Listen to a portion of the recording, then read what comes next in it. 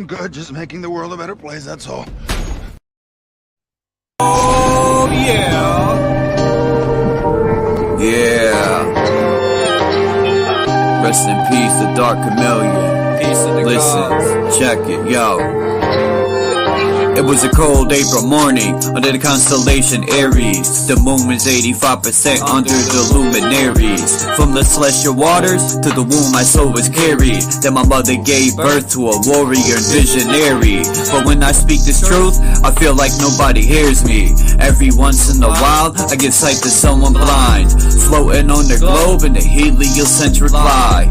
Dilate your pupils the more you open your eyes. The truth is sitting in plain sight like a disguise. Until my mother's death is revenge, I won't be satisfied. It haunts me when I think about the phone call when she died. A river worth of tears shed from my eyes. So I looked up at the sky and I asked God why. It's been 21 years, I'm still waiting for a reply. Since birth I've been at war, the attack our undeveloped minds. Indoctrination camps making us dumb, deaf and blind. I'm always thinking solutions, we are running out of time.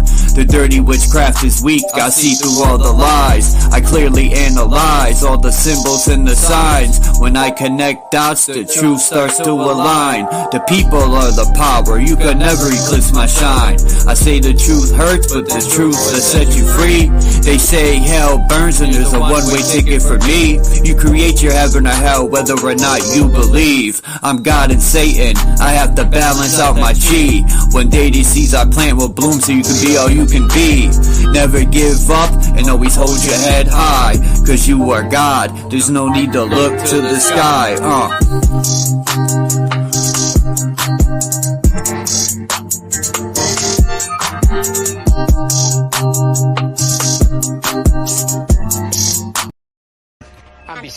There's a devil and an angel in my head. The school system costs children, kids as baby sheep. You better wake the fuck up or forever sleep. You don't need bars to be in prison, just think. They take cash out of your hand for a digital chip. So if you don't do as you're told, your money will go poof.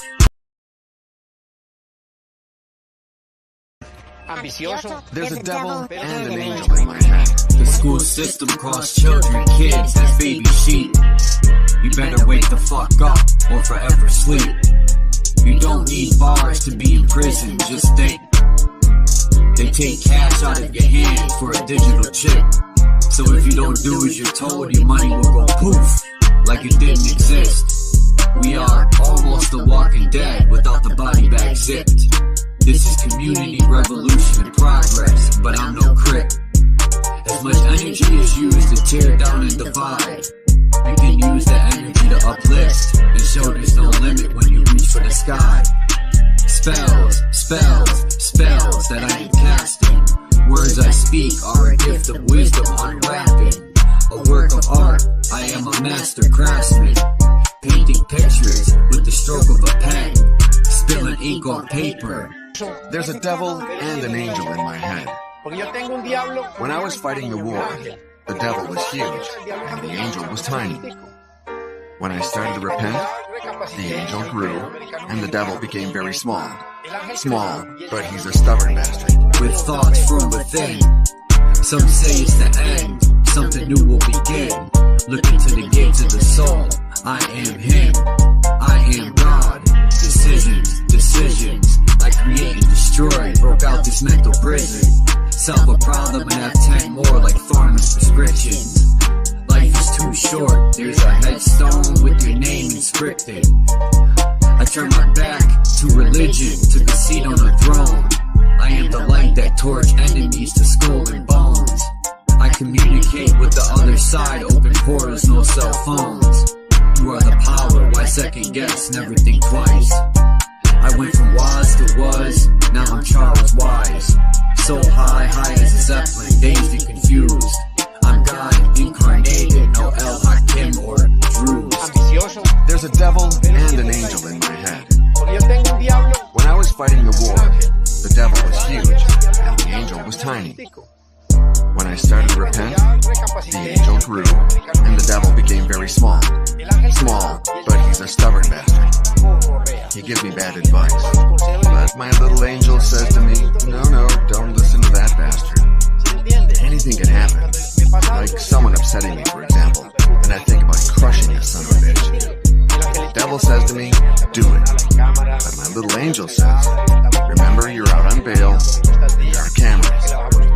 Freedom is wonderful, so be careful. I struggle because there's good and evil in everyone. God gave us free will to choose good or evil.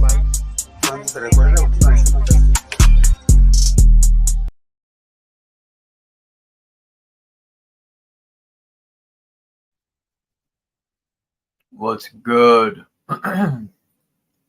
Hopefully everything technical will work today.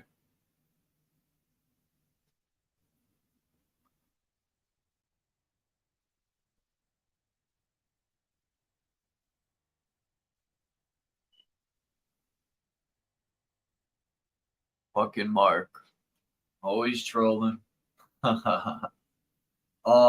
Peace, Mark. Native Michigan. Lonnie. Faceplant. I want to talk today about scribe mirrors, Black Obsidian, and John D. He was an alchemist, a map maker. Him and Mercator were like the two that I know of. Besides that other guy that have maps of the North Pole. It was John D. Mercator, and I always forget the other guy's name. Shit.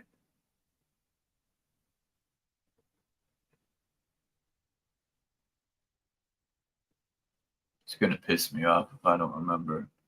Anyway, I was watching some guy on YouTube yesterday, and I don't even know how. I remember watching this guy a long time ago. This chubby white dude. I get his name right now. He does a lot of alchemy. And I was watching the video he had yesterday, and man, let me tell you.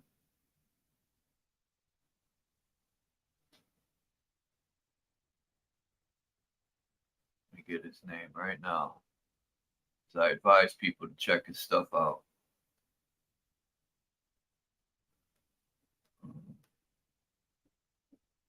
Here it is. His name is Theoria Apophysis. And I might play some of his stuff, just a few clips, because I've been saying phones are a scribe mirror for a long time. He was explaining that even books have magic in them, just like a phone is magic, technology is magic. And he just talks about a lot of stuff that I've been talking about, and he opened my eyes to a few more things, like the books being magic, and when you read them aloud, books are also like scribe mirrors to an extent.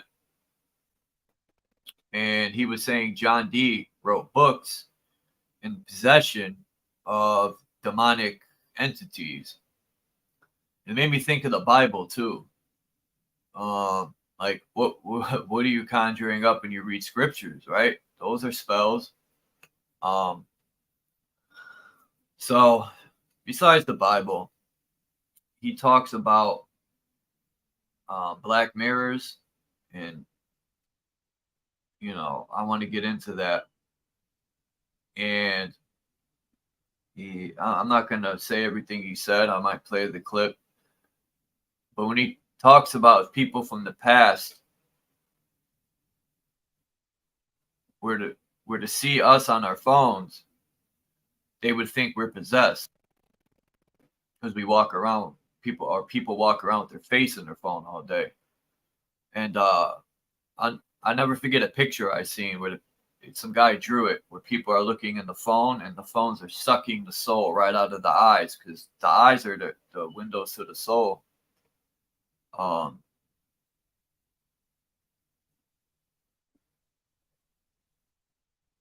Urbano Monty, yes, Faceplant. Thank you, man. Yep, Urbano Monty, John D, and I forgot the other guy's name. John D. McCader and Urbano Monty, yes. Those are the three most famous maps of the pole. And I downloaded a John D PDF. It's like 30 megabytes, but it goes into depth of the North Pole and stuff, and why he was sent on these missions by Queen Elizabeth, John D. But I want to talk about John D and Scribe mirrors. Like, he was saying, let me see if I can pull this video up.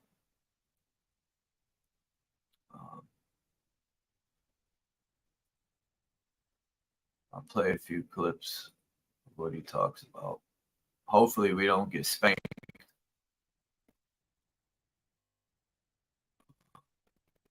Where are you? Theoria? Name's dope.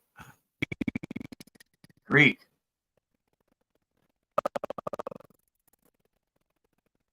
When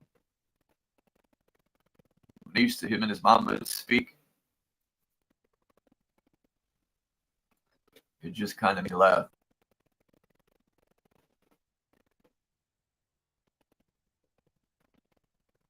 You just type his name.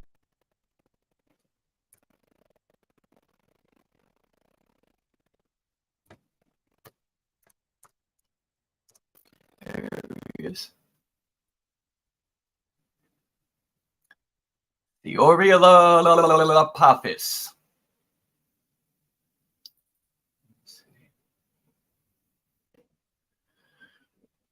Hopefully I could sure this, you know what I mean? Like sure it.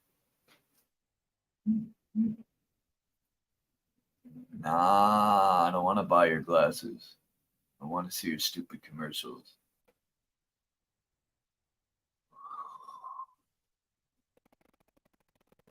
Let's go.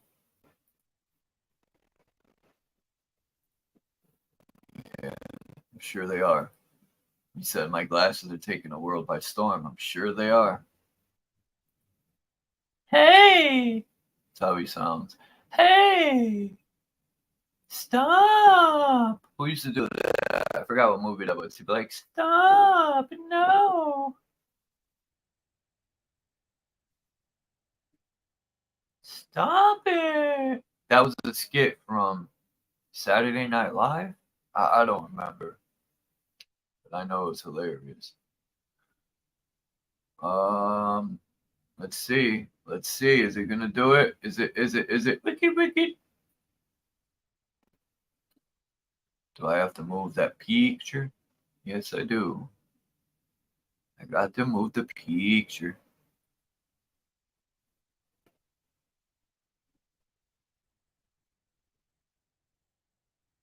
What the hell? Pictures. If you're not sub to this guy, I know Candy or a few people I've seen were sub to this guy. Let me get to the comments here.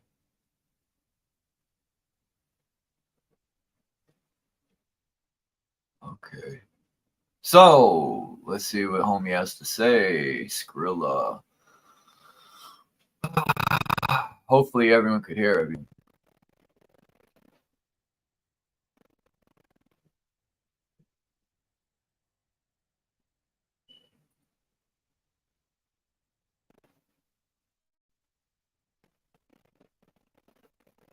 What are you doing?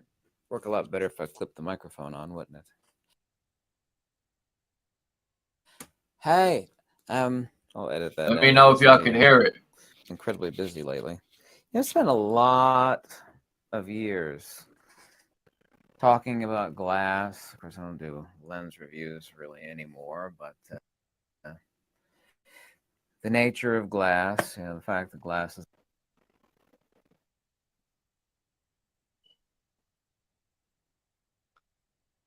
Gonna play this game now. Trying to let most of it load so it don't fucking capacitor. When it started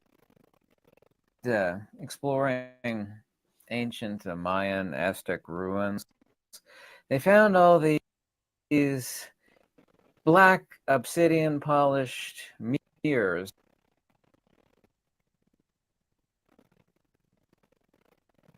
They weren't really mirrors. They were about this size. By the way, everyone's seen Snow White. It's actually based upon a true character, but the witch is looking in the mirror, and the mirror is talking back to her. It's actually a black scrying mirror, and that's actually. And that's what I said. Mirror, mirror on the wall is the same thing as a phone, which is very interesting. Just like those little things, that, you know, in the cartoons, we look into the crystal ball, which could have been obsidian. Anyway. Actually, where they got that from in Disney. But anyway, they found these black mirrors about yay big, and they're obsidian. And of course, obsidian's glass, and there's a reason why it's actually black. Some nature of some of the chemicals that are in it, but it's still silicon. Yeah, I couldn't figure out what these mirrors were used for. We later did, through reading, find out their ancient Aztec lore made it clear that these shiny black mirrors that they have actually examples of that were used by John Dee at the British Museum. The Aztecs believed. And I'll be showing those pictures of John Dee's mirror in the British Library. These mirrors, they didn't believe, they knew these mirrors would open doorways into other dimensions in space and time, where trained minds or focusing could travel seeking. What's homeboy in that TV show, the bald head had the light bulb over it? The Addams Family. Lurch, right? Or no, that was the dude at the door. Lurch, you rang. What was the other dude? Anyway, y'all know who I'm talking about. Mr. Clean, Mr. Clean. Nah, this guy's intelligent, man. I'm just joking around. Back to the video. Seeking contact with other entities and knowledge about the afterlife and the underworld, and also peering into the future. Actually, doing this is incredibly dangerous. If you're even thinking about doing this, I'd warn you not to do it. I don't know if you're familiar with some of the writings of John Dee. He wrote quite a few books, and I don't recommend reading them because he actually puts. Isn't that Rockefeller's name? John D. Rockefeller? Or am I mistaken? Stuff that he actually gains from the scrying mirror, the black obsidian polished mirror. And he puts it in a book, and when you are reading it, there are certain evil books. I don't actually classify. There's 6 that are known. I don't want to talk about them, and please don't ask me the name of them. Just literally reading from them is evil. But he actually writes books that are actually meant to induce one into certain states. It is an ancient saying to the effect that when you look deeply into the darkness long enough, the darkness will look back into you. I want to talk about black mirrors and silver mirrors. And by the way, you know, they actually had ancient black mirrors, and you know, you turn this. That don't sound too good. If you look into the darkness long enough, the darkness will look back at you. Ouch. Tell these people, stop conjuring up this spirit. You don't even know what you're doing. But the hard way. In this computer off here, you got a black mirror, and it's silicon. And interestingly enough, the thing that's actually driving this computer, there's a chip right there in the middle. These are very beautiful and incredibly fragile. Actually, this is a 99.69s after that, 99.999999 pure silicon wafer, incredibly fragile. And on here are a couple hundred microprocessors. This one was rejected, some sort of super minor defect, which is totally invisible when you actually put it underneath the microscope. It's absolutely fascinating. You can actually see on each one of these chips thousands of little transistors. And I don't know if you know it or not, but this is also too sand. And this is also too the same stuff obsidian is made about. It's silicon. This is what human beings are trying to conjure. Artificial intelligence. Yeah, a new life form of our own design from element number 14 there, silicon. I'd like to get to that in a second. Anyway, the ancient people did have a version of iPhones and TVs, and these are scrying mirrors. If you actually look and go anywhere now, of course, people are getting in countless accidents by sitting on their Samsung or their iPhone, and these are nothing other than scrying mirrors. We're also, too, looking at glass. Glass, by the way, is a capacitor. There's a brilliant movie. Type in MIT glass capacitor. If it's clear, it's a capacitor. If it's shiny, it's actually a dielectric reflector. I've talked about that endlessly before. So is Dollard. So are the gods of field theory vis-a-vis Tesla, Steinmetz, Heaviside. You know, if the time travelers were able to bring people from... This is where it gets good. I'm not going to play the whole half hour, I don't think. But he says a lot, though. You know, I don't really, you know, I want to look up stuff too. But let me just shut up and let's get to the rest of it. From the past, you know, a couple hundred years, even 1,000 years. And they were to stare at humanity, like in a mall. Just take them into like a busy mall, for example.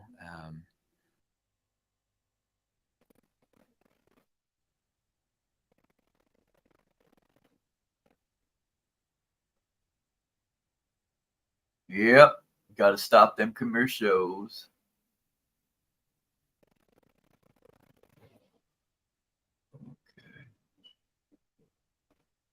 Unless you're looking directly into it and you're off at a distance, they would think... Hold on, let me make sure you guys are still here. Okay, good. New comments?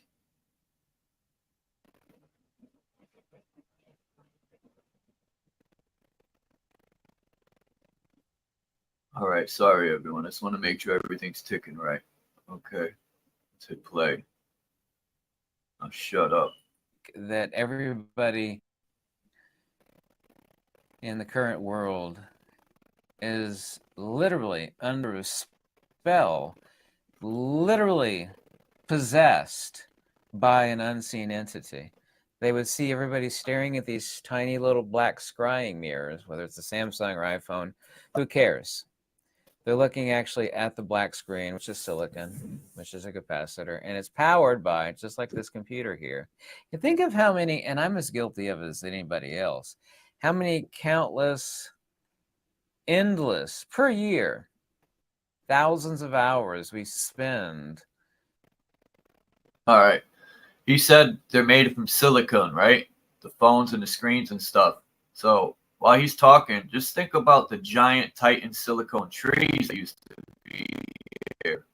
And if this silicone is the product they use for the phones and laptops and TVs and shit, just think about what these silicone trees did to energize this realm. Like Avatar, the movie. Staring into the darkness of these black mirrors that end up in turn, you know, controlling our thoughts and our minds. There is a genuine magic to this, and I have to repeat that because, you know, true metaphysics is hyper-rational, hyper-logical, and sensible. We're not talking about Harry Potter and wands and silly garbage nonsense like that. We're talking about palpable, not obviously demonstrably objective, but demonstrable true magic that it is possessing us.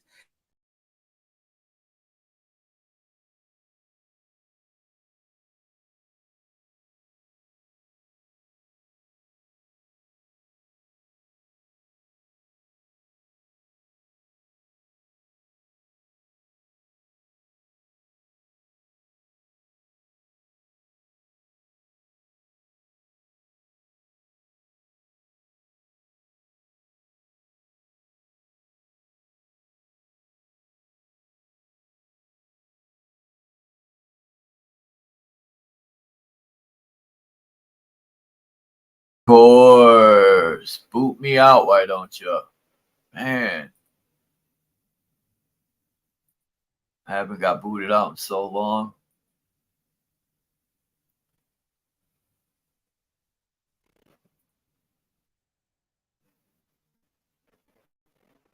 Pocket.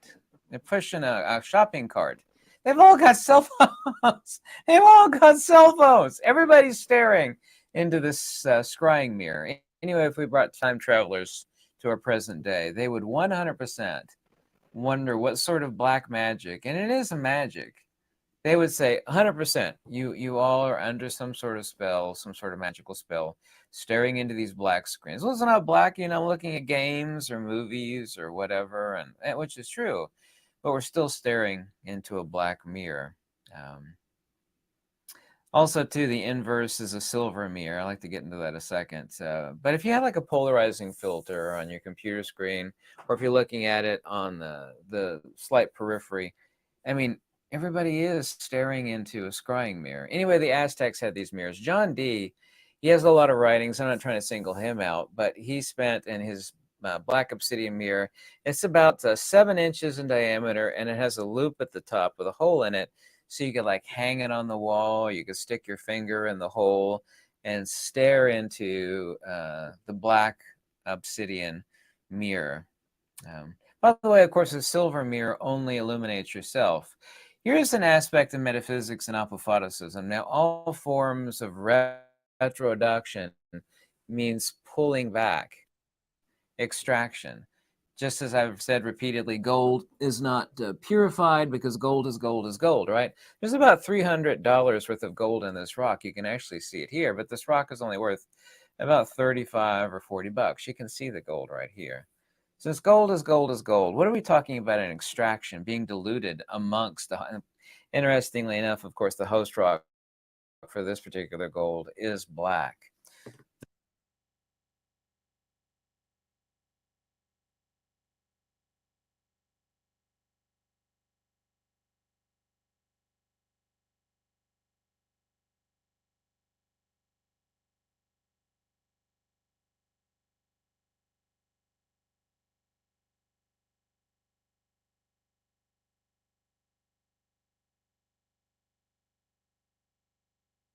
The dilution of the soul. Have you ever watched a TV, about to go to bed, you're watching your favorite show or whatever, and the only thing you can see, of course, is on the TV. You're staring into the black mirror, and we're all obsessed by the stuff that's on the screen. And we turn the screen off, and poof, all of a sudden, you can see yourself. Yeah.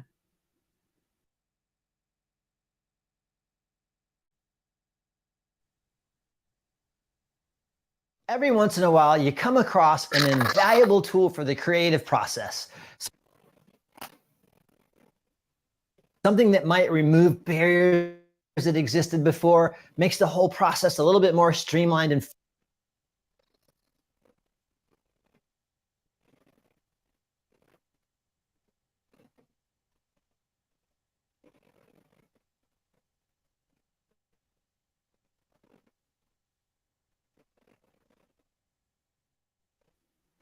turning off the black mirror that we're staring into.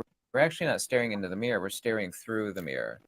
This is a type of noetic or nous or chitta or spiritu sanctum. You pick your word, whether it be Greek, Latin, Pali, or Sanskrit. Makes no difference. We're actually projecting ourselves and diluting ourselves through. You think when you're staring like at a movie, for example, not that this is a movie, that we're staring at the screen and of course we're entranced by the light and the colors and the action that's on there. All of that's true, but we're actually diluting ourselves. If you think about this, now I know you would scoff very superficially and very quickly at what I just said, but think about it. Think about it slowly while you're taking a shower or driving down the road. We're projecting ourselves and diluting the essence of that which we are through the black mirror of our computers, of our cell phones, so on and so forth. TVs and cell phones that are, of course, just black mirrors that using the creativity and the desires of the self to illuminate phenomena. Projection, the light of that which we want to see, and sorry, I'm extremely tired. I've been like burning the candle at both ends for the past few days, but projecting our soul through this black mirror and diluting it. They're evil. Don't even think, by the way, of scrying. John Dee was actually instructed, and he even said he communicated with entities, and he wrote books, and the books are meant themselves to conjure. They're superficially evil. I'm familiar with his works. There are 6 evil works. I'm not going to mention their name. Just reading them with no intent or desire one way or another is evil. They are Interesting. But it's interesting. Really looked at it like that way. a form of, it's actually discussing that is, it's quite obtuse, and it's hard to actually get into the metaphysics of that, but merely reading from them is evil. You're actually conjuring, and they were designed to do that. You know, there's certain books that you read on, you know, how to build a bookshelf, you know, how to do this, how to do that. There are. All right, I'm gonna leave this. I honestly don't want to make this really keep going or anything. It goes a little deep. I would like to think that we're gonna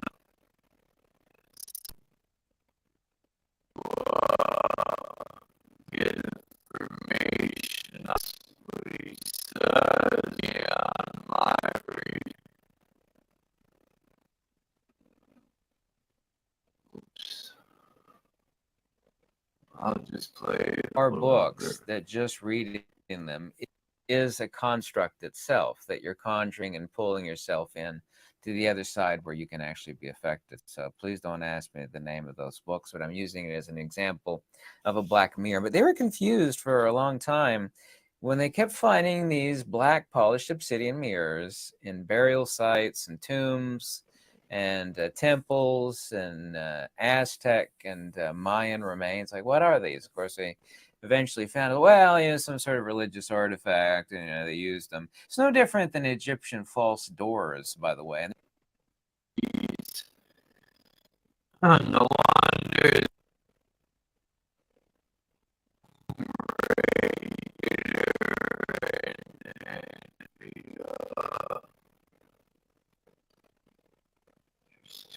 other guy and use these evil fuck. And there's examples.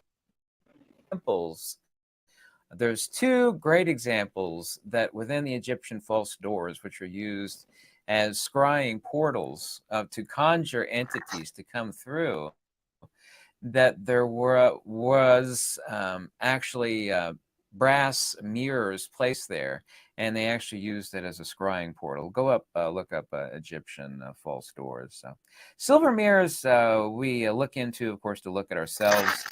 Silver is a dielectric reflector. Silver, of course, is the most conductive metal in the universe. Yes, silver is more conductive than gold. Go look that up. Black mirror is to look into other.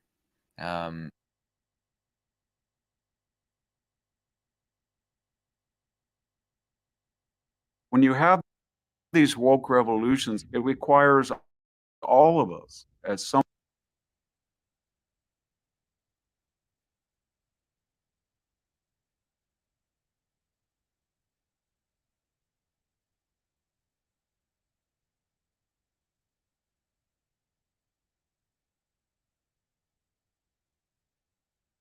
point to say, no, not going to do this.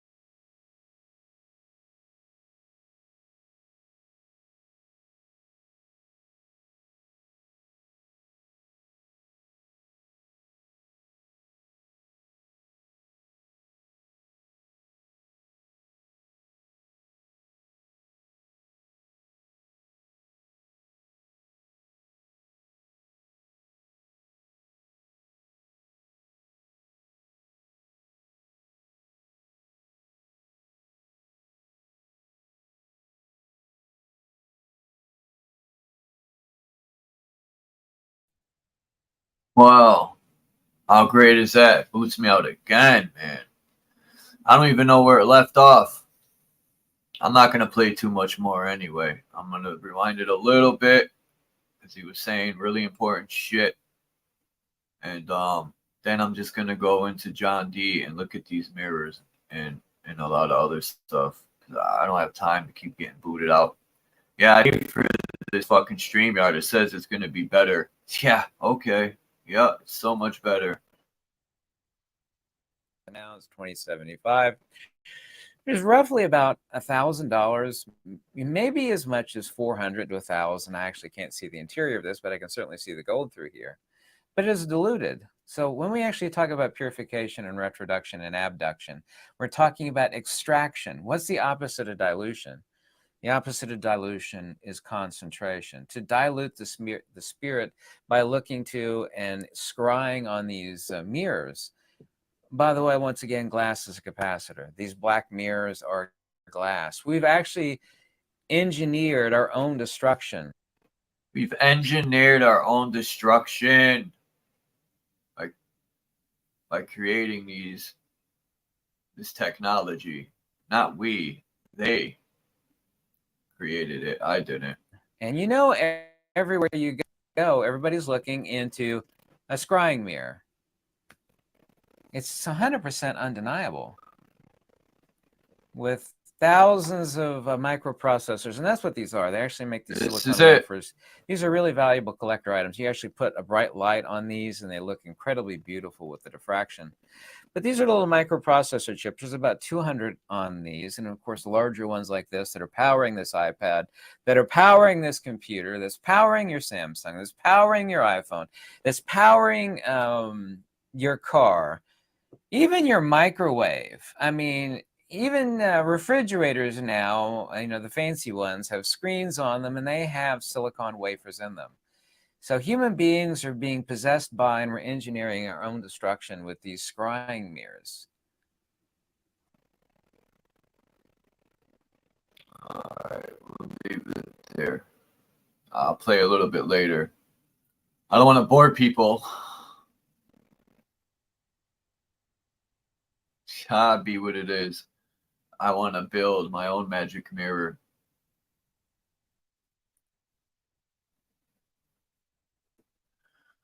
I'll play some more in a little while. I don't want to like overdo it by playing this guy's video. This live stream is not about this guy 100%. So, but we're gonna look into that John D scribing mirror. Let's see.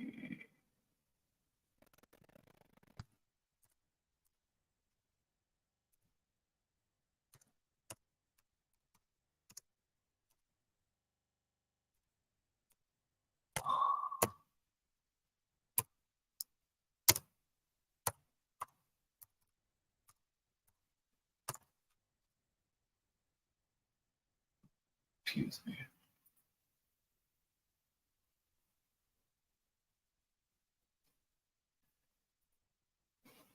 Okay.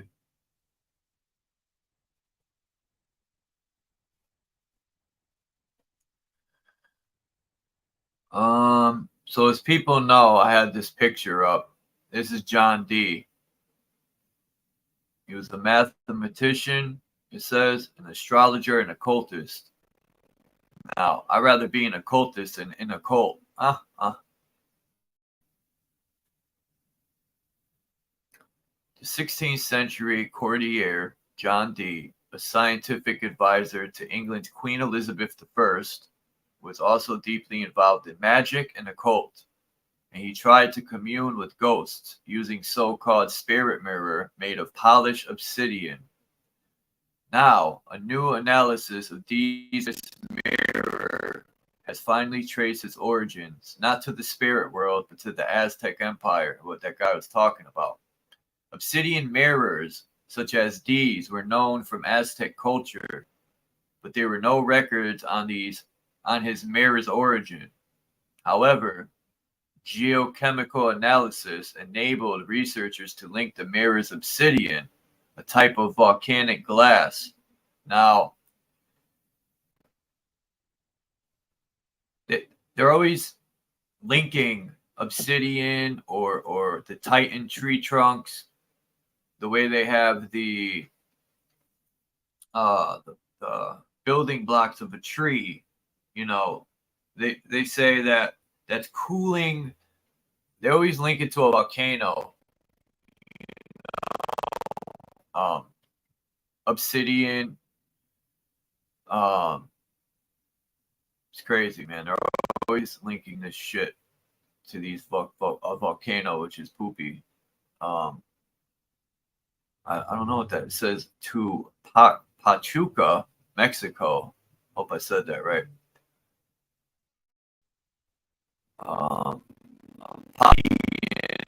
For Aztec people, this finding indicated that the artifact was Aztec and not a copy made from European obsidian. So there's a difference, I guess. We'll find it out in a minute. And D likely acquired the mirror after it was brought to Europe from Mexico. Okay.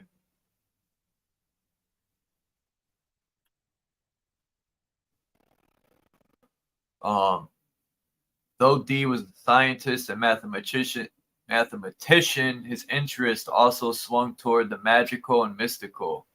And in addition to the spirit mirror, he owned other objects related to astrology, divination, alchemy, and the exploration of demonic magic.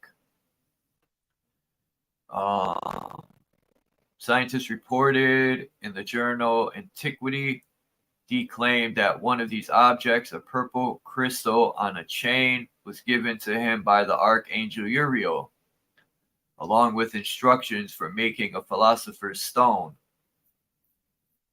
The mythical alchemical marvel that promised the gift of eternal life and the ability to turn base metals into gold, according to the Royal College of Physicians in London. D also possessed a black glass mirror kept in sharkskin case, which he used for peering into the future. D's obsidian mirror, now in the collection of the British Museum in London, is polished on both sides and is nearly perfectly circular. Blah, blah, blah. So my question is, it's probably a fake copy. There it is. Doesn't look like you could do much pairing into that fucking thing, right? It's John D's obsidian mirror.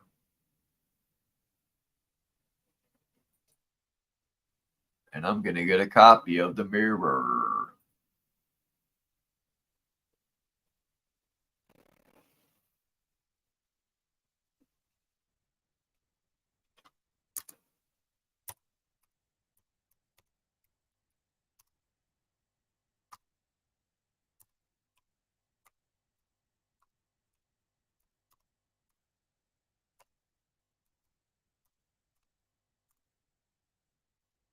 I want to look at that carving that's in it.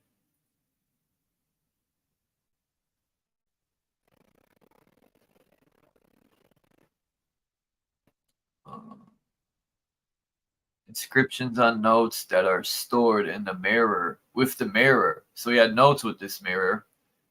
Refer to it as the Devil's Looking Glass and the black stone into which Dr. D used to call his spirits.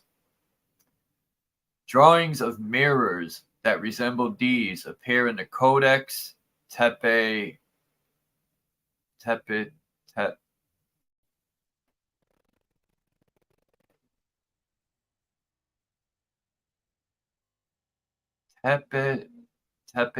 Oztok. Tepe la Oztok? No, I don't know. Tepe or Tepet. Tepet la Oz, whatever, man. This 16th century Aztec pictorial manuscript was created by inhabitants of that word again.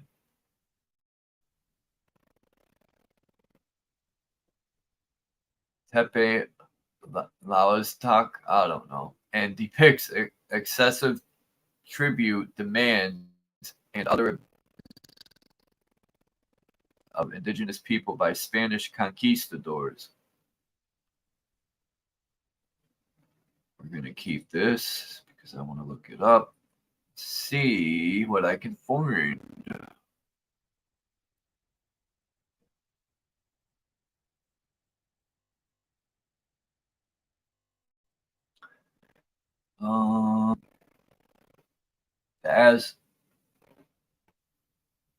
The Aztecs used obsidian mirrors for scrying, not crying, scrying, peering into the future. And for religious rituals, these mirrors were strongly associated with one gold in particular.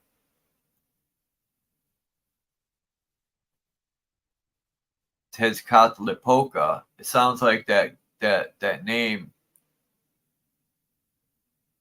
Something I read about these Aztecs. Excuse me, and that name comes up a lot.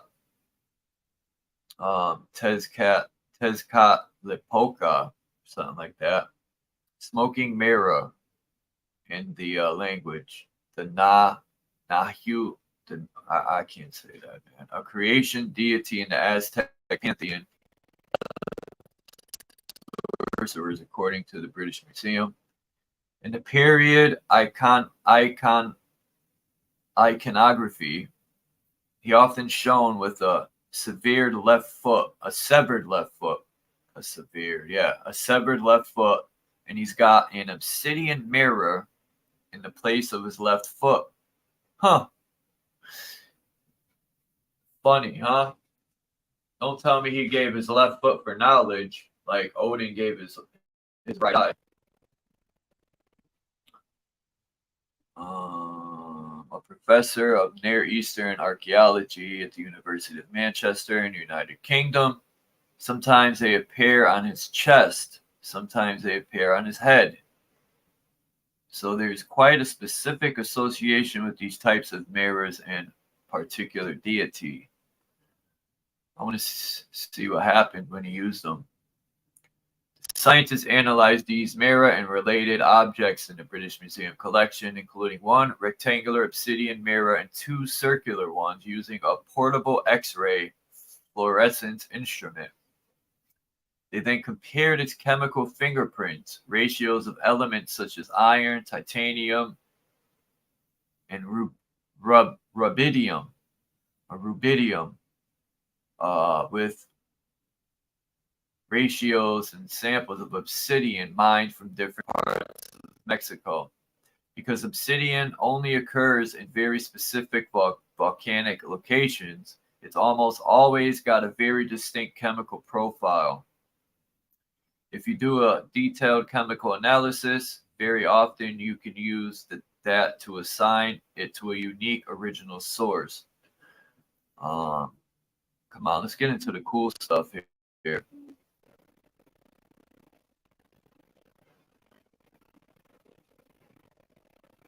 Their analysis showed that these mirror and the circular mirror that was similar to these were close matches to samples from Pachuca, a region in Mexico that was under Aztec control, was the most heavily exploited of the known obsidian resources for the Aztec Empire, according to study.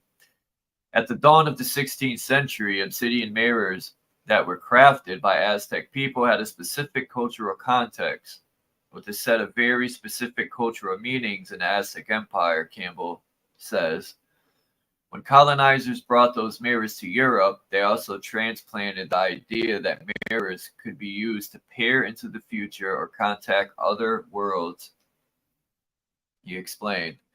After Dee acquired his mirror and begun using it for magical rituals, it gained a whole new life and a whole new set of meanings. And it continued to acquire those, Campbell said. So it now sits in the British Museum as an occult artifact.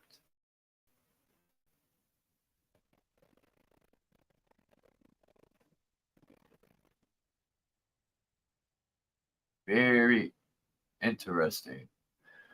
Well, considering the page wasn't up there, at least I got to read it. No wonder I was like, Is it gonna boot me out? What's going on? Peace. Who came in? Kimba, Freeman. Who? Why did someone say Anuki? I don't see Anuki.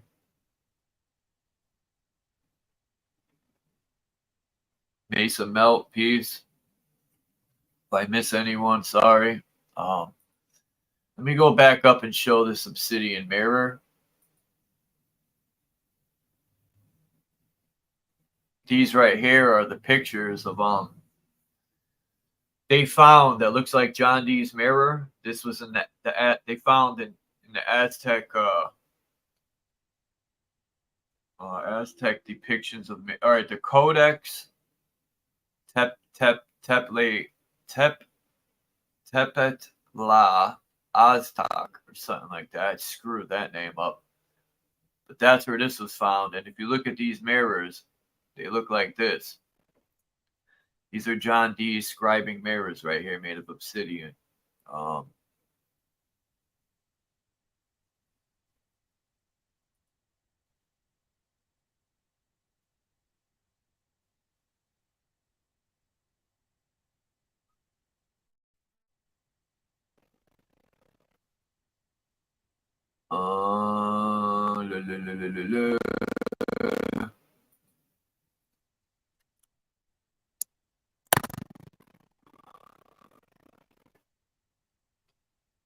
As you see here, all these scribe mirrors are scrying mirrors. Oh, no. I said scribe. It's scry. Whoopsie. Excuse me, Johnny. Can I use your scrying mirror? I would like to peer into the future.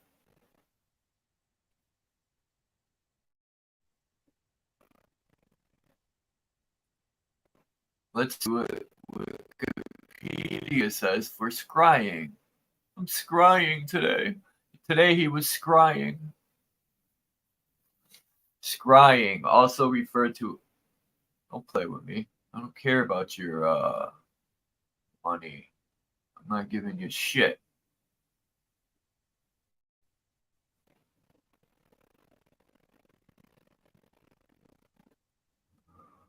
Scrying, also referred to as seeing or peeping.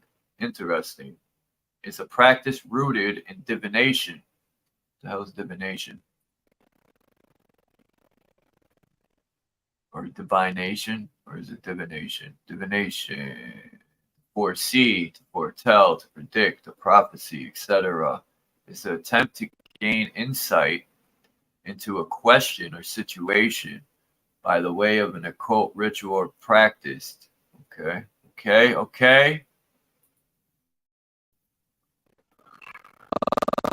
Divination and fortune telling. It involves gazing into a medium, hoping to receive significant messages or visions that could offer personal guidance, prophecy, revelation, or inspiration. The practice lacks a definitive distinction from other forms of clairvoyance or divination, but generally visions within the chosen medium, unlike augury, which interprets observable events, or divination, which follows standardized rituals. Scrying impressions arise within the medium itself. Technology and methods of scrying are diverse and lack a standardized structure. Practitioners coin terms such as crystallum,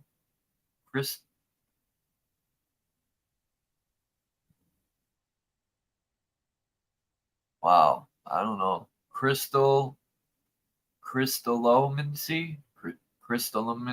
I don't know, and then spheromancy. So that's crystallomancy, crystallomancy, I think.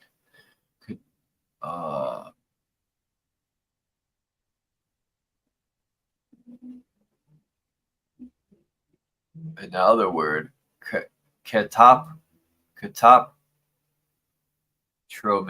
some shit. Naming practitioners coined. Oh, I already said that. Says practices based on the medium or technique employed. These practices have been reinvented throughout history, spanning cultures and regions.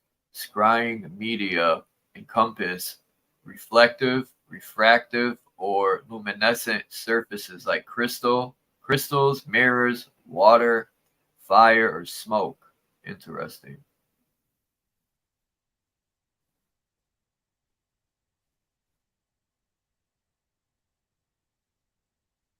I'm not going to read all this for sure.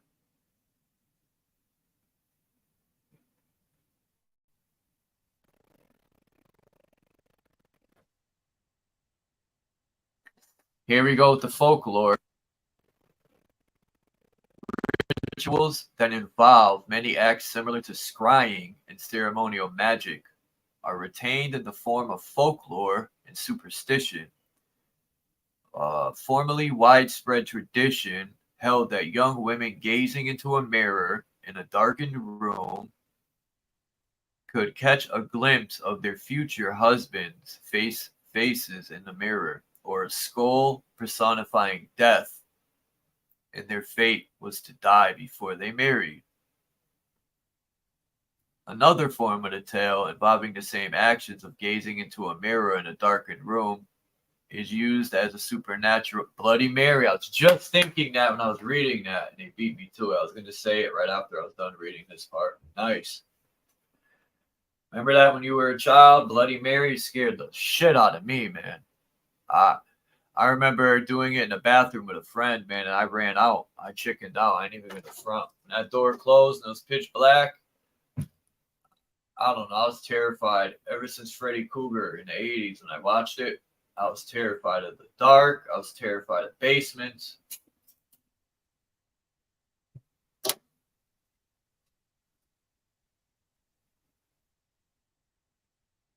All right, gazing into a mirror in a darkened room is used as a supernatural dare in the tale of Bloody Mary.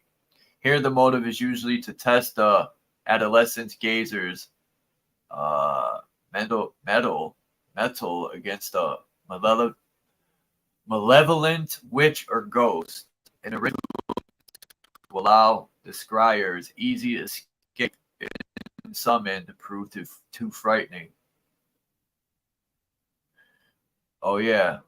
Folklore superstitions such as those just mentioned are not to be distinguished clearly from traditional tales within which the reality of such media are taken for granted. In the fairy tale of Snow White, for example, the jealous queen consults a magic mirror, which she asks magic mirror on the wall, who is the fairest of them all? To which the mirror always replies, you, my queen, are fairest of all. But when Snow White reaches the age of seven, she becomes as beautiful as the day. And when the queen asks the mirror in response, queen, you are full fair. 'Tis true, but Snow White is fairer than you. There is no uniformity among believers in how seriously they prefer to take such tales and superstitions.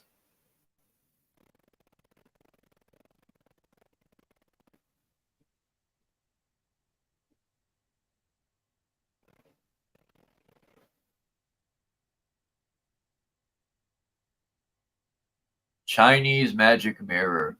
Let's take a look at that. Oh, wow. Can you guys see that? John D. They always show this wretched picture, man, with his triangle beard. He looks possessed with his funny, it looks like he got a condom on his head.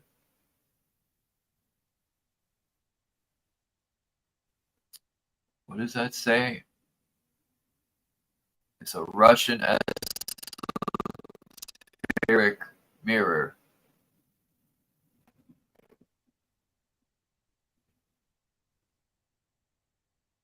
made long.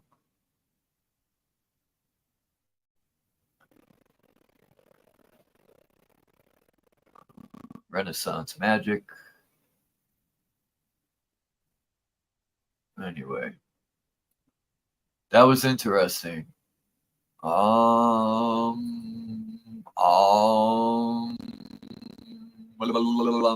I'm joking.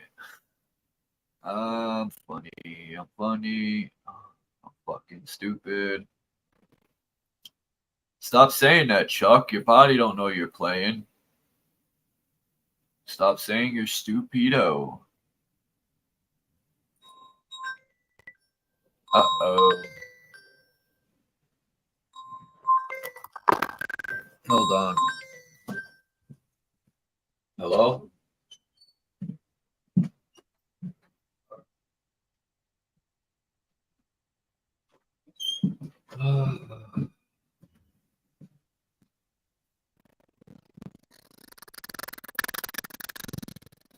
Give me 5 minutes. I'm gonna play one song. I need 5 minutes. I gotta let the nurse in. If anyone needs to know why.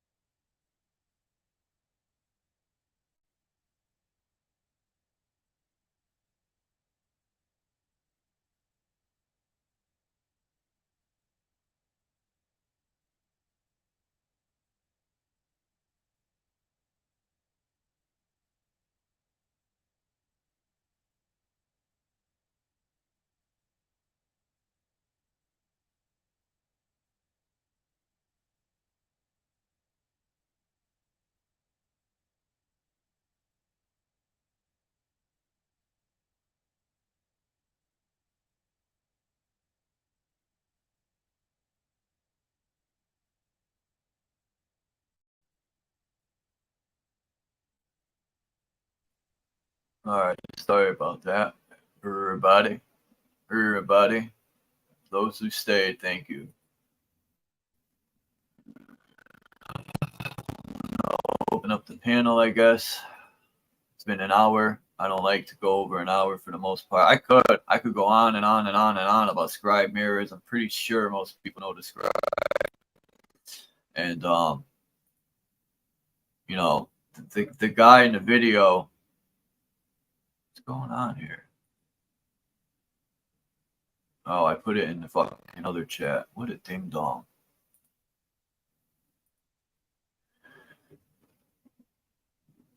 Gurgling? Who's gurgling?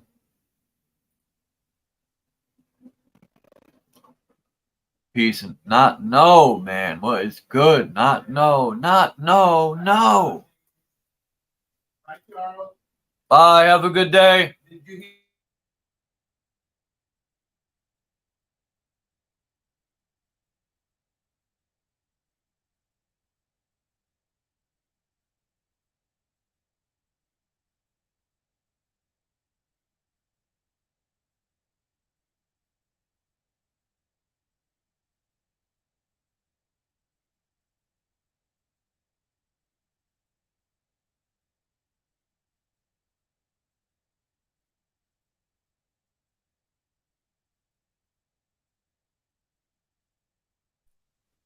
All right. Interrupted. Peace, mind's eye.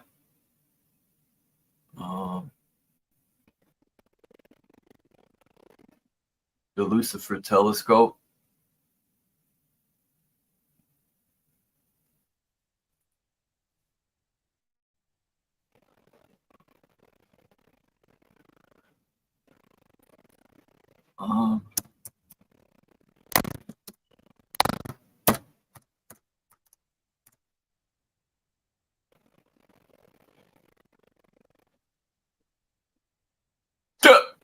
Whoa! Excuse me, everyone. I got the hiccups.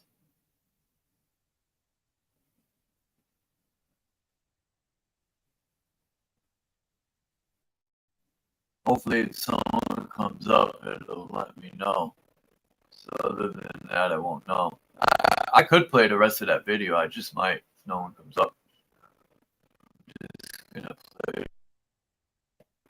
Which let me just do that, I guess, because he has a lot more to say, and then maybe it'll need to look up a few more things I want to look up.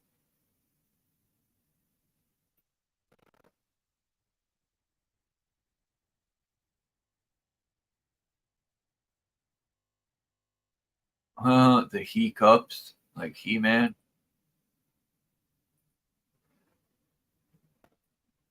All right.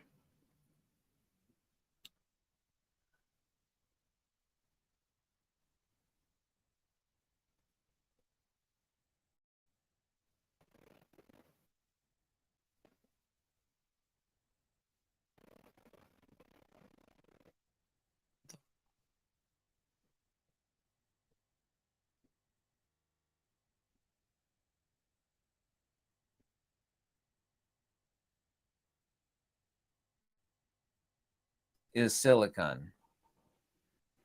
It's a capacitor. That are on this, each one of these little chips, there's like a couple hundred on these, is any different than the black obsidian scrying mirror, which is made of the exact same stuff as this. This is extremely ultra pure silicon. Obsidian is silicon. Glass is silicon.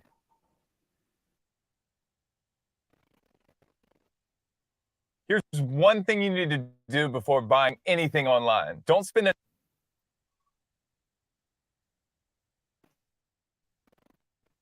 My audio is bad.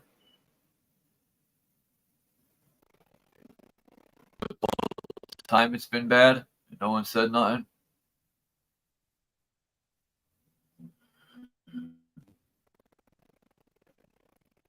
Another dime on Amazon until you watch this first.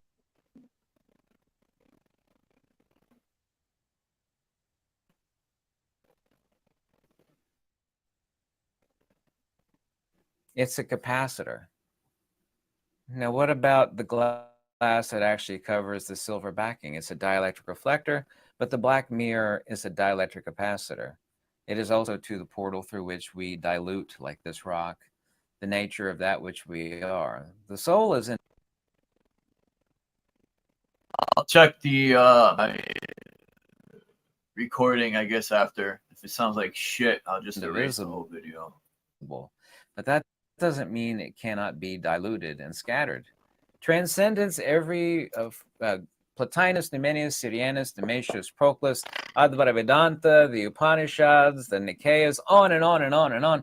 They all say the same thing. Transcendence is removal of modulation. Modulation is dilution. Modulation is releasing force. It is a release of energy, energy manifesting as force, and that's, of course, dilution. Bhavanirodhana bandham.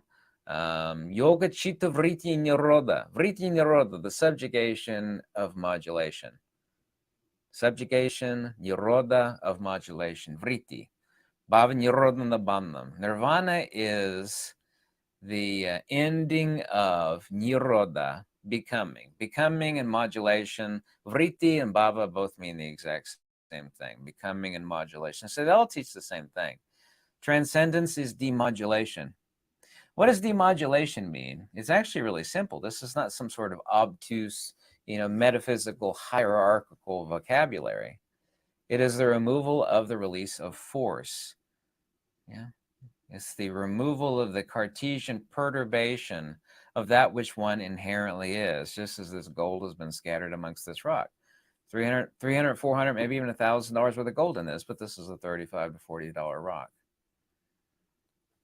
Purification never occurs to gold, because gold is gold is gold. Neither is it the case of the soul. Rather, greater and greater concentrations, concentration is self-proximity, right? You're taking all the gold and you're trying to extract it and bring it into one, away from that which you don't want, i.e. phenomena. These scrying mirrors are literal portals, and the genuine definition of actually true magic. Not anything in a movie or TV show. By the way, I know there used to be a TV show, I think it was a TV show, called Black Mirror. I'm not talking about that TV show. They might have actually got Black Mirror from these Aztec scrying mirrors.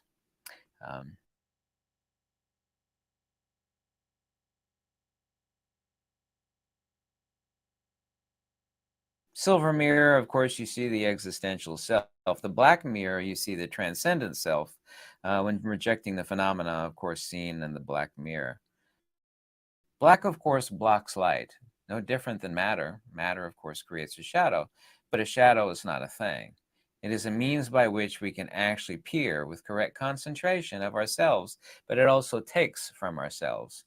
When you concentrate on something, that is also the same thing you dilute yourself into. Just think about that. I have to repeat that because it's so incredibly important, and it is very, very simple. Anything you concentrate upon, you are diluting yourself into and thereof. And that thing, as a portal, will take advantage of you. This is the reason why wisdom means self-proximity. The concentration of the self upon the self. Isn't that the removal of modulation, fear, longing, desire, greed, all the things that cause us disturbance in life? The inversion, of course, of that is the demodulation of the soul, which is the self concentrated on the self. But the self, of course, is not a subject. It is not a palpable, demonstrable phenomena. And this is where we get the idea of neti-neti, apophaticism, via negativa. The Greeks and the Indians and the Egyptians were all correct on this. It is the self. This guy's cooking, no? This guy is going in, man. I sub to this guy's channel. I remember him now. It came to me. He did a video. He had the thing you put over a magnet to show its energy. It's this real thin, round thing, and you flip it onto a magnet, and it'll show its electromagnetic, whatever you want to call it. Yeah, he had a video on it. This guy does good stuff with alchemy, but let me shut up and let him finish. Self-extracting itself from that into which it has become modulated and scattered. What's the opposite of dilution? Ask yourself. This is hyper-rational and hyper-logical. Of course, black blocks light. If it's transparent, of course, it absorbs light. Glass, of course, even if it's black glass, absorbs in its capacitance. You actually can dilute through concentration. Like, what do you think it did to John Dee? Have you ever read some of his books? I really don't recommend it, but you could very, very quickly download a couple free ones. This is a guy who actually had a genuine Aztec. It doesn't have to be Aztec. It's polished black obsidian mirror. You could use anything as a scrying mirror, but it's very dangerous. He did it, and it did something to him, and it possessed him to create these books, which I don't recommend reading.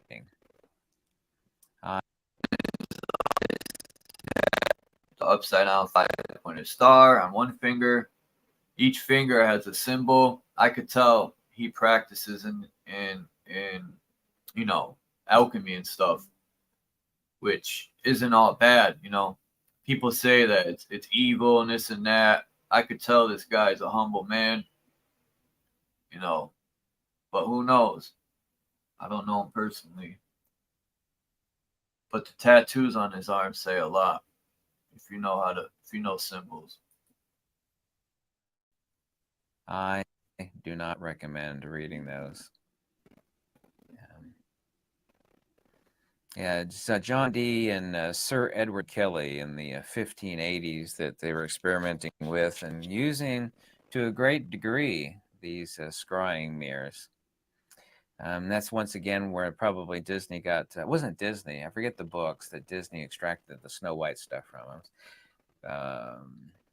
Putting Snow White on Disney, but there's actually a set of books, you know, mirror, mirror on the wall, who's the fairest of the all. Anyway, looking at these scrying mirrors, people are looking for truth and knowledge. They're being deceived. They're actually engaging in what is genuinely true, the genuine definition, not Harry Potter garbage and stuff in movies, but true magic. People look into silver mirrors for vanity, where they focus in upon the objective self. And of course, the objective self made of matter is no different than the black mirror, which of course blocks light. As you very well know, matter is that which blocks light of the divine or of God, of course. They're looking into a way of the soul, but looking into a silver mirror, you're looking at the subjective self. But you're actually not taking possession and diluting your soul by what everybody's doing today, including me. I am so guilty of it as well. I mean, a substantial part of my job is staring into these black scrying screens, which is what they are. Like, well, no, I'm not looking at a piece of black glass. Of course, if I turn this computer up here, let me see.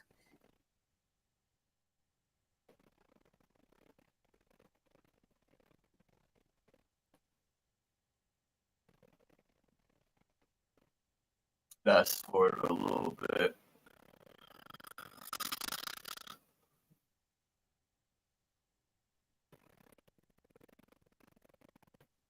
Hey! You're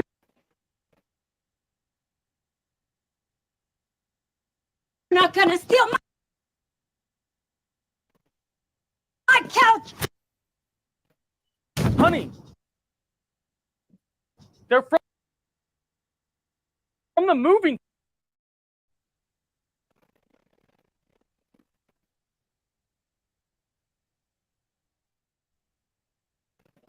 Sedentary, you know, flabby rear end, flabby stomach, you know, wasting away. It's my job, but I don't want to do that. I enjoy communicating with you all, like I had a 3-hour live stream last night, and it was fun talking.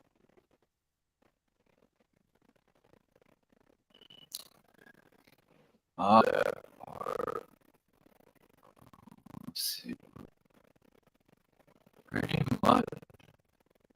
Screen. You know, you're giving up part of your soul. I'm not saying that staring at a computer is the penultimate, the ultimate of evil, but it is a scrying screen. Have you ever thought of the fact that most of our lives are dominated by a derivative of silicon? The Aztecs used the black obsidian scrying mirrors, which are silicon. Our technology is based upon these little wafers that are on our iPhones, or computers, TVs, iPads, cars, microwaves, refrigerators, every damn thing that we got. You know, what's powering this little radio here? You know, of course, the battery is powering it, but what's the heart and the soul of it? It's just a little silicon wafer like this. Same with this iPad, same with this frigging computer. We are creating a god, and by the way, you should go look up. These are really fragile. They're so easy to break. I mean, just super easy. Go look up the Aztec god whose scrying mirror this is supposed to be the derivative.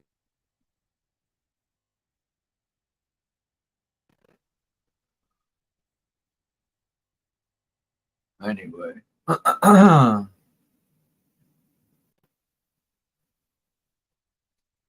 So, let me switch over to my phone. Yeah. If anyone wants to come up, hit the link. If not, I will ramble on in a second. Wait a minute, where's my phone? Oh, it's right here.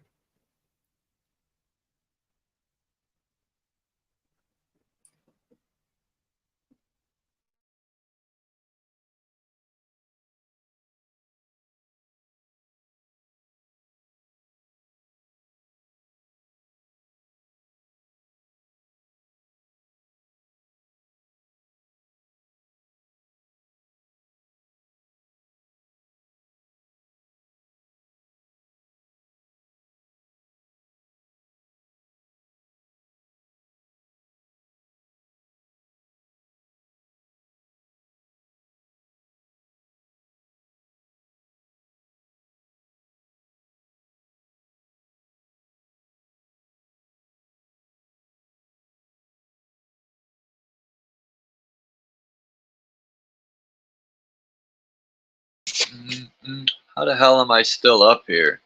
Okay.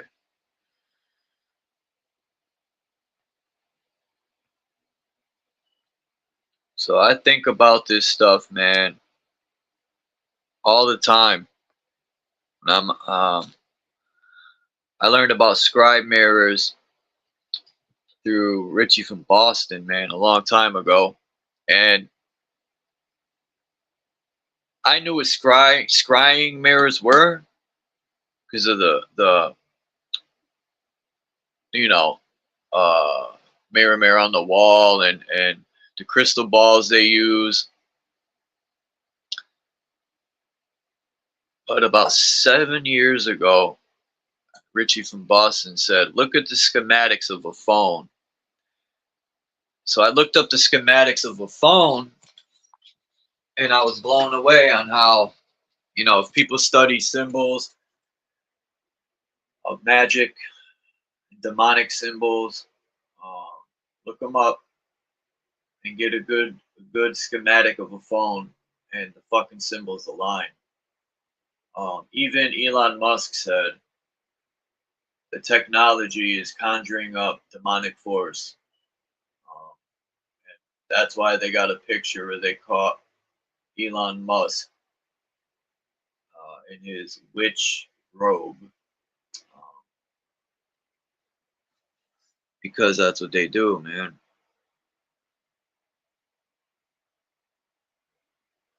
Can I prove it? I could find the picture, but too bad we couldn't ask John D himself. This guy right here in the picture. We could conjure him up.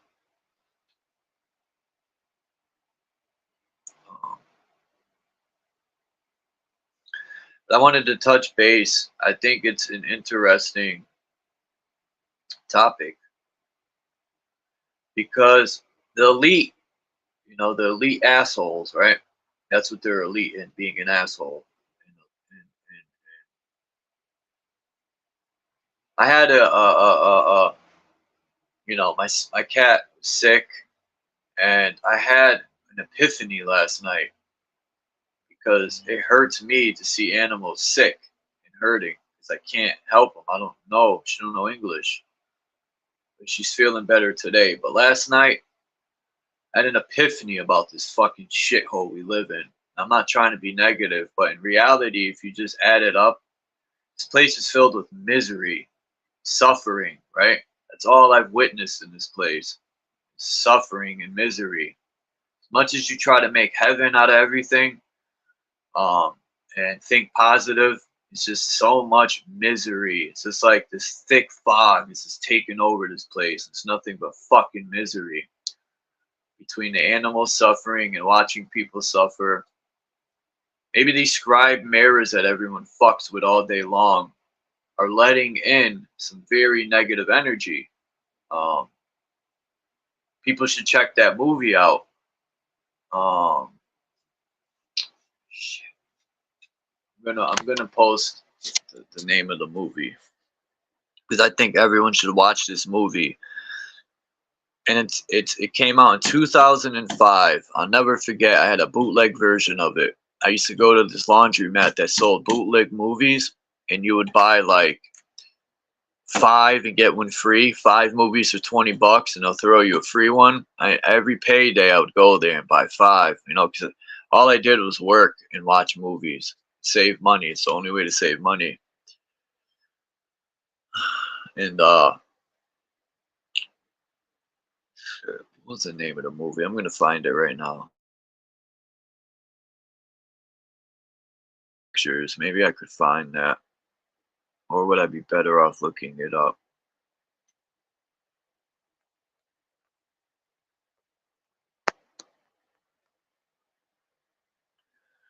All right, Pulse. I found it right away. The name of the movie is Pulse. Pulse.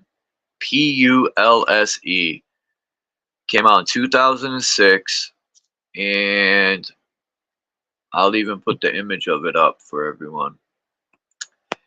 And the movie is freaking aligns with today. The guy committed suicide in the movie because the computer was sucking his energy out of him. And you know, what does that remind you of? For anyone that wants to watch it.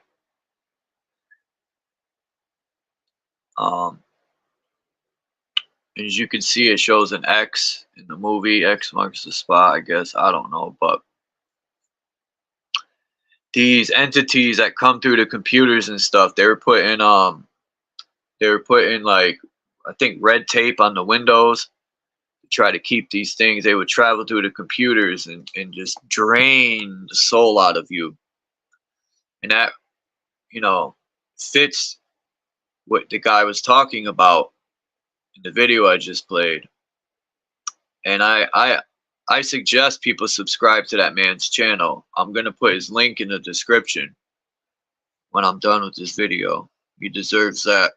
I did use his video, and he did well explaining everything and sent me down a few new paths into this rabbit hole. And I'm gonna do more digging because this topic is very interesting. And people should know by now you're opening portals with these cell phones. You know, just think about it. When you're holding a cell phone and someone's holding another cell phone far away, you're literally ripping a hole into time, or whatever you want to call it, just to communicate. Even though it's a signal, it's still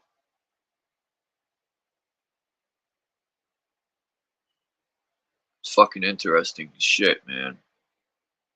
Yeah, good old predictive programming is right, Faceplant. And I remember seeing the movie back then in like 06 or 07, and there's some like kind of truth in it. Just like the movie 9, just like the movie Littlefoot. I'm still thinking of doing a showing of the movie Littlefoot. You know, it's a kid's movie, but it's the whole construct of the movie, the whole storyline. To me, it's like these giant beast things that live in the mountain. They escaped from the little feet, and it made me think: what if the government keeps us, you know, within this circle, because there's giants that live in the outer lands that were eating us, you know? And they just used their lies, you know, they use their lies to steer the people, like they're herding the sheeple. They call children kids. That's baby sheep. I tell my friends that. Why you call your child a kid? Are you a sheep? My friend be like, oh, it's just a word.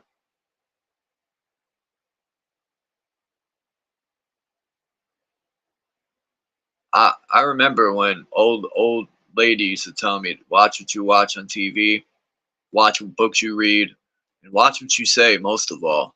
I used to take that very seriously. I was the most quiet person ever in my teenage years, and everyone thought there was something wrong with me. And they'd be like, why don't you ever talk, Chuck? And I'd be like, what is there to talk about? I was always quiet and analyzing everything. But truthfully, I was stoned 99% of the time. So I was in my own world, but I just didn't know. I always watch what I say, and I would carefully think stuff out. But truthfully, I don't take it that serious no more, which I need to. I need to really not talk as much. But it's kind of hard when you have a YouTube channel. As long as we maintain a clear channel, we don't have to fear electronic, etheric parasites. True. There's many types of parasites, you know? All types of parasites. In the physical realm, spiritual realm.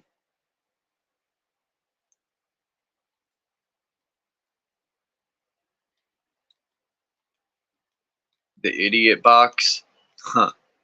Old people used to call the TV the devil, and now I see why. Because, like, what, you know, what, they don't need school to really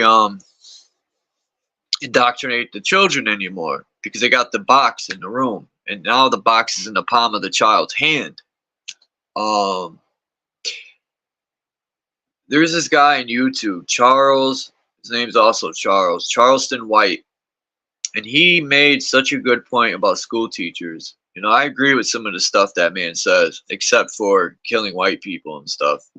Like, if a racist black person came up to me and did something to me, I'm not going to sit there and blame all the freaking so-called black people in the world because one racist black guy said something to me, you know.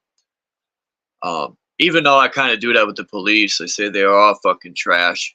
But I also admit there's a few good ones here and there. But anyway, I forgot what I was talking about now. What the hell was I just talking about? Oh yeah, Charleston White said, teachers are too young. Remember now in school, everyone, at least me, in the 80s, school teachers were old, right? They had the wisdom to be a school teacher. Now, you get a freaking teacher, Peace Chief 18 Wheels, you get a teacher, that ain't Rick Rubin, that's John D. He's an alchemist, a mathematician, and an occultist. He used scribe mirrors. This video is mostly about like scribe mirrors and stuff, but I see what you're saying. Hey, maybe Rick Rubin is John D, huh? Because you could tell Rick Rubin be fucking with that occult shit. You know, he's into music, and they know music is casting spells and changing the molecular structure to put people under hypnosis. But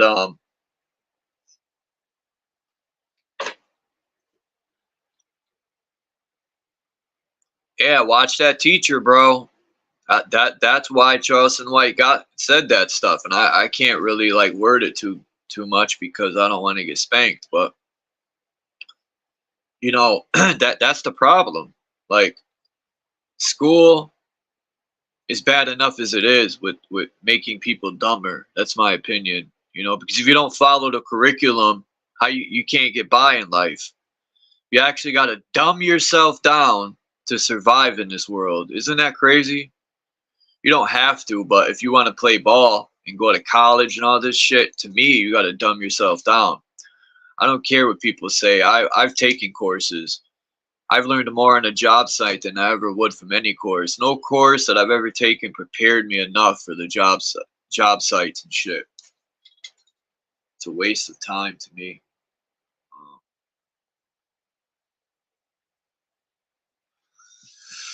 The phone is the cell.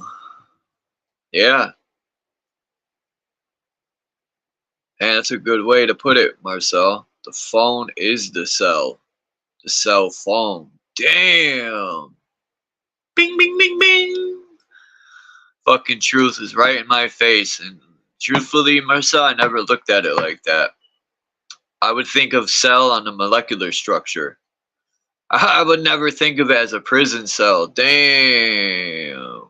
It's right in our face. It literally said, here's your cell phone. Lock your mind up in this prison.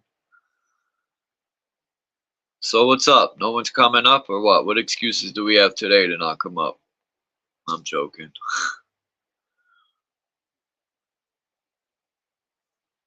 Let me think what else. And, you know, about the silver mirrors, you made a good point about how silver mirrors can kind of curse you in a way, because if people didn't peer into mirrors, they wouldn't sit there and dwell on what they don't like about themselves.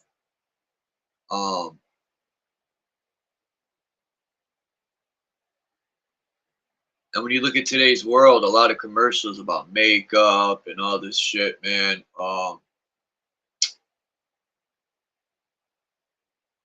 It just helps in the world of self-destruction, man, to the individual.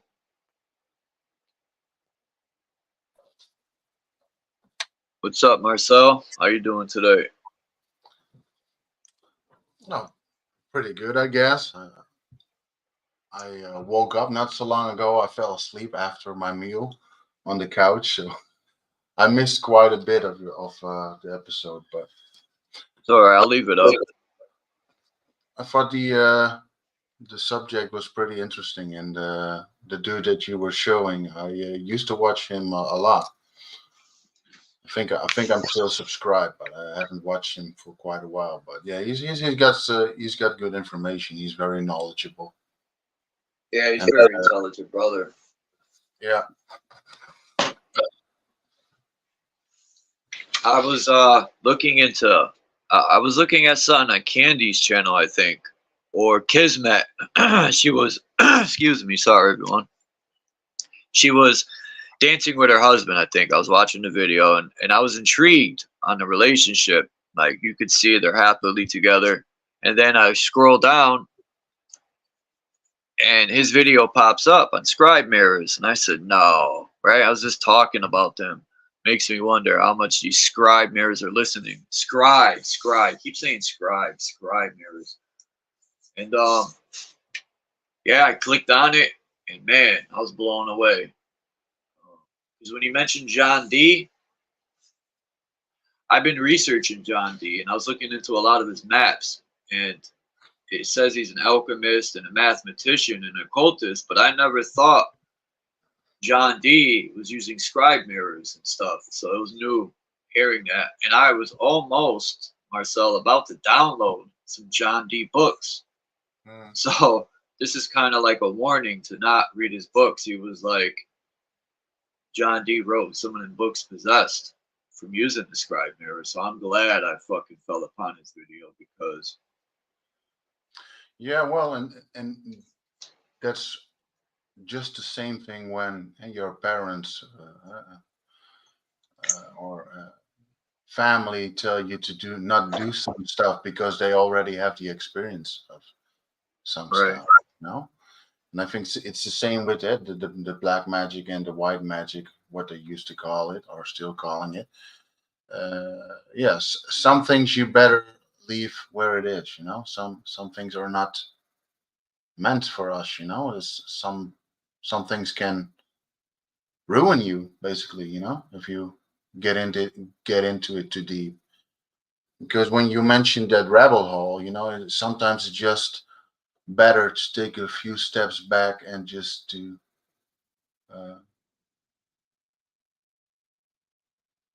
be where you are, you know. We already know more than, you know, the mainstream people, you know. It's, yeah, I've experienced that stuff with the mobile as well, you know, and seeing my nephew on his phone and all that, and You know, when we were younger, we didn't have a cell phone yet, you know, but they are basically growing up with that shit, and it's like normal, you know. And Yeah, we had video games, but I'm just grateful that I grew up in a time where I wasn't. Hold on.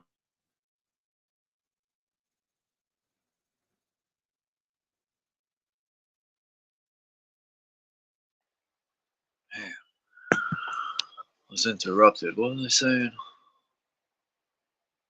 Nah, it don't matter. I got interrupted. yeah, that we didn't have a phone when we were younger, and but my mom used to say to me, "You first gonna do your homework, and after that you can play 2 hours on your Nintendo system, and that's all. Then you have to turn it off again."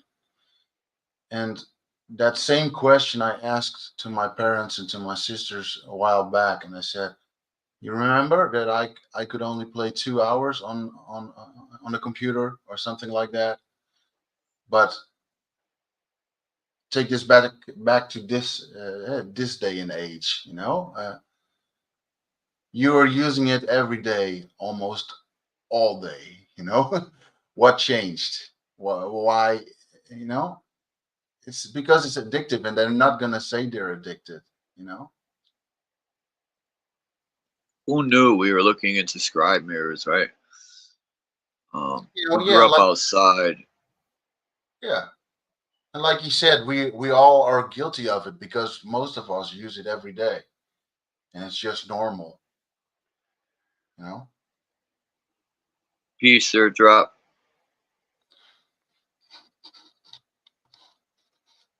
But it's not that normal, you know, when you take all this information and Yeah, all devices are black mirrors. You're right about that, Chief 18 Wheels. And I wanted to say, you remember in the Egyptian hieroglyphs show that people called it a light bulb, that type of bulb. Well, I was looking into old projector TVs, and the old projector TVs have a bulb in it, and it looks just like the Egyptian bulb. It's shaped the same way, and I'm thinking, fuck, those weren't light bulbs. These people were using, that was a fucking TV. They were projecting. yeah, well, and I don't know who said it just now. Somebody said my grandparents used to call the TV the devil. Well, you Yeah, basically, that's it. if you look at it in a scripture way, you know, the false light, black obsidian, that basically emits light, but it's not the real light, you know. It's fake light, you know. Ah, that's good, Marcel, to say that.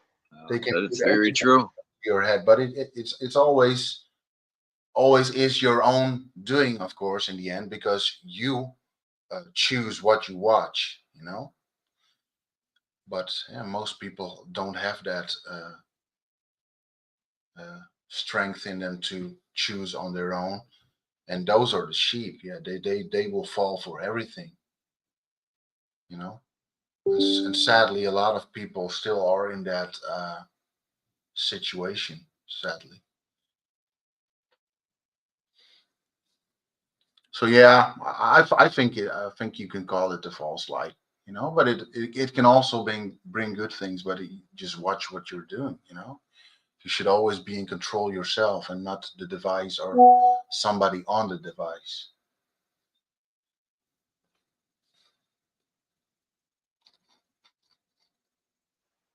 Yeah, I'm gonna pull up the picture. I just downloaded the Egyptian light bulb. Or now,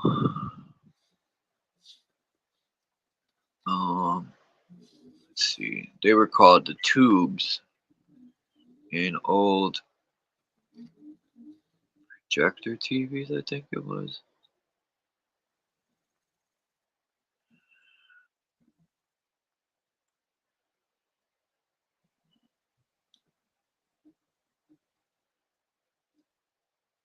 All right, we got that one. Man, next time I see one of these fucking old TVs, man, I'm taking them damn copper coils. Damn, why isn't it showing the light bulb that I had last time? I had a perfect picture of this light bulb. I'll take this one.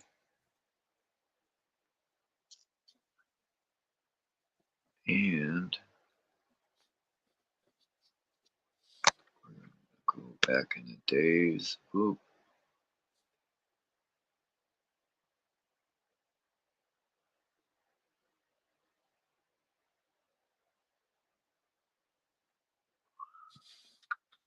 Trying to find the one that looked just like the Egyptian bulb.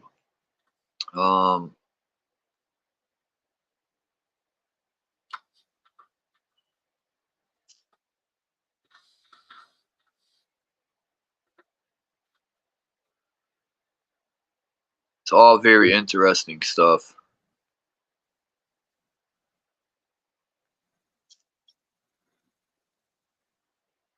They got cathode rays and anode rays and all this stuff. If I can't find it, I'll just show the one that I have. I'm not gonna be searching all day for this shit.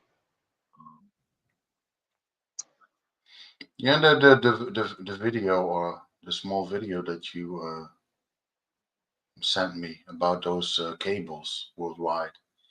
You know, they're still trying to make us believe that there are satellites flying above us, you know. Any idiot that still believes anything of that, then I cannot help you anymore, you know. It's already known that the cables were there even before us, you know. Some cables are so old. And where do those cables come from, you know? Makes me think that, you know. Is it connected to another realm? Under us, or besides us, or above us?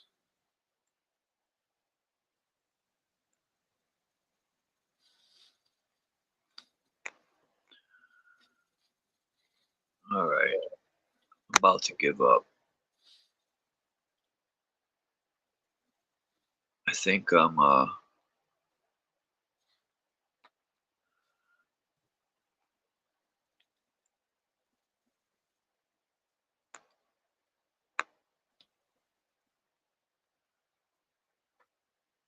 want TVs. It keeps showing me like flat screens and shit. I don't care about that, man. Anyway. God damn it. It sent me to here it is. Whoop. I'm gonna have to next time out, because I just don't want to show this without that picture I had. It fit it so perfect. I have to dig out that tube, man. I had it set up.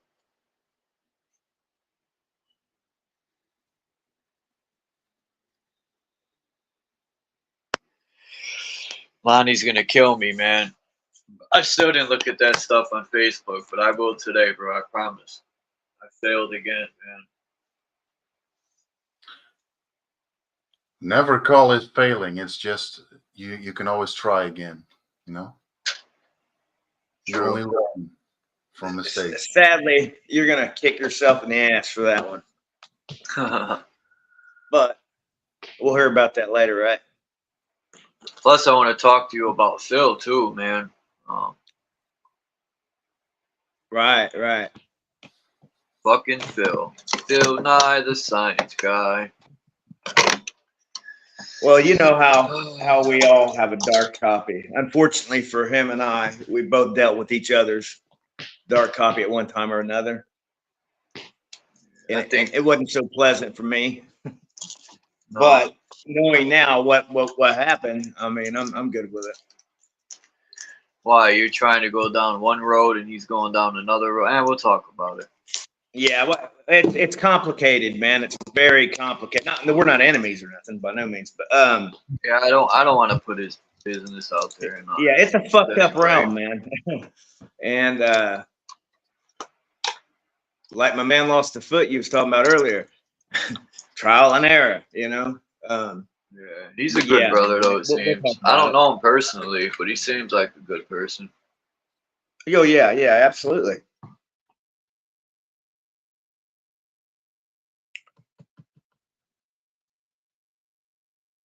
Trying to get me a copy of the Black Laws Dictionary, man. I got one. For free. Yeah. Yeah, for free. Oh, you mean the actual book? I have the PDF. It's like 700 pages, man. Yeah. Oh, I think I threw it out. I erased it. Yeah. I might have it. You shouldn't have did that. You should have kept that one. No, I think I still have it. I'll check. Truly, the only real dictionary there is. What do you think about these scribe mirrors? Well, I cover my mirrors every night for a reason. I thought my girlfriend was batshit crazy. I think there's a lot of truth in it. I think there's a lot of the unknown in it. And I think if you dibble and dabble too much, you might fuck around and find yourself somewhere where you don't want to be. I'll call you about it, Kimba. You still have your phone on?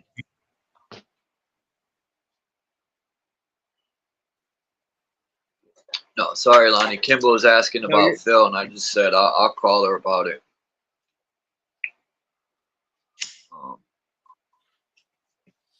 I just saw something today. Maybe it fits into what we were discussing here, but there was a dude that claims to his job was basically to repair mobile phones and all that, and they are saying that that the phones have 5G now or even higher. But he basically said in that little clip that I repair phones every day. And I've never seen a 5G chip in any phone. And this was in Canada, he said. So yeah, that's because it's all landline, like I was saying yesterday. I said I personally think the satellite bullshit, all these towers they're putting up are truthfully weapons, man. They're weapons. Yeah. They're weapons, man. That's all they are. They're weapons. There's no 5G, man. It's all fucking weapons. Like the guy they're giving said, you a reason why they're putting up all these weapons. They're telling you they're one thing when they're another. They always do that. Magicians. In your face. They show you one hand while doing something with the other. Just like the guy said, we built our own demise, man. Always. Whether it's with the scribe mirrors, is building bombs and guns for them to kill us with. We always seem to build our own demise, man. And we just hand it to them. Like, here, yeah, use these to shoot me and my family. Blows my mind. Well, you know, fortunately, there's a lot of people starting to wake up, a mass awakening, as you will, and it's happening in troves. You know, if you start to look around at the places that you go, like where it be on a YouTube channel or Discord or even Telegram, you'll start to see that there's not just, remember how there used to be, like, even the short time I've been in the YouTube, well, I guess community, I guess, I've seen these numbers start to grow and grow and grow. And I was on a stream last night and there was, 1,500 people, man. And this thing only been up minutes, and I've seen these numbers start to grow rapidly. Yeah. So that tells me one of two things. People are starting to question. People are starting to wake up. And truly, we can't wake others up. They have to, Spirit does that. I mean, I've tried to wake up. What's truth? My question is, what's truth? Most of this information on these scrying mirrors comes from the deceivers. Here's the deception, man, is everybody thinks that we just live in this one world when in fact we're down infinite timelines, man. You know, I believe that once you learn how to collapse all those timelines and you live in the now, then things truly start to change. And then once we become in harmony with the earth and each other, and we become one, then shit starts to change. Truly change. I agree. But it starts. And I want that for my girlfriend. It starts with seeing things yourself, you know. Yeah, yeah. It's the becoming aware. You know, a wise person told me that you, what was it? You don't know how to get out of a cage until you know you're in one. Yeah, yeah. So Well, this is the thing I was talking about, Marcel. I'll just show you this. And this is the tube they show. And this is the tube that goes in the TV. Now, I know it's wider at the end, but I have a tube that I got the picture. I'll dig it out. And the next time I go live, we'll talk about this. Yeah. To me, I think these people had TVs. They were projecting with this bulb. It could be a light bulb, but I'm thinking they were more advanced than we know. that's no light bulb, man. Yeah, funny that they show a snake inside of it, you know. Yeah, look at the snake in this one. That would be the wiring right here that projects the light. So it looks like to me, and what's really weird is where at the top of your screen, I'm seeing that tube plug right into the moon. I mean, I know it's not meant right there. that right there, that's what caught my eye. Both of them are plugging into the moon. Thank you. That's what I'm seeing. Yeah, that's what I'm seeing. So I seen something last night that reflects just that it's nothing but a great big light bulb.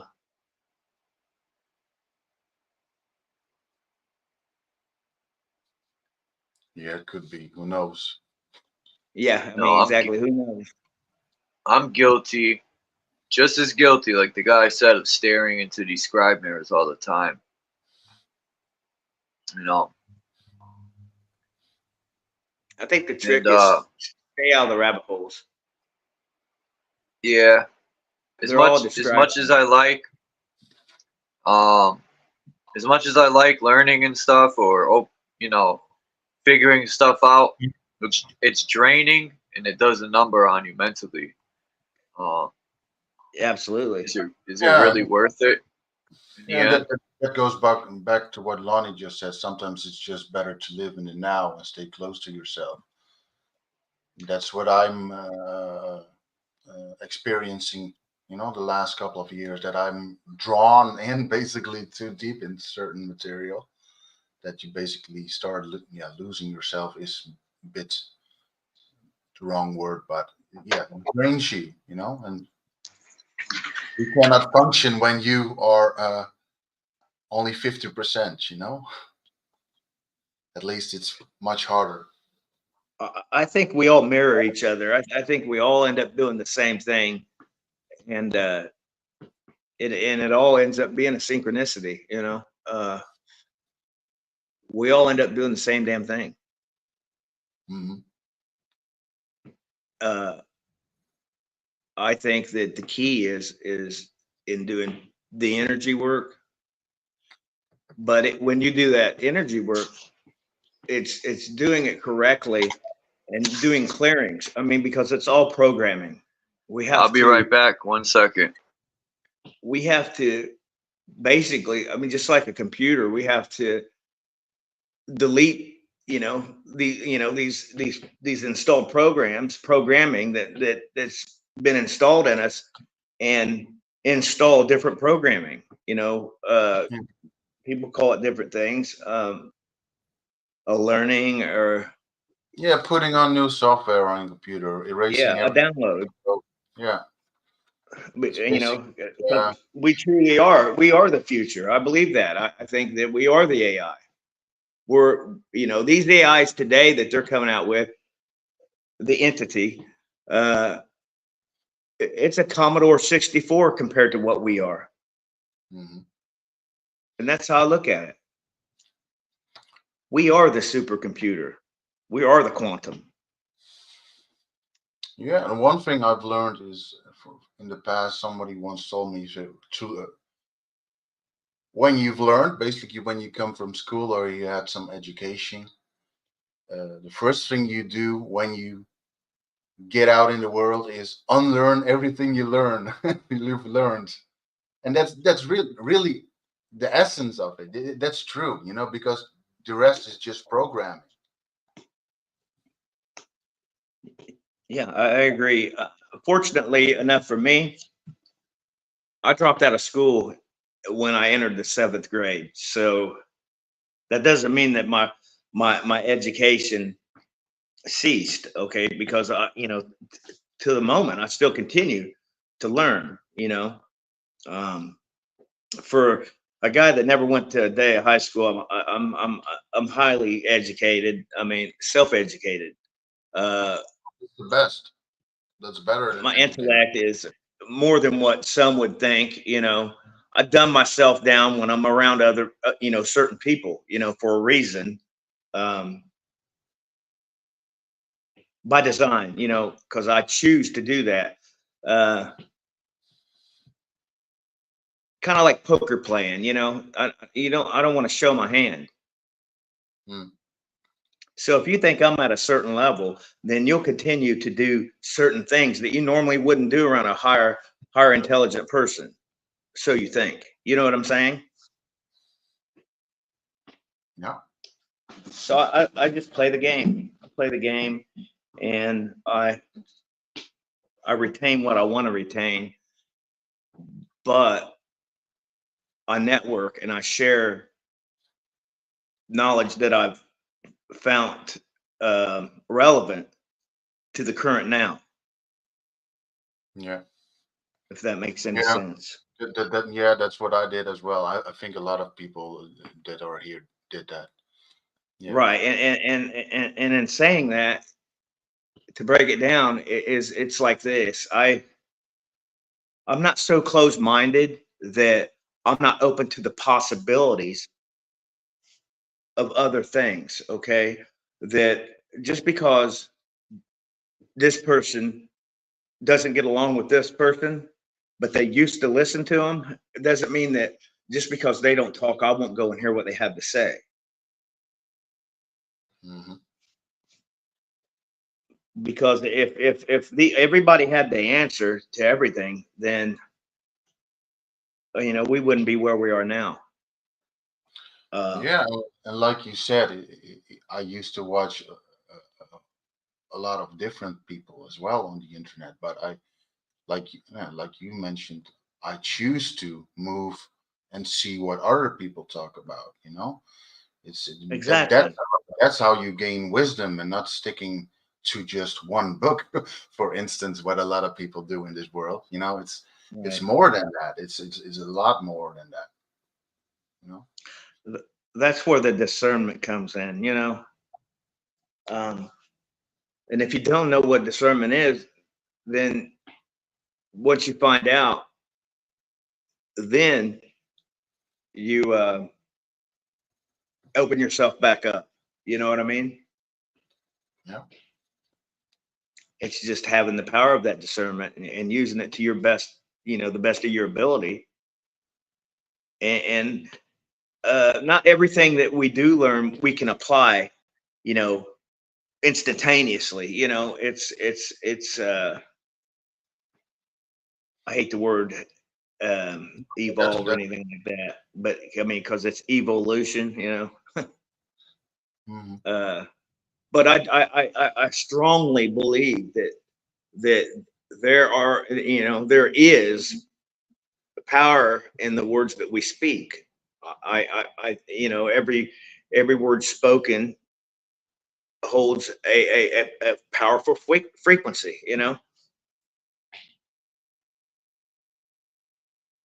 And that's where I'm at. I'm just trying to learn more about that. Just like I was speaking about the power of vowels. But I think that the English language was designed for us to really to imprison ourselves even further in the mind and in the spirit, both. You know, so to speak, lock us down. Well, But I think, what's that? Well, when I grew up, you were we had to perform a certain way at school, and there were like you had to do this or that, even if you didn't really want to do it. But that's already doing stuff that is not on your, you know, frequency. Let's with that, and to deprogram that. I'm still working on that. You know, I when I'm in stillness and I breathe in and out, and I take that with me. You know, that thought within me. What is blocking my muscles there, or what do I think about when something's hurting in my body or something? And so, most of the times, I have to say, it is things from the past that created those blockages in my body or in my mind. And I can only break through that by asking to go in there with love and with a solution, instead of anger and guilt and all that stuff. You know, that's forgiveness, basically forgiving yourself for stuff you did in the past, but also others. And that was a solution for a lot of things in my life. Just So what I'm hearing is your intent. Yeah, your power of intent. And then they're going to charge you because there's no bank for this card. There's no bank. So anywhere you go, they're going to charge you. It's a double charge. Plus what the machine charges you, like $3. That's $7. There's your 10. What? Yeah, I know that, but it might as well be because, like I said, the machine's going to charge $3, and then the car's going to charge you $4. Trust me, I know because they did it to me. Anyway, my roommate don't listen, man. I'm trying to tell my roommate about this fucking card, bank card. I'm like, the bank card charges you $4 to get the money out, and then the ATM charges you because, you know, we're fighting these people about, now all of a sudden they're trying to be nice to my roommate. Now we're going to sue these people. Now they're trying to play ball because we got them right where we want them. So people know that I was saying that we're going to take, because they're stealing my roommate's money, allegedly. So now they gave full control of the money to my roommate. And I told my roommate, that's fishy. 6-7 years, and now all of a sudden they want to give you full control of your money. You know, they did something wrong. We asked for proof, not to put my roommate's business out there, but right.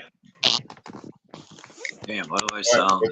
They're probably not going to return that money that they stole. They thought, no, of course not. They sent a piece of paper, Marcel, like I said they would. They typed everything out and didn't send any proof of bills. They just typed it out. This is what every month we pay, blah, blah, blah. And I'm like, we got them. But telling my roommate, trying to tell me, I'm like, I had 1 million bank cards, you know. The ATM's going to charge you $3, and your card's going to charge you $4. That's $7. Yeah. Same. Because they do it to my bank. If I go to any other ATM besides my bank's ATM, they charge me, and the ATM charges me. So it's a double charge. That's why I only go to my bank. Yeah, and it's even worse here because they took a lot of ATM machines away, And my bank is like a regional bank. It's like a small bank, and they don't even have a ATM machine. So I always have to pin from with ATMs from other banks. So it's always costing me money. So that's why I decided in the beginning of the month I will take the money of my account that I need for that month, and the rest of the times I don't pin. I don't go to the ATM machine. It saves me money. It's just a little bit, but it's, you know, in the end, at the end of the year, you saved some money, you know. And it's sad that we have to do that, but it's, if you don't have much, you have to think about everything, you know, just to get the bills paid. Trying to activate the card, but it's telling me, oh, I could scan that little thing. I'll try that. But yeah, it's telling me I'm entering the wrong info, blah blah blah. And then I got my roommate in my ear saying, just go use it, I'll activate it. And I'm like, I don't think so, but I'll try it. I don't know. I never had problems activating because I know all my information. It said to put my roommate's birth year in. I put it in and it says it's wrong. And I'm like, here we go. They probably screwed it up. Yo, the bank was charging my roommate $10, right? The place has a single bank account for all these people, right? It's one account. So they would write checks for the people to cash to get their money every week. And the bank was charging $10 to cash the check. Yo, that's crazy. And I asked the lady, I said, don't y'all make enough money? I said, I'm not getting loud with you because you just work here, but the banks make trillions of dollars every day. And now they're going to charge people $10 to get their money out, right? Yeah, and then they call that somebody that steals a loaf of bread a thief. But the real thieves are sitting in those buildings, you know, those bank buildings. Right. Yeah. Absolutely. Yep. It's insane. $10. It's insane. I get fired up thinking about it. I want to start punching shit. Baseball players get paid $6.9 million a year to play with balls. Yeah. And I've had a lot of discussions with that with my dad and some other people. I used to love watching sports when I was younger, and I played a lot of sports when I was younger. But then I started to notice that one team was much better than the other, and still they lost. And I began to dig into that, and it's all just mafia, you know. You lose in the second round, that team has to score a goal. It's all about manipulating and money, and it's not real anymore. Sports are fake. That's why law was created, Marcel, to now I see more than ever that law was created to legalize their criminal activities because they know the law, they know the loopholes. They don't teach us the law or loopholes. You got to figure it out on your own. So by them knowing it, they slither through the system, and then it works in their favor because they bought everyone out. But it never works for us because it was designed to be that way. Fuck the system. Yeah, and when you are lucky, you are like 30 or 40 years old when you discover all that secret stuff that they keep from us. But yeah, then you're 30 and 40 and you cannot even make it anymore that much in this world, you know, because your best years are already behind you, at least for building a business and all that stuff. And that's their tactic, you know.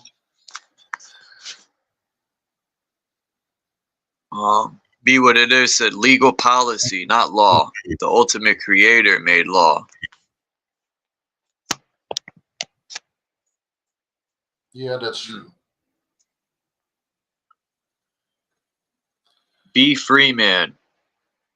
I watched this guy named James Freeman. Man, I love that dude's channel, man. He does such a good job. And it just shows the tyranny and the corruption, man. And every time I watch his videos, I get fired up, man. He just showed a video today. Or was that? Yeah, I think that was James Freeman, or there's another guy I watch. But I showed a Mexican guy, barely knew English. He paid for the hotel. He comes outside, I guess, to smoke a cigarette or something. So listen to this shit. This is how corrupt the fucking system is. I almost did a video, a review on this video. I almost, peace, Deion Sandals. Drop your link in the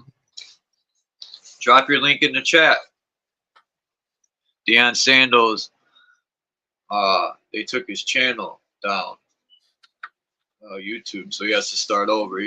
He's very good at gematria and exposing the filth. And yeah, I like his channel. If people want to learn about gematria and other topics about exposing the filth, Deion Sandals is the man to go to. What was I saying?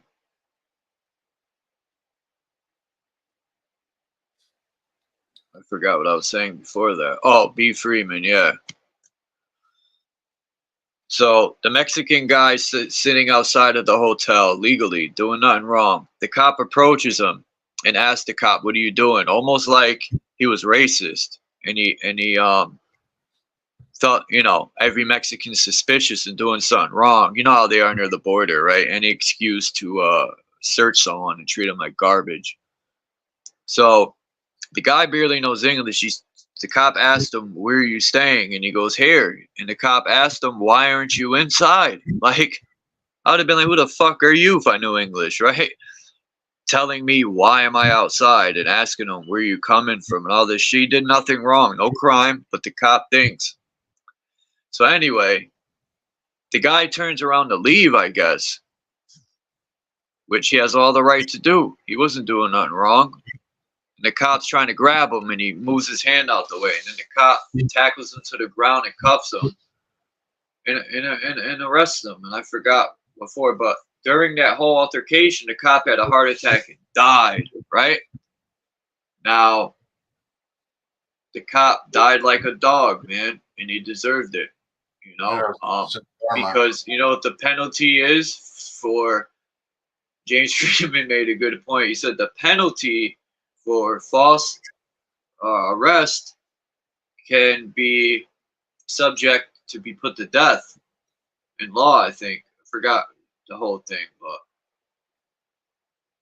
and the guy dropped dead for falsely arresting him. He had a heart attack and dropped dead right there. And then they charged the guy with his death.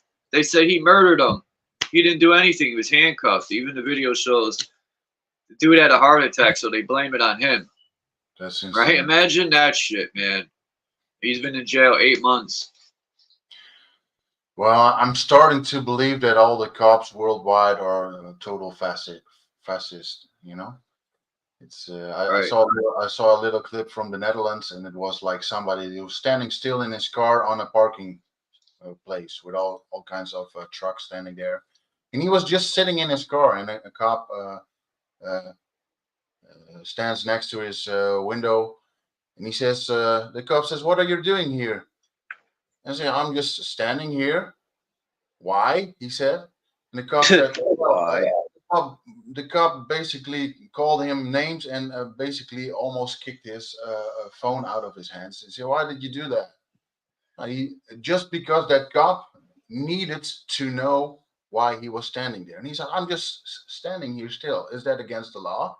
No, it isn't. But the cop totally got flipped, you know. The cop was totally insane.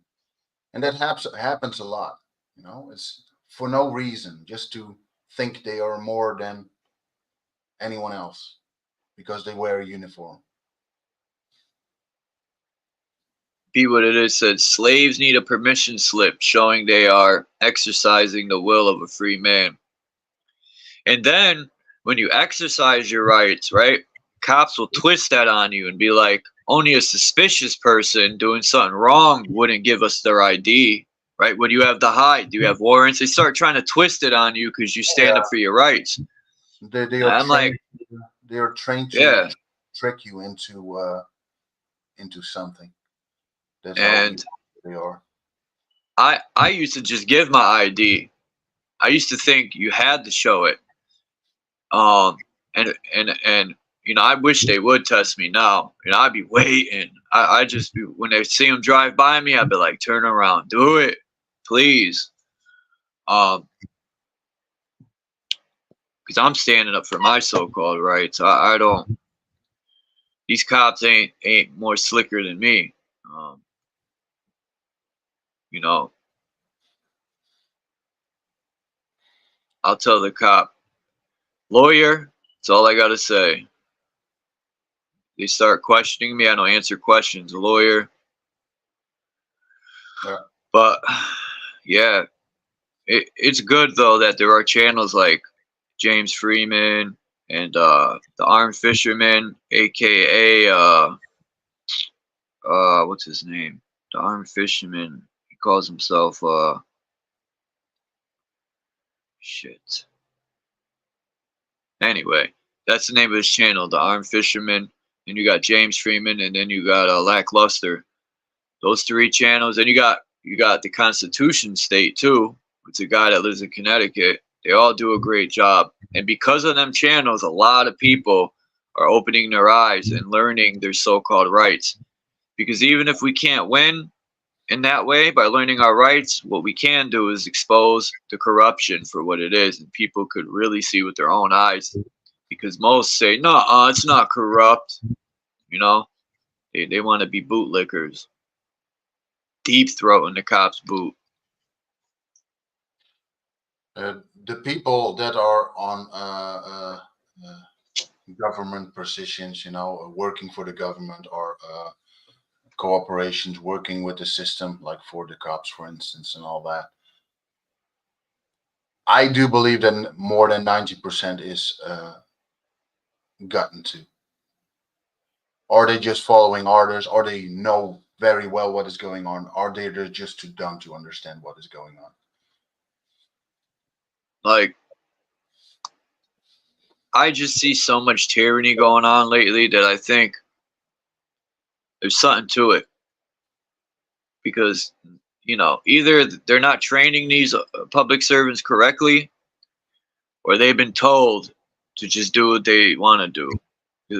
You know, they don't care if we sue because they're not paying.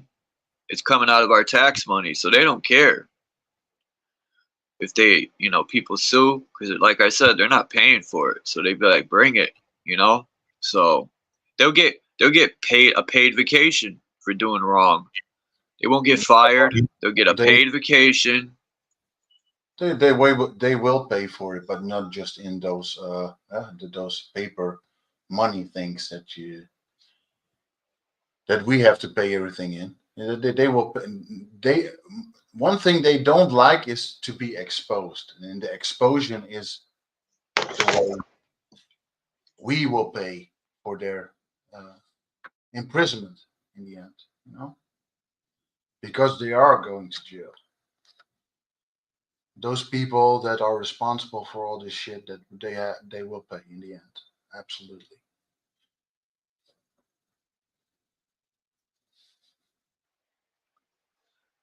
But thank the ultimate creator, man, for, you know, this awakening, for us having the power to see through the bullshit. Yeah. I've never thought in a million years would be at this point in life to where, you know, you can tell a person, how does that saying go by Mark Twain? You can oh man, my brain isn't ticking right. I need to smoke some herb. You can't convince a person they've been fooled.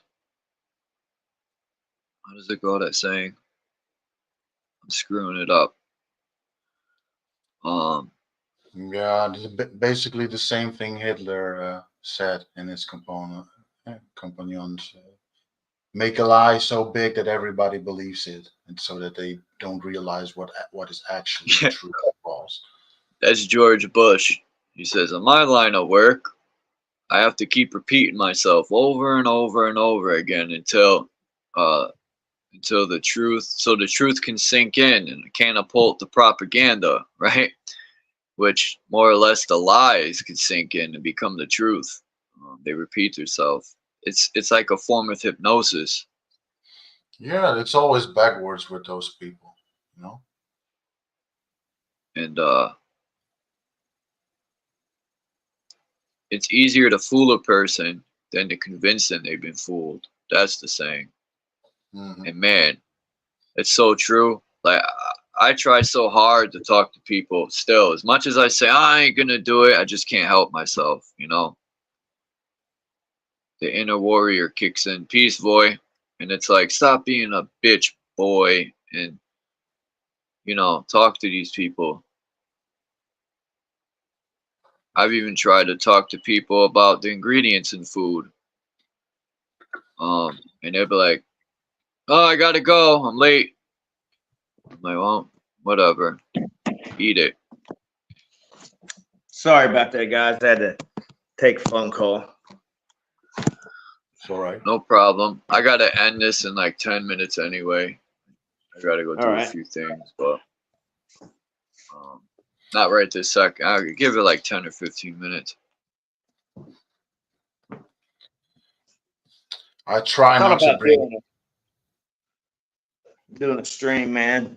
Here sometime soon, maybe. What were you saying, Marcel? You cut off. No, you mentioned that you still wanted to discuss stuff with a lot of people. I try not to do that anymore. Only when other people bring it up, because what's that?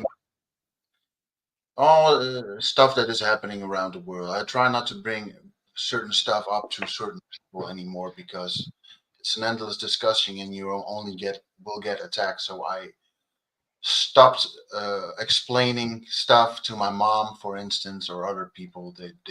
They basically don't want to hear it. Well, they think we're crazy, man.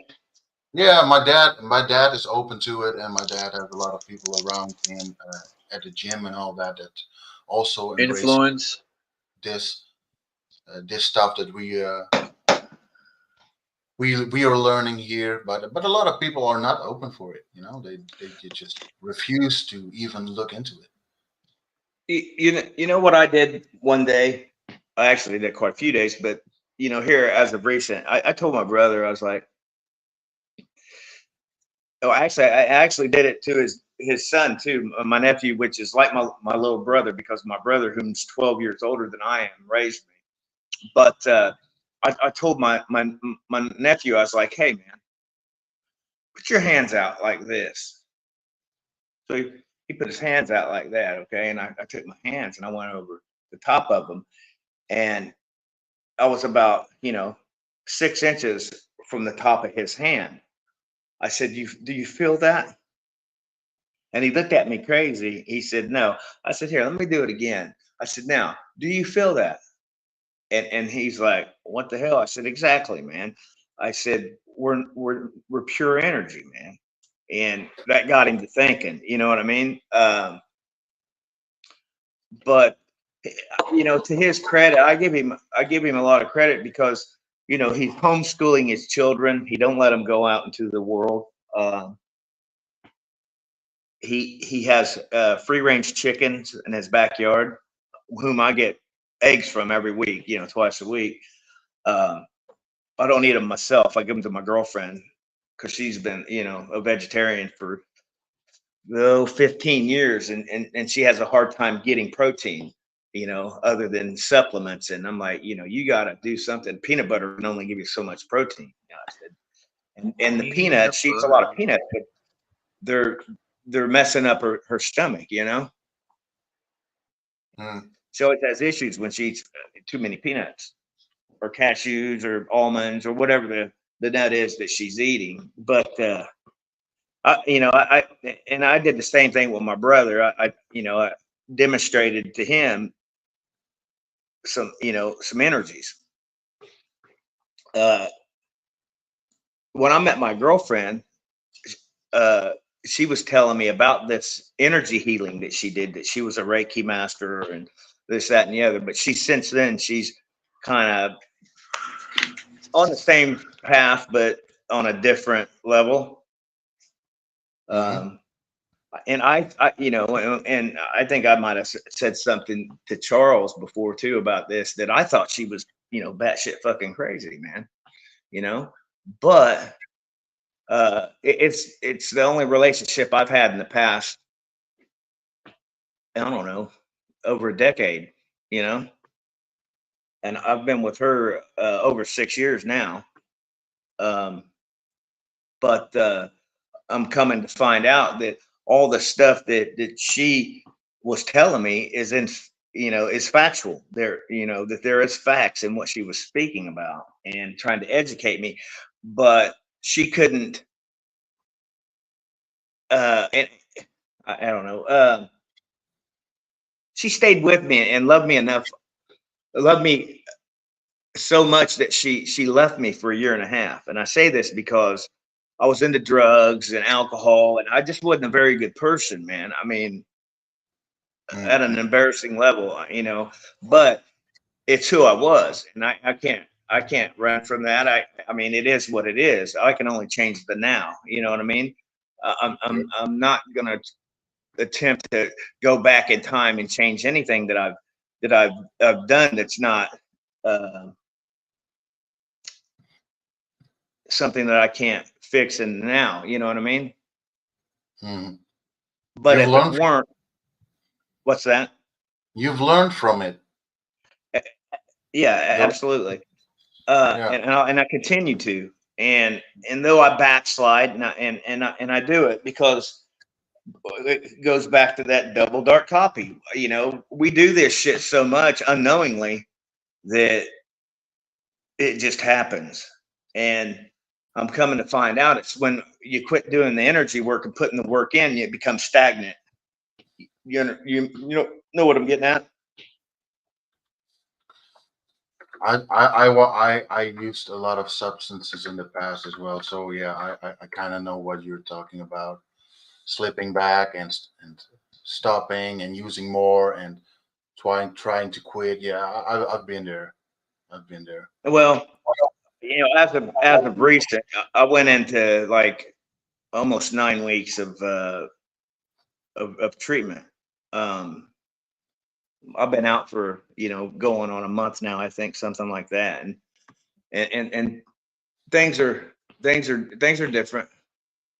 Things are getting better, but I mean it's a continuous work. You gotta continually work at it and remember where you came from. I stopped smoking for 20+ years now, and other stuff as well, but I still have those weak moments. Not that I will use, but those thoughts through your head, like, oh, that was nice back then. It's still there, and the moment that you that balance in your life disappears, it's very easy to fall back if you let it. Right. Well, once you made a decision, you made a decision. And it's like I hear what you say. I mean, everybody can make a mistake. After that you made a decision or you changed your life. Might happen that you once fall back or that you make a mistake. That need not be the end of your whole progress, right? That might just be one tiny spot. Doesn't mean, sometimes people are way. For me, it isn't. I've seen too many shit in the yeah, substance. that's different for everybody, I guess so. Yeah. But a lot of people seem to be okay with it being an addiction, and and it's an addiction, and I do this because that's not it. You know, it's not. That's, you make a decision, you make a choice, and you work for that. And I think the biggest part of that is actually recognizing that there's way more other stuff out there than the thing that you're trying to get away from. You know, the thing that was the biggest part of your life, you know, this addiction and everything that goes with it. That's, you know, that should be regarded worthless.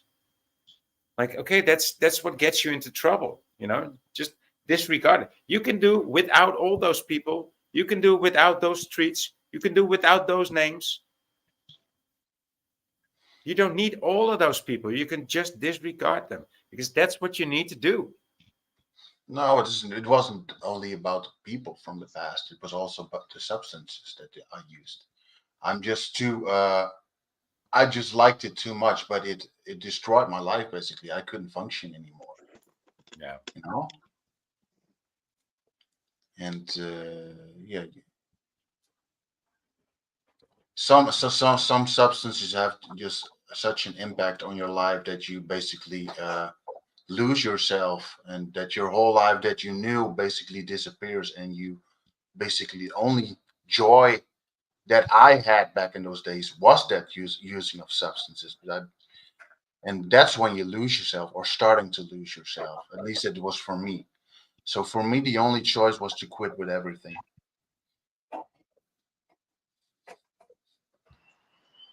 Crappy out here. Buddy. Yeah, I guess you're right, because it's not the same for all substances, and it's not the same for every person, right? So yeah.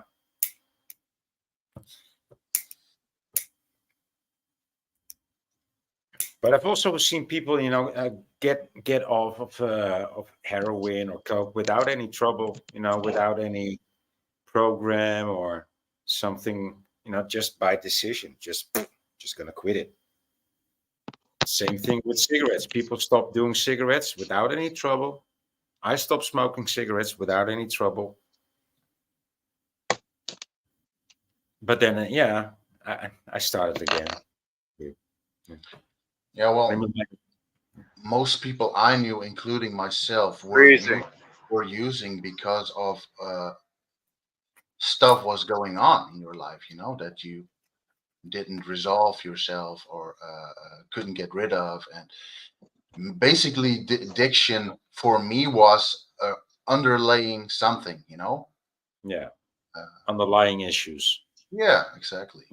Yeah. And I think that's it for most, because I've said it myself, you know. In the past I said it myself, oh, I'm not addicted, and I know this, and I'm not that. But I can do without it. In fact, I was. I just didn't want to believe it. Yeah, you didn't want to recognize. Yeah. Acknowledge. You didn't want to acknowledge. Mm-hmm.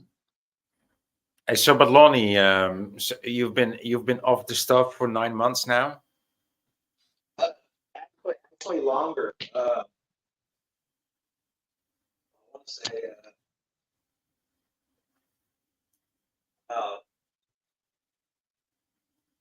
I think 14 weeks. I haven't really counted days. Your audio is very bad. I know that I can't do that. I know that that's not an option for me any longer. That I know that once I use, I stay in the double top.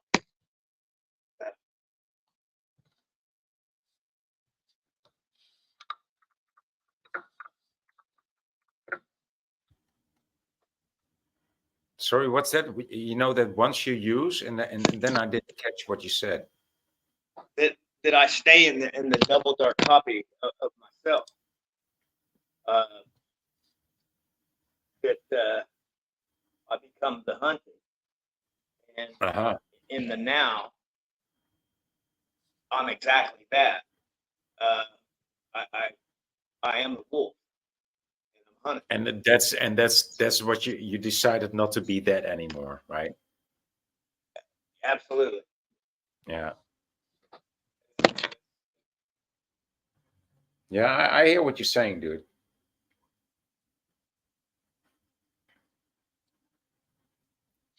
Well, one thing I can say is I learned a lot from it. You know, I've also had good times with it, but most of the time afterwards, it only became a bad stuff happening. You know, and once you reach a certain point with substances, you can never reach that same high or experience again. So for me, it wasn't. And in saying that, man, you here's the thing: we truly only remember the good things. We don't remember the bad. And Exactly. Yeah, exactly. There was more bad shit going on than good things in the end. You're damn right. Absolutely. Yeah, Yeah. absolutely. And that's just part of the lie, you know. Self-programming that we kind of like trick ourselves into is having selective amnesia to all the bad shit that happens when we do use, you know. Mhm.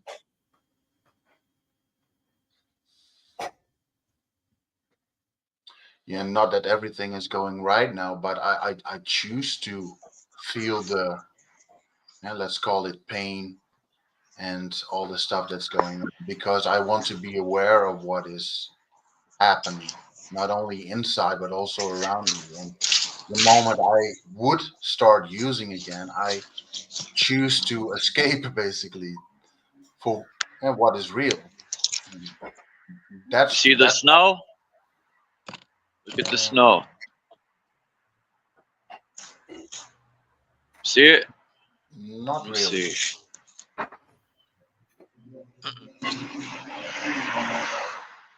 You see it.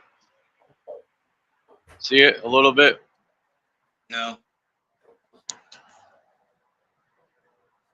I see it. You see little white drops. It's snowing, that's for sure. It's coming down.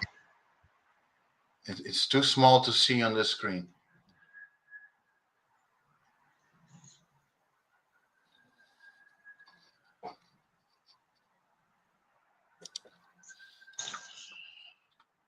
There you go. If you look at the bushes, you'll see it.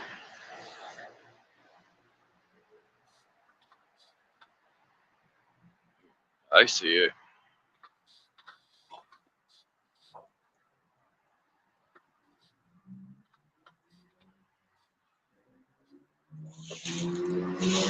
Yeah, it's snowing. Jeez.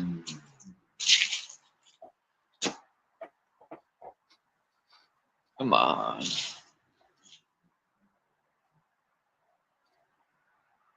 Anyway, it's snowing out.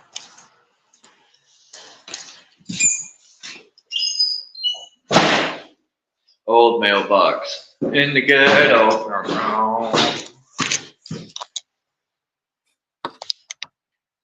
Damn, what happened to fucking Voynich, man? He turned into a dog. The wolf man.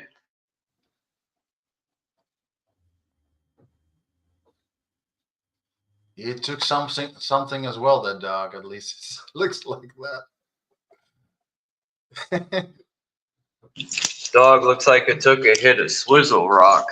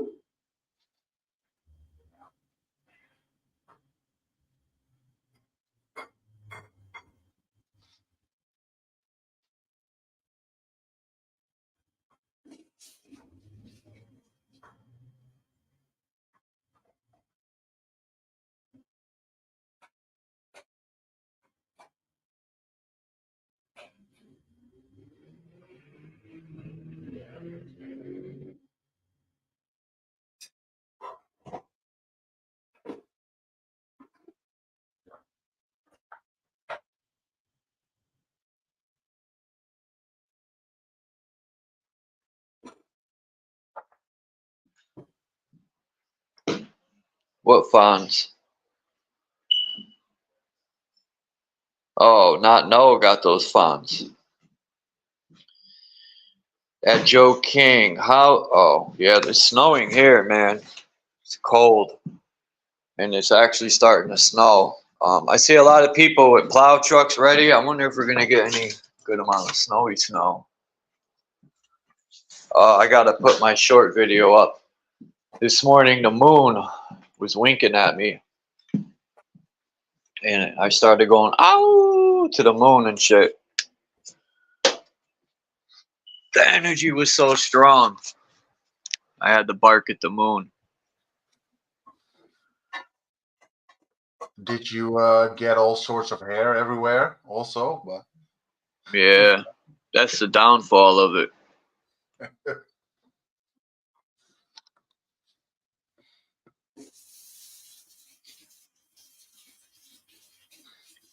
Can't believe the Red Sox. Sorry, I didn't mean to cut you off. I just want to say the Red Sox traded Alex Verdugo to the Yankees, which is their rivals, for 3 lousy pitchers I never heard of in my life. And they're known for doing shit. Who trades an all-star player for 3 lousy pitchers? Oh, the Red Sox do that. Anyway. corruption, one word. Rigged. That's the big word. Rigged. It's all rigged.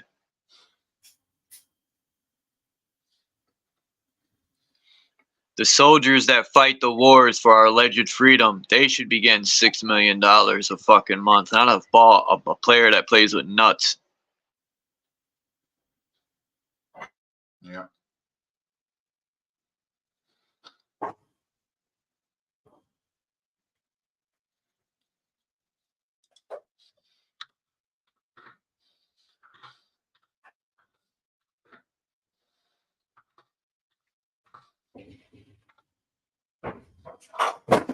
Oh, jeetje.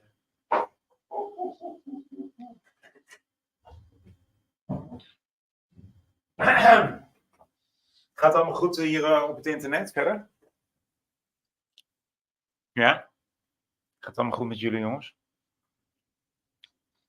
Mij wel. Oké. Gelukkig maar.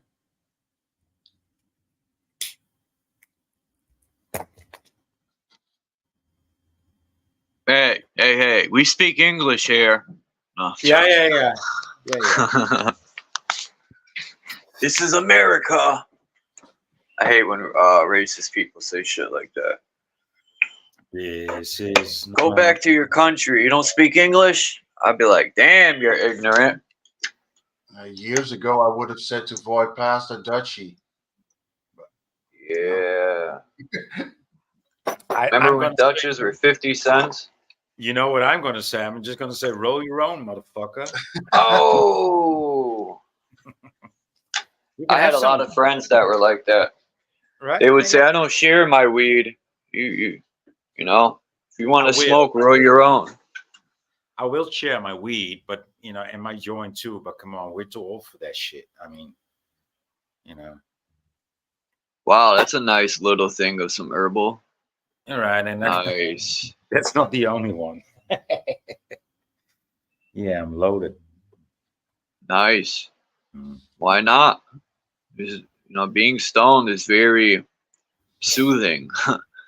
It calms my nerves and my anxiety.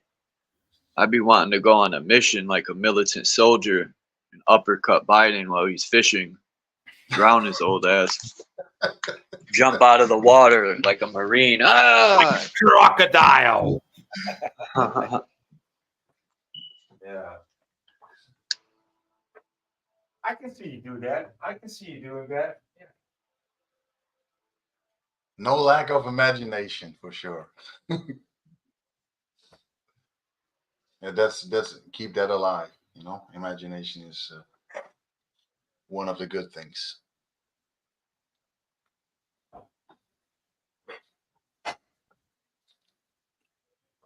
That is like it's the ability of children, right? Imagination. That's why it's called fantasy, right? Fanta means child. Fanta.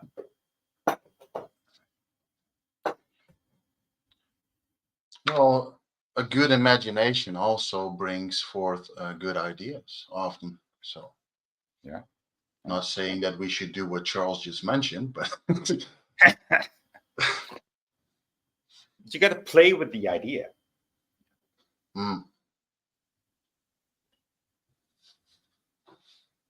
Yeah.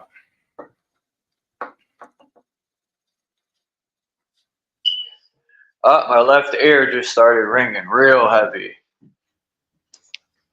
That's crazy. Funny that you said that, say that, because I just watched something today, and it was like the doctors that basically concluded that the gabby gabbies, basically one of the symptoms that people had after the injection was that the ringings in the ear and all other stuff, and was one of the symptoms. Yeah. Can we even say that word? So what? I don't know. It's only for entertainment purposes only. What do we know here? So what are the other symptoms? The symptoms are Heart failure and the blocking of the arteries and all that stuff. an irrational stupidity for taking it. Yeah, a lot of stuff. A lot of. What's up, Soama and Bex? You know, your avatar, Bex, reminds me of Nas's album cover, I Am. I'm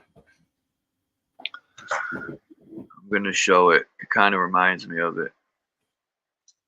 I think that's a compliment. Definitely. I never try to hurt people's feelings. What's with all this different fonts, man? It's a font party.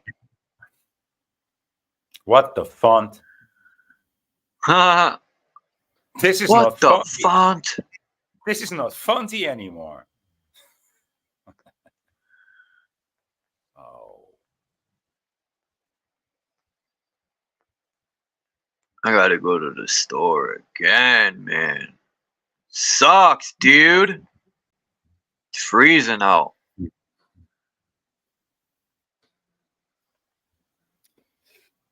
The thing is, You it's know what not I mean? freezing out here.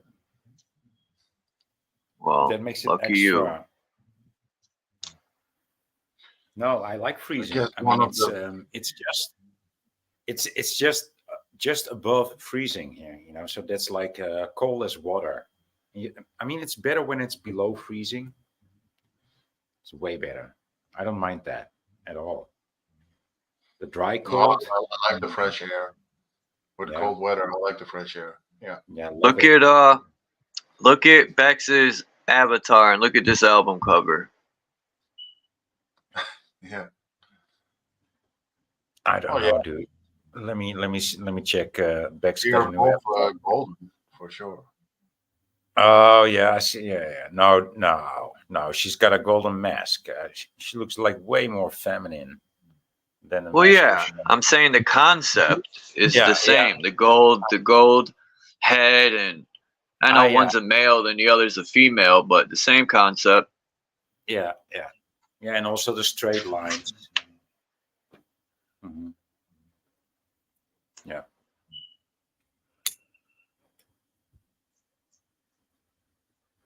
Yeah, my right ear never rings.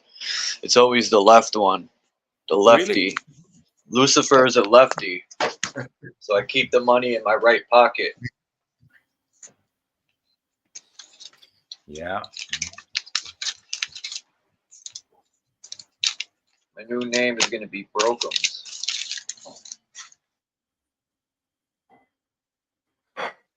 MC Brokums.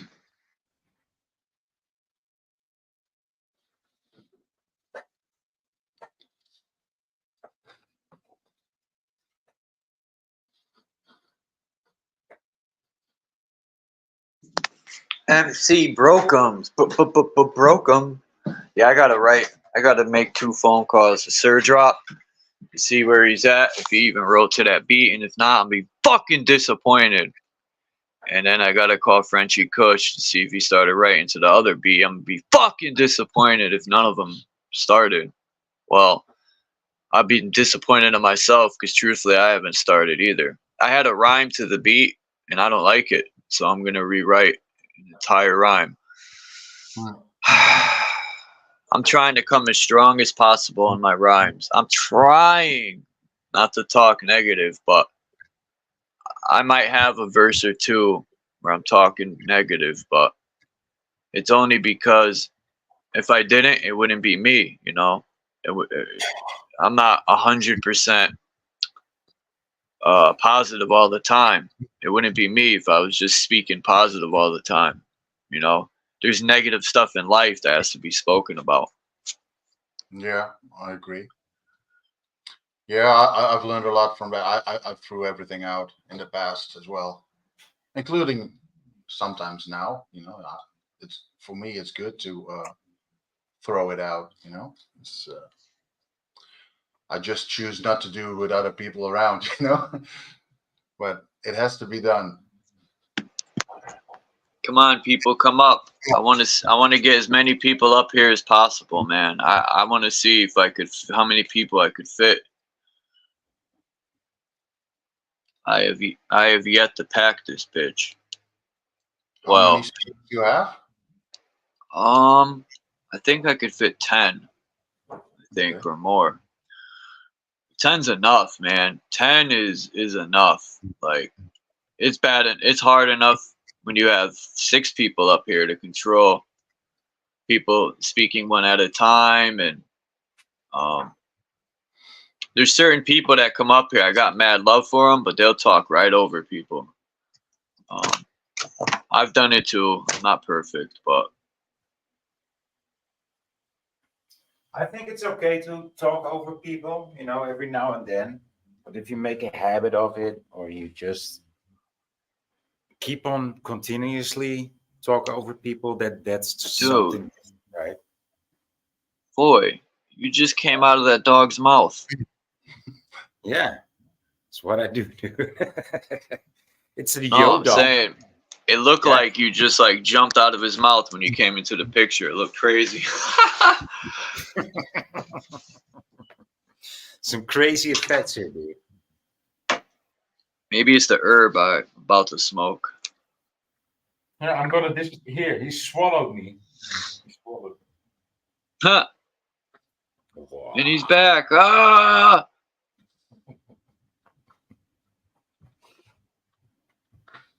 What's up, Kimba? What is Kimba here? She's my best friend. She's my best friend. Kimba. Yeah, I got 10 spots. Listen to Marcel, man.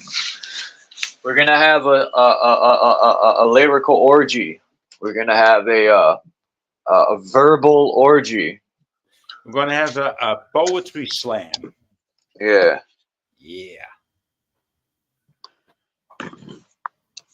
That we are.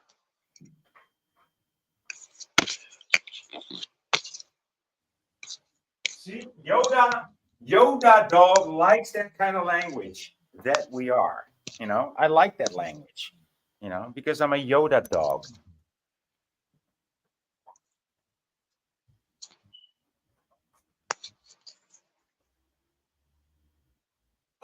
Keon White.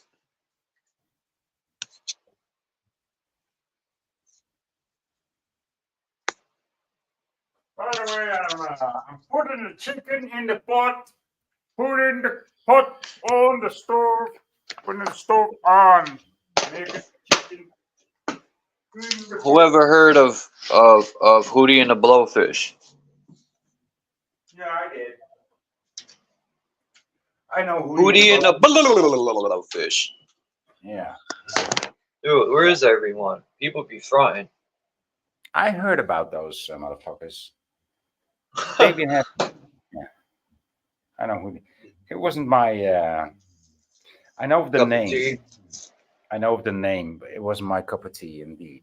Yeah. I watched a video yesterday, boy. think the guy was in the Philippines. And he was cutting up fucking, I almost called them maracas. No, he was cutting up those fish with the teeth, piranhas. And they were cooking piranha, and they said that the piranhas taste like regular fish. And I'm thinking, but they are regular fish. They're fish, period. But I never thought of eating piranha. That'd be a cool thing to eat. Dude, it'd be like the ultimate revenge. Like, what the fuck? You mean I eat you? I eat you, motherfucker. Right? I would take their teeth and fossilize their jawbone. And I remember my my friend had a little baby gator, right? It was I think it was the head only. My friend's uncle, this guy named Junior, he had this little dog. I think by now it passed away, but the dog was awesome. And I used to take the little gator head and go rah, rah, rah, rah, rah, and hop it off the ground, and the dog would think it's real, it'd freak out. Anyway.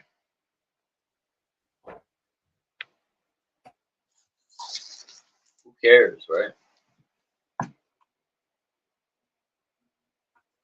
Peace, beef. What's good? Chilling. Chilling like a villain.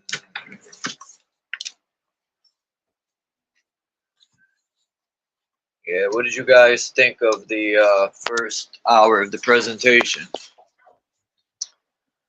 You think it was a good topic? I don't think, I think most people don't even realize they're using a scribe mirror.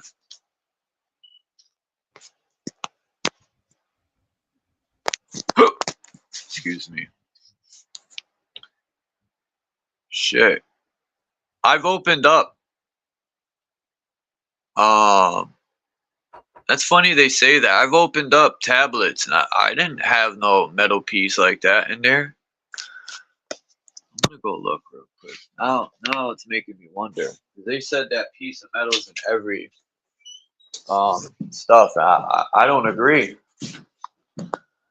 I've never seen that in any of the parts I have. Let me see. I got tons of parts. I got copper coils like this. Hold on. You know, like little copper coils. That could be good. I wish I had a little soldering. And I think this is an amp, right?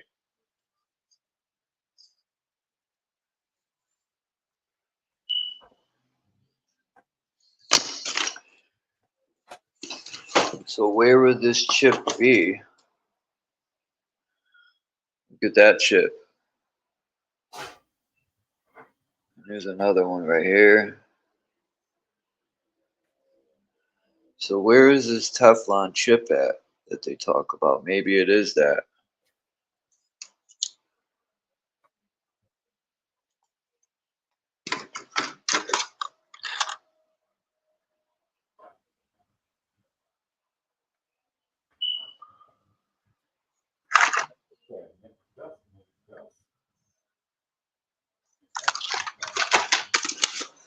Got all these dry hard drives. Yeah, I don't see no piece that could be possibly made out of.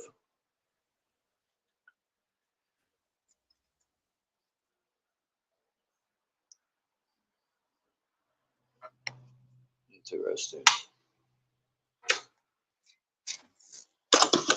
Anyway.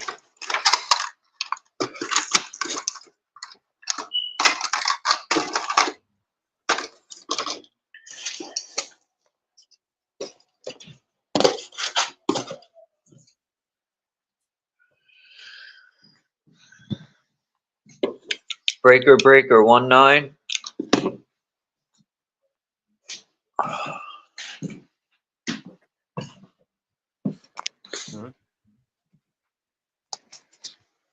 Oh shit, nuggets.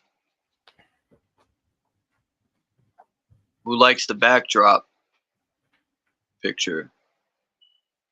I think it's pretty awesome. Grand Canyon is a very dope place.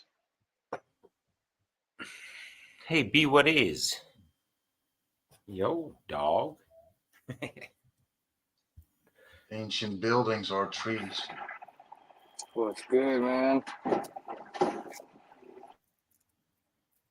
Yeah, I showed this picture right here yesterday, and you could see the tree stumps. Yeah. I got a bunch of these things. I would like to find the book that came from. This is a Japanese map. Yesterday I said it was Chinese. I had to correct myself.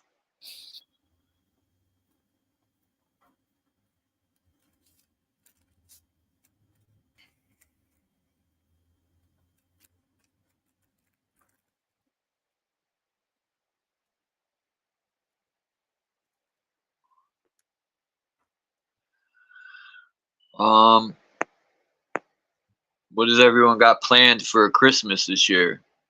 Nothing. Nothing, huh? No, not much. Again. No, no obligations. Not on first Christmas Day, not on second Christmas Day, not on Christmas Eve, not on, Christmas myself. and not on third Christmas Day either. You know, I have some sweet memories though about it. You know, but it's not necessarily something that I want to repeat or relive or recreate. You know, I mean, if it happens, it's okay with me, but I'm not looking for it. I'm not going to say, "Oh, I need to be with family," or "I need to be with friends," or no, I don't. No. So that's how I prepare for Christmas. I'm like, yeah, you know, it's just another day. It's just another 2 days, and Yeah, most of the times with holidays, I feel the same about that. But I will be one day, one of the 2 Christmas days, I will be with family. but that's great, right? I mean, even though Yeah, for me, it's even not though about so the Christmas part, but just being together, exactly. everyone together one day, and that's Christmas for me, not all stuff around it. You know. Yeah. No, I totally feel you because that's also my memories about it, right? Yeah, yeah. But you can feel that any old day, and you don't necessarily need Christmas for that. But I totally hear what you're saying. Now, if I was invited anywhere, I would probably go there. You know, it's not like, no, I'm not going to come because I don't celebrate Christmas. It's not like that at all. But yeah. Yeah, the same with New Year, old and new.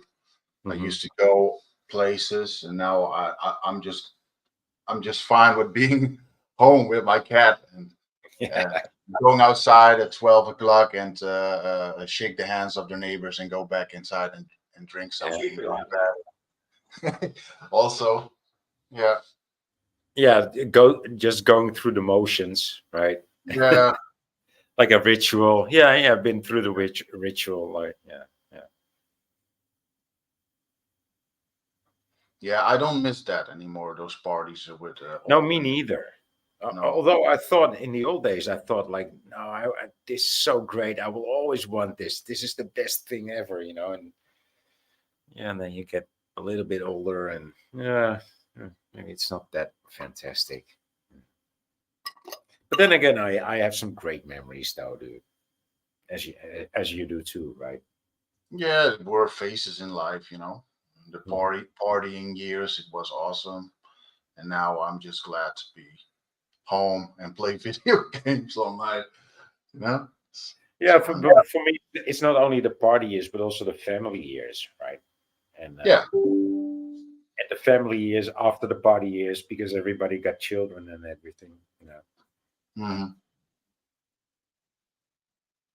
Yeah. Yeah, I'm not that much of a gamer myself, Marcel. So I never play games, not that much. I'm not anti-games either, but yeah, it was never my thing. But what kind of games do you play? What games do you play? I used to play a lot of open world games and strategy games, and but the last few weeks I've only installed like a shooter. Uh-huh. You don't have to spend hours and hours on end to play that, you know. And those other games that you have to like basically have a few weeks off to play that game. You know what I'm saying? Yeah. So Yeah, I'm you not need to like that anymore. I just when I game, it's like a few hours and then I quit and do different stuff. It was because I also like reading and I like being outside, walking, and I got too much stuff that I like as well. You know, so I cannot do that all day, all night anymore. You know? it doesn't consume your life. No. Yeah. Peace, Candy. How you doing today? Yeah, I think it was Candy. I was watching, was it Candy? A video of her and her husband. No, that wasn't Candy.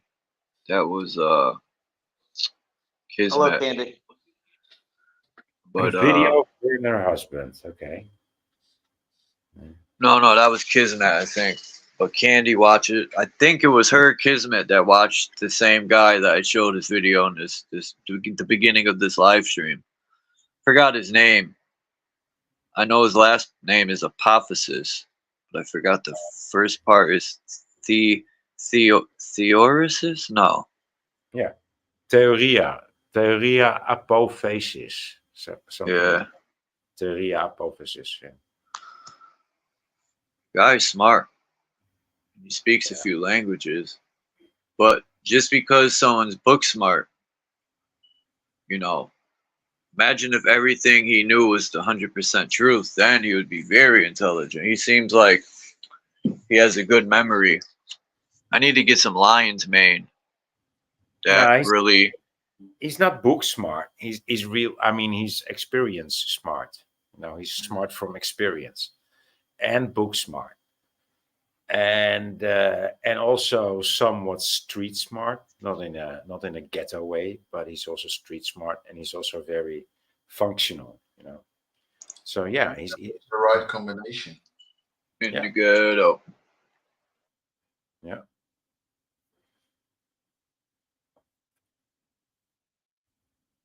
And he has some a big ego too, you know, but that's okay. I mean, that's understandable.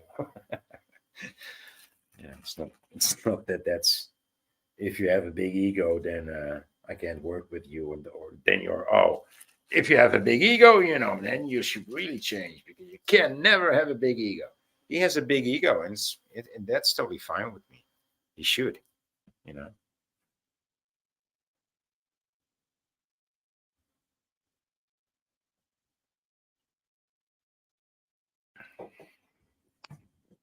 Hello, Salama.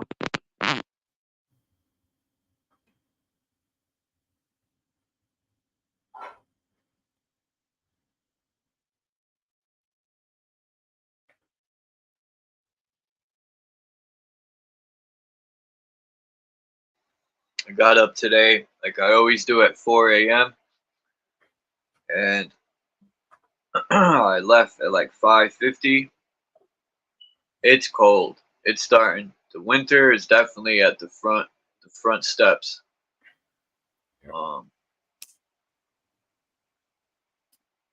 Candy says, "No, Charles, you don't want all the truth. Having all the truth and being truly awakened, it's a joy ride or road, a joy road." Yeah, Candy, I'll stop. Yeah, that's real. There's things that we definitely didn't want to know. Well, I want to know. People are having a party in the chat, a font party, They're fonting a lot. Fonting around. They're fonting around. Huh.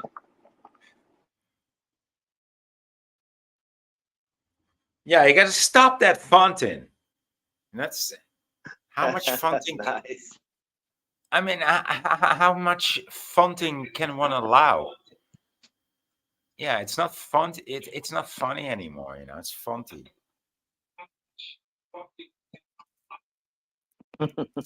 It's becoming a little fonty. Right? Not foggy, fonty. Just a bit too fonty there. Taking all of that space, you know. Which They're not fucking around. They're fonting around.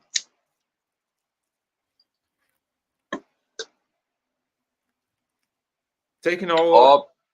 They're taking up all of your cyberspace in your chat. Their fonts. I think it's quite rude. Quite rude to use such fonts. I mean, come on. Where do you get the fonts to use that fonts? Okay, I'm gonna stop there. Somebody else kill me now. Well, well, well. If you don't say. If you were intending for that to be humorous, I chuckled a little bit. See, I'm not a total failure. I chuckled. People used to be like, "What the fuck, Chuck? Chuck, what the fuck?"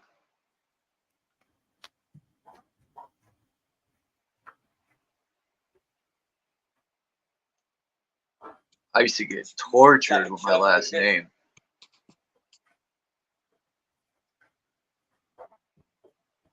The only one who ever gets my last name correct be the judge out of all people. The judge, Mr. Waz.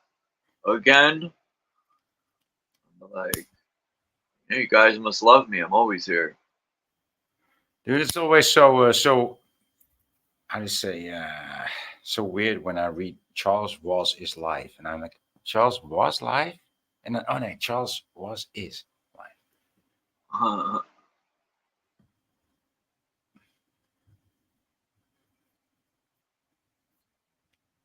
Peace out, Candy. Thanks for coming by. Might come back, might not.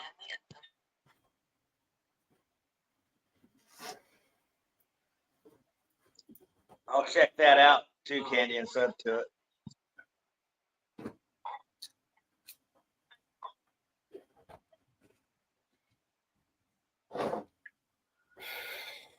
Oh boy. Another day. Another dollar. I don't know about that. I mean, come on, $1, dude. $1. Just $1. I work for free. I work for free on my channel, and I work for free all day taking care of somebody. By choice. By choice. Don't get me wrong. It's all by choice. Okay.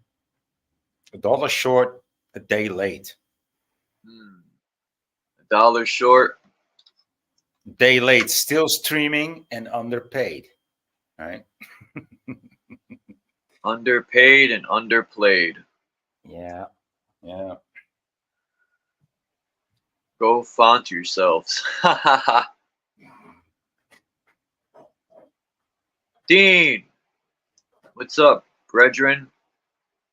Fucking A, mate. I think if these people keep on fonting me, you know, I think we're going to have to font up, dude. Stop fonting around, dude. Yeah, I mean, these people really take a serious business in it, don't they? What? They're going nuts with the fonts. Instead of the fonts, we're going to call you the fonts. That's a new character, the fonts. Not the fonts, the fonts. It gets to be so fancy. So fonty. Okay, I'm going to stop again because it's not funny. Be what is says it's not funny. He's not laughing. He's not even chuckling. He's like, wow, dude.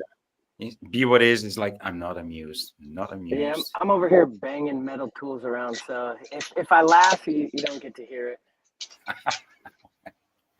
Okay. I mean, he's being serious there, okay? Banging metal stuff. Like,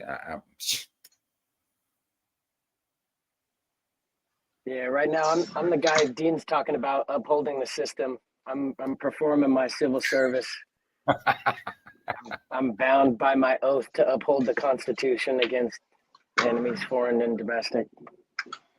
So guilty. And domesticated. But everybody needs water, and I right now unfortunately need a paycheck. Need or want? I can't buy out. I still got too many attachments. I was going to look for stones, and I found a nose, a fossilized nose. I swear.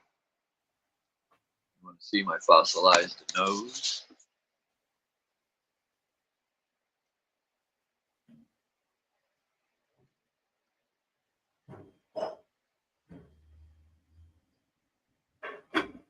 That's a fossilized nose, man. You can't tell me no different.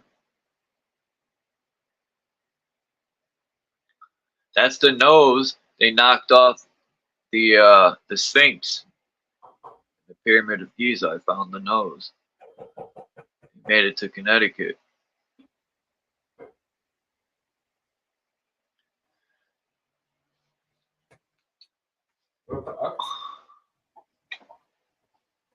The stone of the Giza pyramid, Sphinx. Yeah, the nose. What? Right here. What? Oh, yeah. Oh, that's it. Fuck. Yeah, that's the nose they knocked off. It's way smaller than I imagined.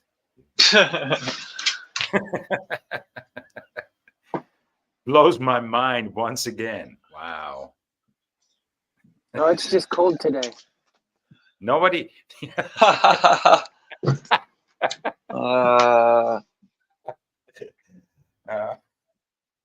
Hey, anyone got any old Xbox controllers they don't want for the first Xbox? Or would like to sell or something? I'm going to have to look for them online. So I got an Xbox One, and I want to keep it. It works. And I really want to keep it.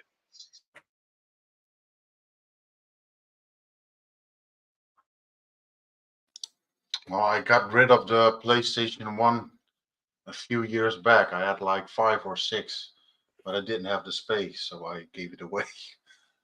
Yeah. If I had one, you would definitely get it. I still have this 8-bit computer that nobody wants. Nobody even knows about. So I'm just going to save it until I'm very old, and I think it's going to be worth like 20,000 ducats. That's a little bit too generous. Optimistic, I think. Oh, okay. Let me dream. Okay, that's why I have this thing. I'm keeping the dream alive. Okay. That's important as well. Yeah.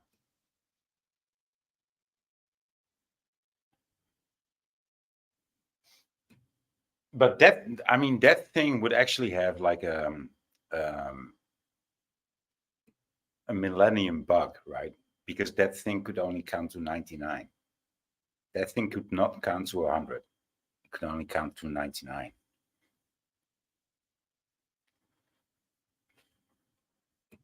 And nothing weird happened. Just reset to 1 or to 0. That's it.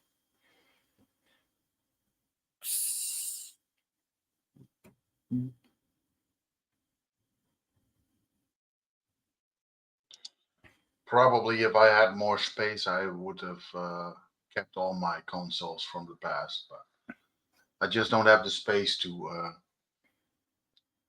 keep it, To store it. Yeah, to store it. Yeah. Yeah, I have lots of space. I've got like quite a large apartment. Yeah.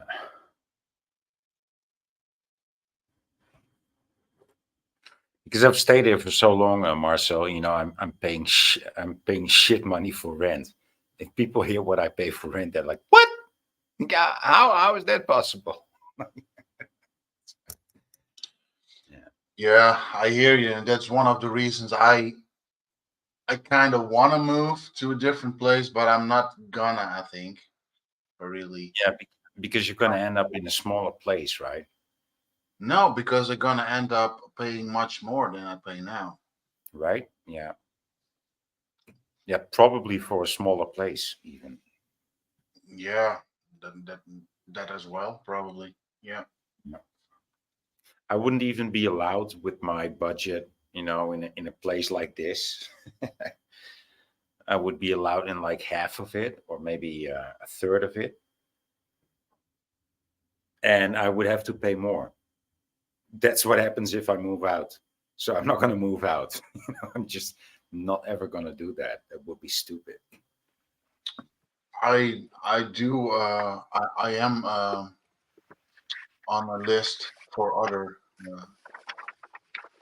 living spaces, but I probably won't because the reasons I just mentioned. Yeah. Maybe if things change, you know, and it won't be. I mean, have you looked into these villages that they want to revive in, like, let's say, in Friesland or in Groningen or Deventer? And they would just rent a house for 200, 250 maybe. You know, just No, nothing. not really, not really. Mm. I have looked into the tiny house communities and all that, and if I would go, I probably would go something In that direction. Yeah, more off the grid style, and but that's just a fantasy still, but that's one of the things that I still like thinking of, you know, society more like that. Yeah. You Yeah, know, I hear what you do. Yeah. It's, you know, to me, that seems the only escape, either, you know, the same way. I think the same way. That's the only escape. well, I don't see it as an escape. I see it more as the only option Solution. we're gonna have. Solution. Yeah, Option. yeah, Yeah. Yeah, but I mean, like, there's no country to escape to, weet je wel. No. Vluchten kan niet meer. Ik zou niet weten hoe. Ik zou niet weten waar naartoe. Wie zong het? Wanneer? Weet je wel, dat was al in de jaren 60. But that's how much. That's how it is. They knew it back then. Like, you can't escape anymore. You can't flee from the world. You can escape to another country. It's gonna. The same system is gonna hit you in another way, in another time. You know, it's just an. You can run, but you can't hide. Put it that way. Yeah. Yeah. If somebody else on the internet said it in a good way, he said the only way forward is a few steps back, and that's not that we should get rid of all kinds of technology and things that makes our life comfortable, but just a few steps back with unnecessary stuff and more in balance with nature, and that's what still is lacking for the greater part, and that has to change, and it can be changed. Yeah, morals. I mean, what lacks is primarily morals and ethics, right? My saying is, sometimes in life, to get ahead, you must take a few steps back and reroute. Yeah, that's the way I'm going with my household as well. I would love to move, but I would move to a lesser quality of living. So what I'm trying to do, again, like everybody's saying, you take a few steps back, reassess yourself, maybe let go of some of the things that you may have wanted in the past, but they don't serve you as well today, and then find that better path to go forward. And one of the things that I've heard before from a tailor is, you don't buy new clothes unless you look better.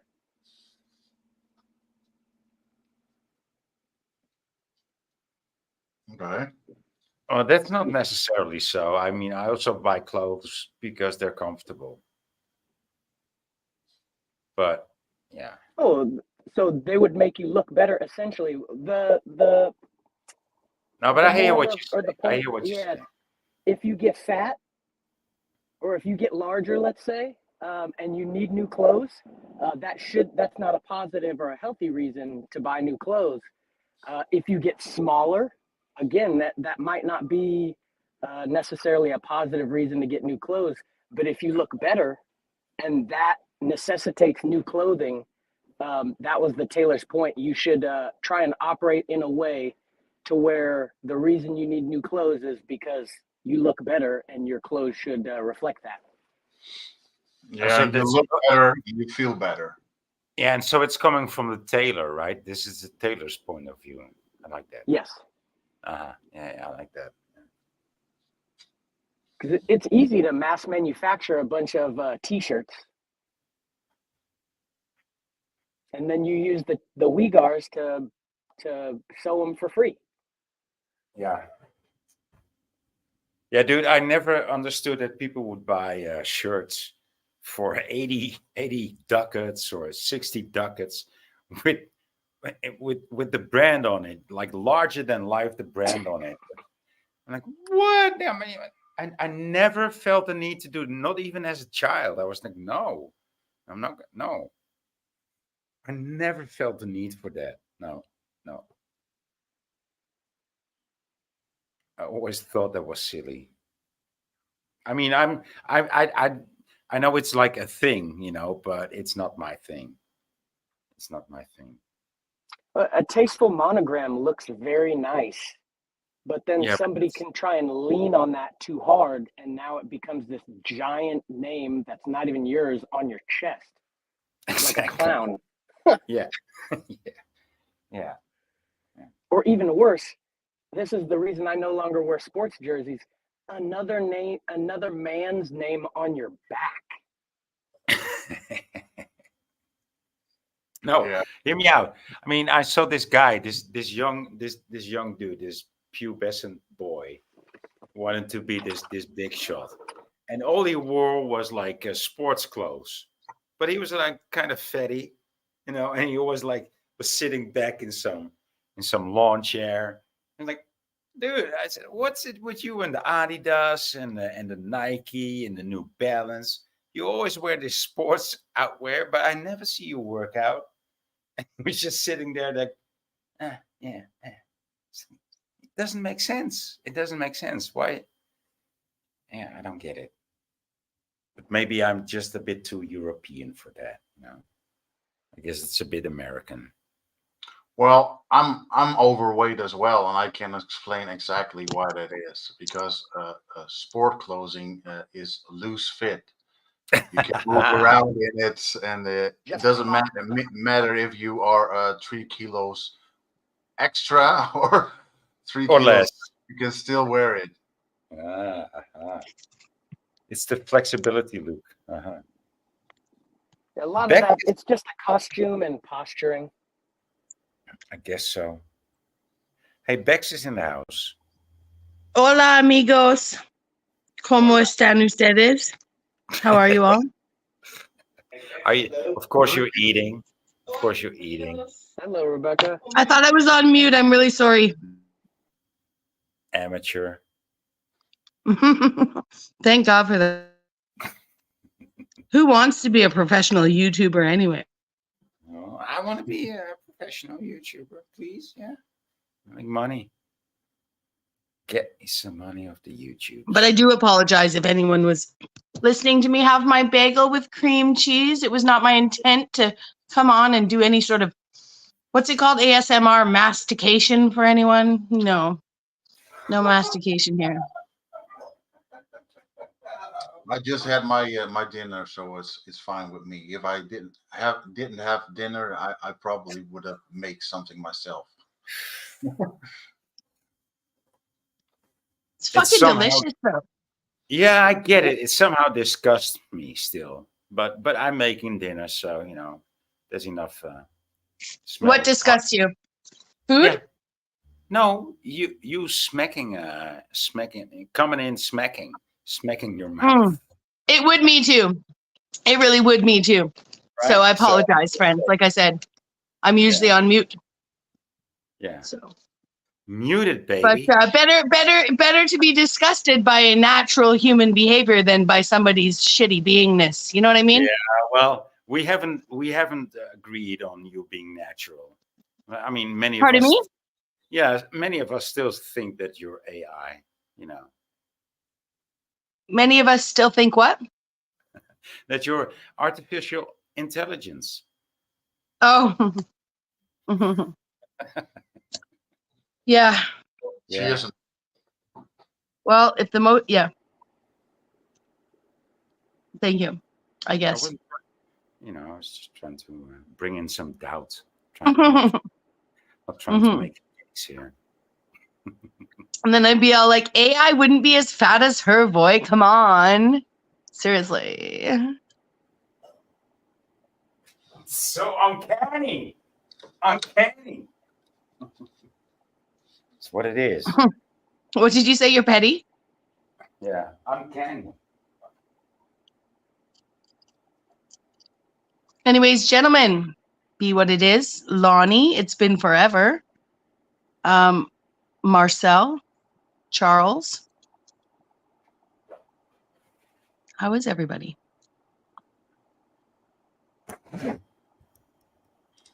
Good. I missed quite a bit. I'm alive, so I can't complain either. I guess, right? Yeah.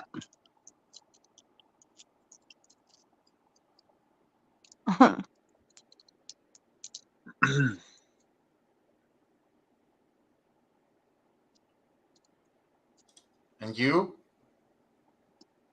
Yeah, how are you doing? I'm doing great, thank you. I'm doing great. I've had a few chill days. Been making some using my AI art, but also using sort of like I guess using Adobe Express to sort of build on layers of art and stuff like that. So making some shorts and getting some books together. And I found a neighbor to interview about about YouTube truther stuff. So yeah, I've just been looking for some creative. Yeah, I've just been being creative and looking for new ways to be creative. Man. Cool. Every time I try to share in my community page, I try to share the McCoy's live from last night. I hate when I share the link and that's all that comes up is the link. Usually the picture comes up too. Of video. I think when you go to his thing, if you hit the share button and it says post, it'll say create post instead of cut and paste the link. I think you can hit the 3 dots to the side of a video and it'll say create, share, and then it'll say create post. And that's when you'll get the picture. Hold on. Instead of cutting and pasting the link. I know I just said the same thing twice. Always under the microscope. It's always like, oh, did you hear Baxel's chewing online? Nobody said that. You said that yourself. Hey. I'm not being defensive. I was about to make a joke and Diva jumped in. Right? So for instance, boy, I'm just saying, whenever you chew online, does anyone point it out to you? Right? Like, because definitely it's something that you do quite regularly. So yes, please do. Yeah, I think people point out to me. Good. I will. Anyways, I'm totally playing along. It's just interesting the scrutiny with which I will be addressed more as soon as I hop on somewhere. I know you're trying to be playful. Sarcasm's the lowest form of wit. Anyway, it's really nice to see everybody.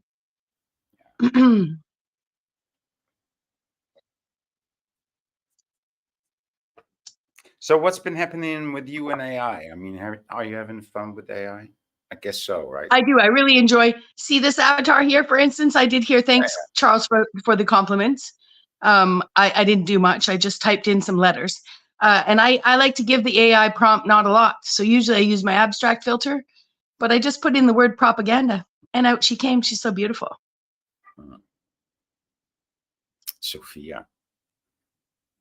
Mhm. Sophia, Rebecca, what's the difference?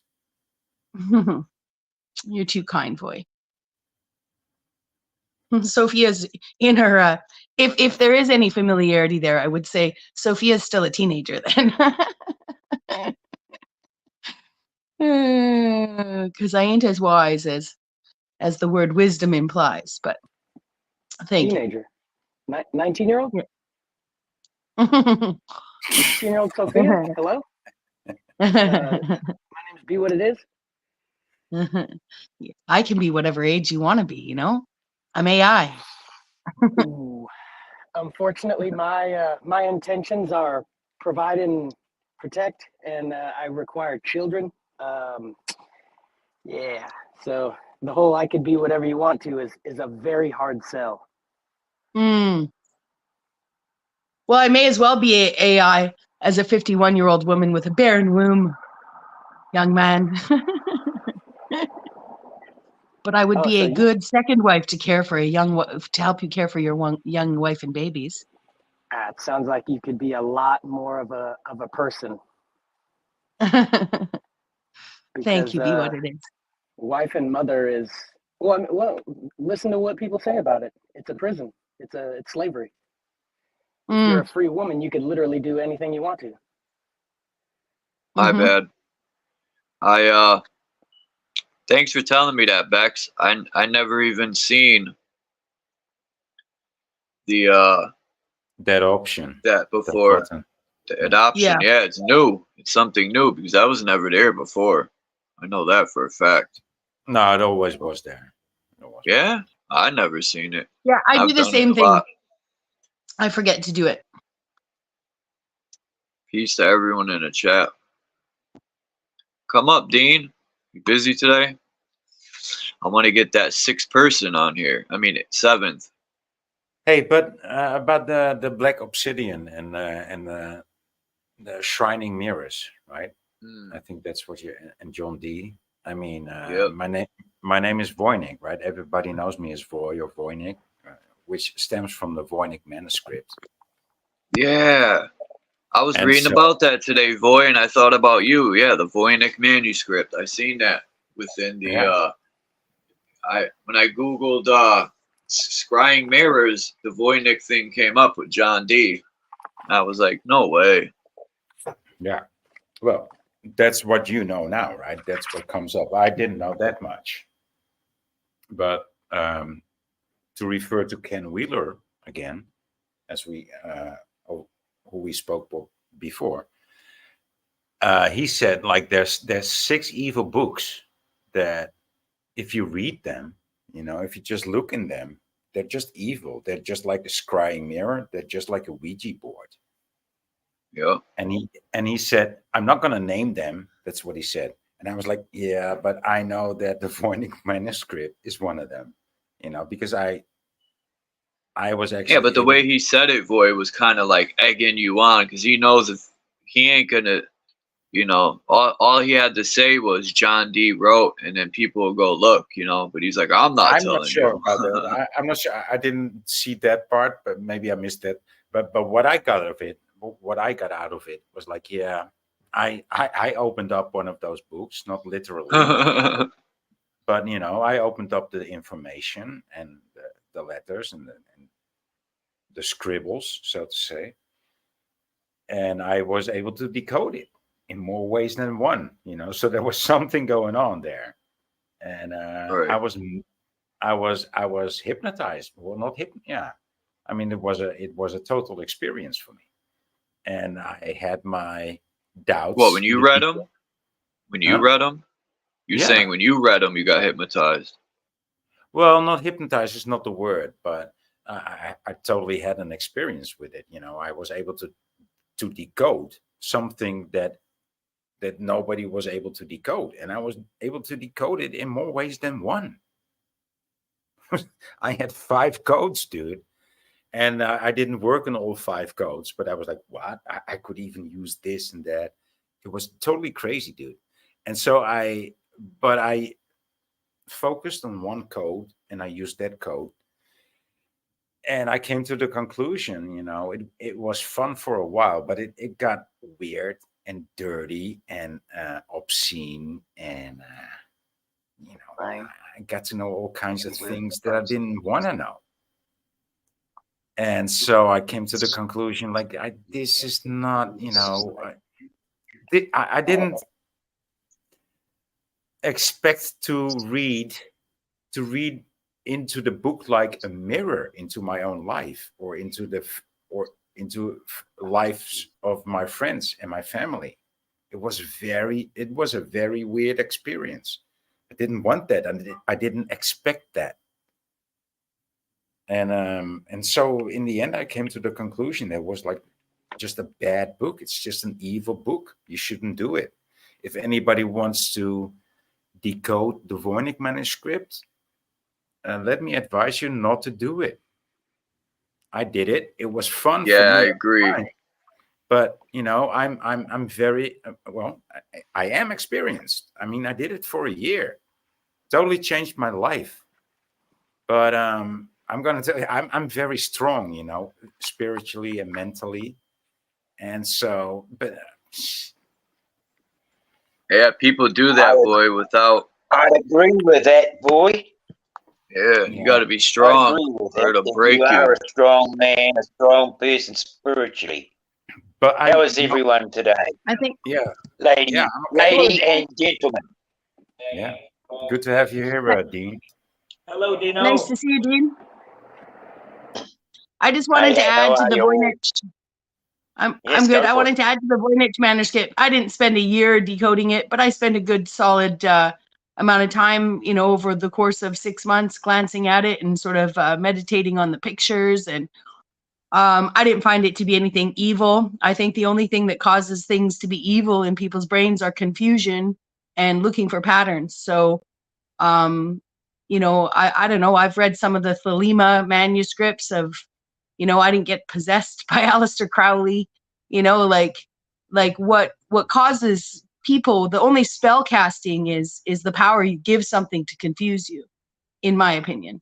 So some book having power over people simply because we don't understand it it's like staring at the Rosetta Stone and saying, oh my gosh, we're possessed, you know, like, in my opinion, you know, we can reach into that programming in the deep sigils of our Akashic record, I believe, and it can cause corruption for sure. But then one must meditate on the misunderstanding of the corruption to get past it. Like, it just seems strange to, you know, I've seen the website. I've seen that website that I don't know if it was you that showed it one time on a live, you know, that shows all that interesting connections with the Voynich manuscript. Is that the one that has the?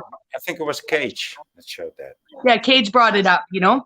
But seriously, all this stuff of evil, it's just fucking retarded.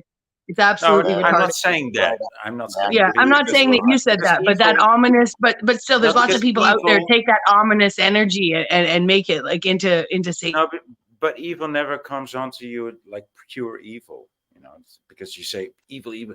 I'm not saying that it was evil. You know, I'm saying that it was intense. Oh, I'm not saying you are. I'm just saying that the general sense of YouTube, I the said conversation. That was like, it's so intense and so deep that, and especially like Cage actually asked me about it, right? He kept on, he kept on asking me about it, like, how was it for you? And like, what did it? And I didn't want to share too much about it. And so I said to him, like, if you want to do it, you know, I would advise you not to. So but that's just strange. That's like saying, don't open this Chinese book because you don't read Chinese. No, you know, like easy. I mean, yeah. That's just what I got out of it, right? Yeah, I know. But that's a lot of the energy that we go into something. It's not like I wouldn't change it. I mean, I would still, if I could change my life, I would still have done it because it was marvelous. But you know, it's hard to talk to people about it. So well, yeah, it would be confusing to intently study something you don't understand and then to make inferences from that. I'm not saying you can't learn something from it, but to spend that kind of time meditating on something you don't understand. Like, I could write a book right now made in total secret code, right? It could be left for 400 years. It's just my own artistic creation, for instance. You know, any two kids can make up a code, right? So, you know, I think the pictures in that book are way more important than a language we don't understand. And I think it shows herbology and how to do epigenetics with people. That's all. You know, like when they show what those I Cabbage Patch understood of Kids. it is Yeah. that you are right and I'm right too. It's a magical book. That's what I understood. Yeah. Yeah. Yeah. Yeah. That's why I could find 5 codes, and all 5 codes made sense in one way or the other. And one code looked like the other code, and one code was like a total, like a silly code. You know, so I actually found like several solutions, and then I also looked into other people having solutions, you know, or having said to have solutions. And I was like, yeah, I get it. And I, to be honest, I didn't look at other people too much at the time because, you know, I was in my own vibe, in my own flow, in my own focus. So I didn't need other people's input. But later on, I found out like, yeah, I get it. I see what you see. I see parts of it. Parts of it are translated exactly the way that I translated it, you know, so, and the way that they translated it was actually pretty on point too. So the way that I would describe it is like, it is like a magic mirror. It is like a magic script. And I don't know how that shit works, but I experienced it. I'm sure about that. I'm very sure about that. And it's magical, and I don't know how it works. But it's like filling a Dixie cup it's with a funny fire to hear hose. that you also looked into it, Rebecca. I didn't know that. Mm-hmm. Mm-hmm. I'm going to have to drop down and get a bit. My bloody phone's gone and frozen. We can hear you, Dean. Yeah, I know, but I can't I can't mute my mic. I can't turn my bloody camera off.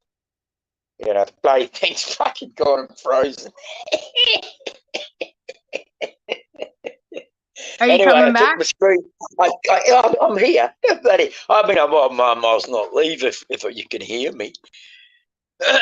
And I've just taken my little tag off. I've got a little sticky tape over my camera just in case so people can see me. But I'll stick the tape back over because normally I just put me, you know, I just got this little bit of tape over my camera so when I start it up in the morning, so they don't have to go and look at my mucka, you know. In New Zealand here, the word mucka means face, okay. But yes, there's scrying mirrors and magical books. I've never looked into the Voynich records, and I, you know, there was a book, I don't know what the book's called. I think it's called Necronomicon or Necronomicon. It's a magical book. I think it was it written by Crowley? No, I don't know. I'm not sure who it was written by, but that is a book that I closed the bloody covers as soon as I opened the bloody thing. I looked at the first one and I said, no fucking way am I going to finish this book. If the man died writing it, or no, it wasn't Crowley then, but it was somebody, he died writing it apparently, performing all these bloody spells. Sorry? Is that the monk who wrote some sort of devil book in one night? It sounds familiar. I don't know if it's the exact one that I'm thinking of. I'm not sure who wrote it or whether it was written and how it was written, all that sort of stuff. Absolutely, I didn't even bloody want to find out, really. Because that's a good decision that you saw that was it. My upbringing, you see. It was my upbringing as much as anything. It told me that I didn't need to look at that shit, right? Yeah. It's referred to as the Book of the Dead, or under a purported original Arabic title of Kitab al-Azif, the Necronomicon is a fictional grimoire appearing in stories by the horror writer H.P. Lovecraft and his followers. So, okay, so it was brought to light in fiction. Yeah, it was brought to light in fiction, but it looks like he was referring to the Book of the Dead. Now, I've read a book called The Book of the Dead, but I don't know if, yeah. Anyways, it looks... No says that there should be one more code for it, just like Sanskrit. I never knew that about Sanskrit. But, okay. I'm not going to look for it. Here it is. Lovecraft gives the date. Yeah, it's from a Danish scholar, Olaus Wormius, who lived from 1588 to 1654. Ah. 1588 to 1654. Yeah, let's see. But it was, but let's just see. Is it real or is it something under purported Arabic title? It's a fictional grimoire, textbook of magic. So he made it up. Not that I'm saying there isn't truth in fiction at all. Anyways, I'll have to look into it. I've heard of it before. Thanks, Foy. No, I didn't bring up the Necronomicon. Somebody else brought up the... No, I did that.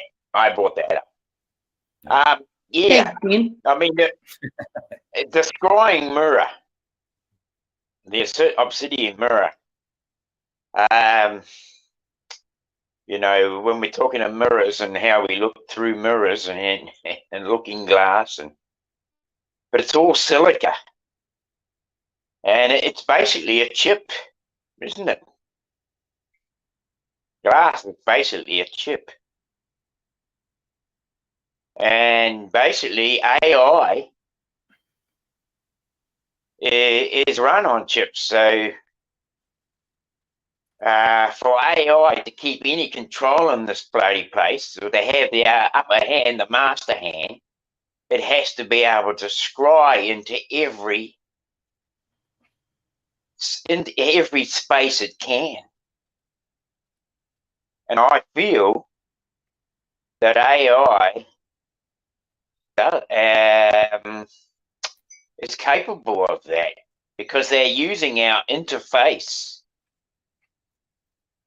our connection with this thing that we look into on a daily basis. They're using it with pixels behind the scenes. And all my diva time is translated into pixels. Yeah.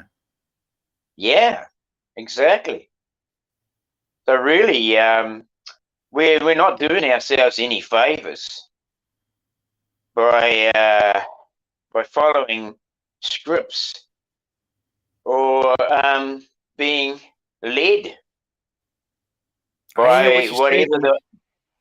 But Dean, I'm back. Sorry about I that. hear what you say, but what are we gonna do? I mean, I do want to make a change, but when I make a change, it's gonna be radical. It's probably gonna be so radical that that you're never gonna hear from me on YouTube. Well, that's where I'm at. You know, I'm not right. I'm a bit like that. You know, I'm a very radical person.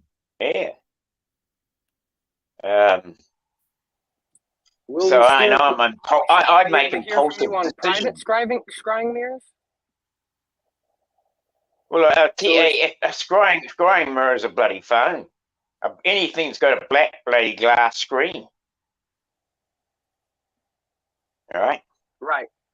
But I bought mine from somebody else. I don't know what they did. I don't know what they put into this phone. I don't know what type of software and coding is in it, what's running in the background. If there was a privately made scrying mirror, would we still be able to hear your voice, or would we just lose you entirely? Well, AI isn't private, is it? I mean, it's it's open to the all internet and online services, right? Yeah, but I don't need them. I have a license to transmit. I can broadcast. Yes, but you're using a system that's using the black scrying mirror, aren't you? Right. So my question is, if we made that radical disruptive change and we were still with technology, but private. Hello? And You there? can you hear me? Oh, sorry, you dropped out for a moment. Mic check. It's all right. You got to get back again. Okay. Yeah, if we had private cell phones, would you still want to be part of a community, or would you would your radical disruptive changes almost isolate you from the rest of the world? Well, I mean, I'm already halfway there to being a bloody pygmy native in the middle of the bush, you know. So it wouldn't take much, actually, Lonnie. It wouldn't take much at all, right?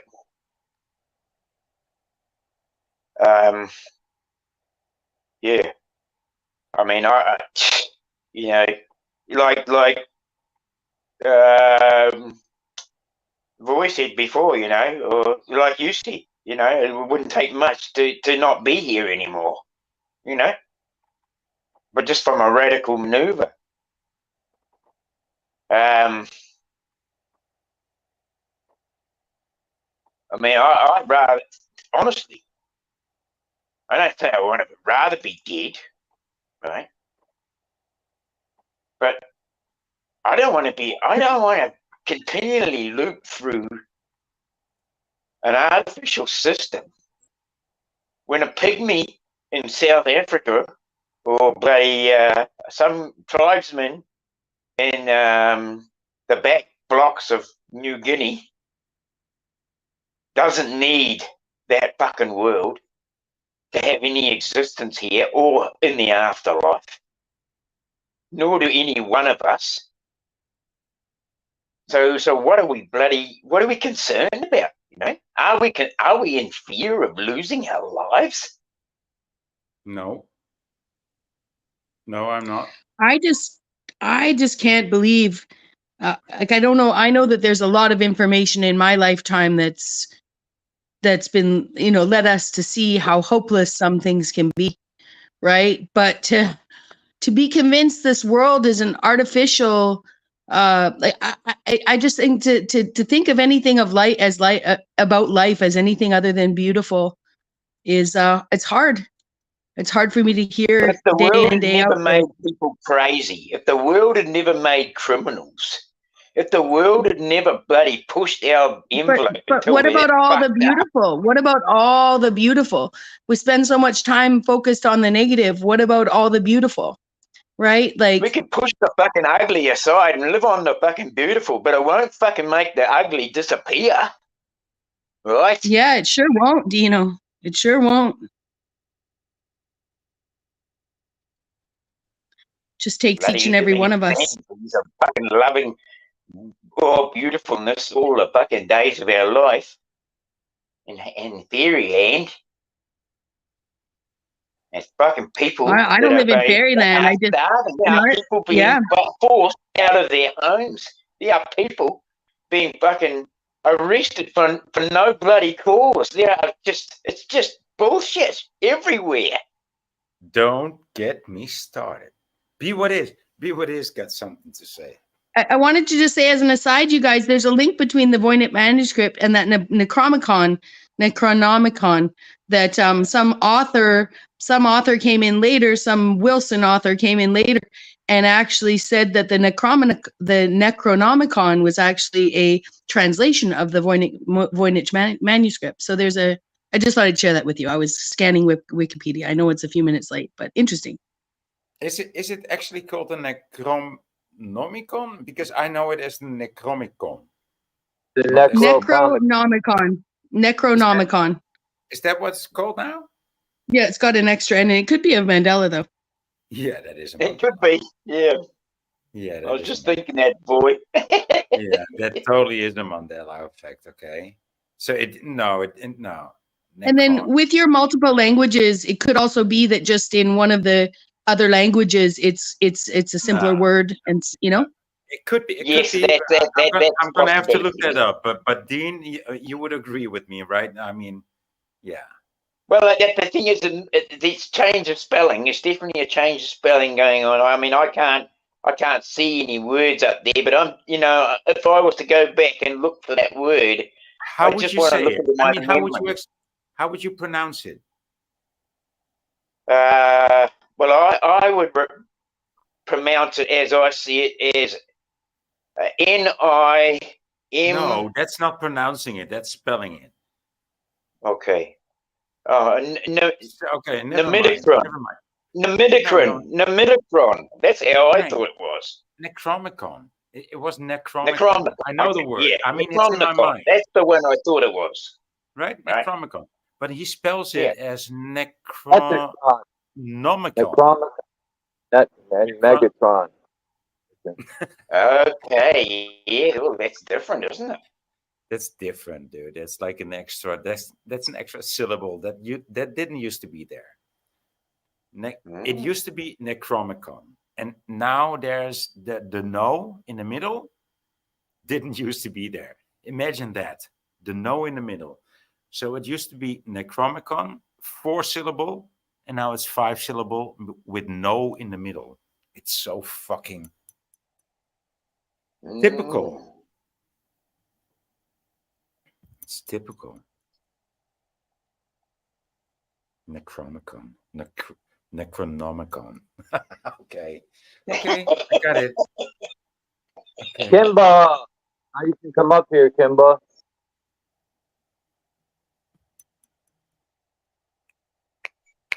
Kimba would be the first 8th person that's ever come up here.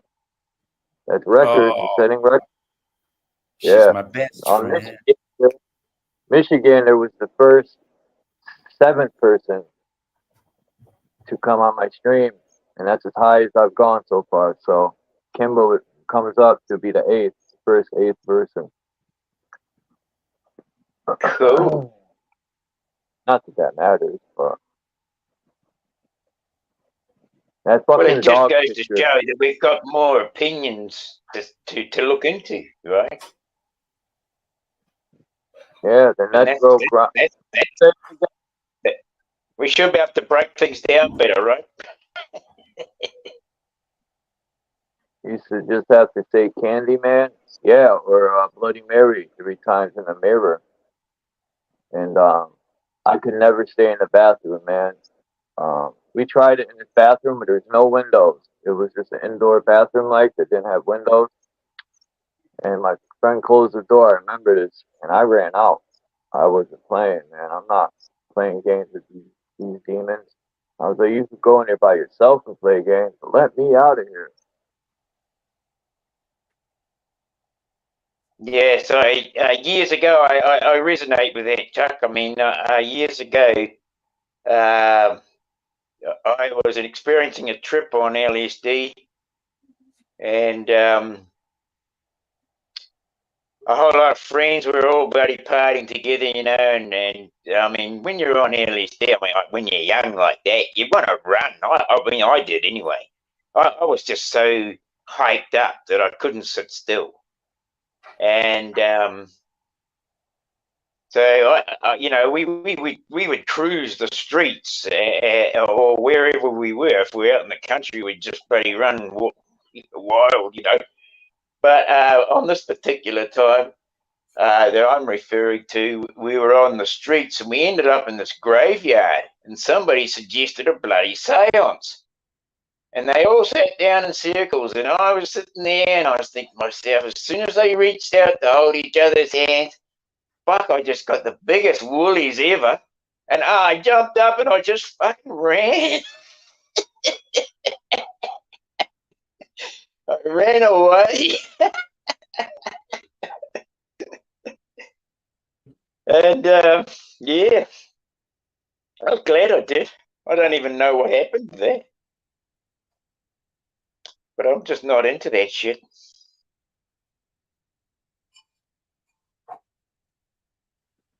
Taking you out with me on my excursion.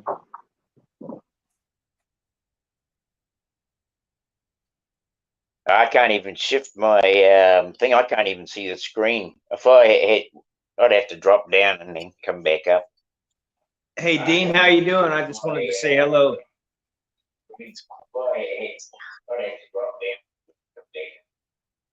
Hey, Dean, how you doing? I just wanted to say hello. I'm barely hearing you. Hello? Can you hear me now? Yeah, I don't know who that is, but I barely hear him too. I heard. Is it Lonnie? I heard him for a second. Mic check, Lonnie. Nice to see you. He's got his mute Are on. you there, Lonnie? How about now? Can you hear me? Yeah, we can hear you. Yep. Mic check one. How you doing, Dean? Good, thank you, Lonnie. Good, thank you. Good. Better day? How'd your day end up yesterday, man? Yeah, well, you know, I mean, the other day I was crook. I had a bit of a bloody guts ache. I was on the toilet most of the day and short of almost vomiting, but I managed to keep that down. And but yeah, I'm a lot better. Yeah, always a radical. I feel like a radical in the world. I feel like a radical. Well, you're not alone in that. I feel the same way. Number 8.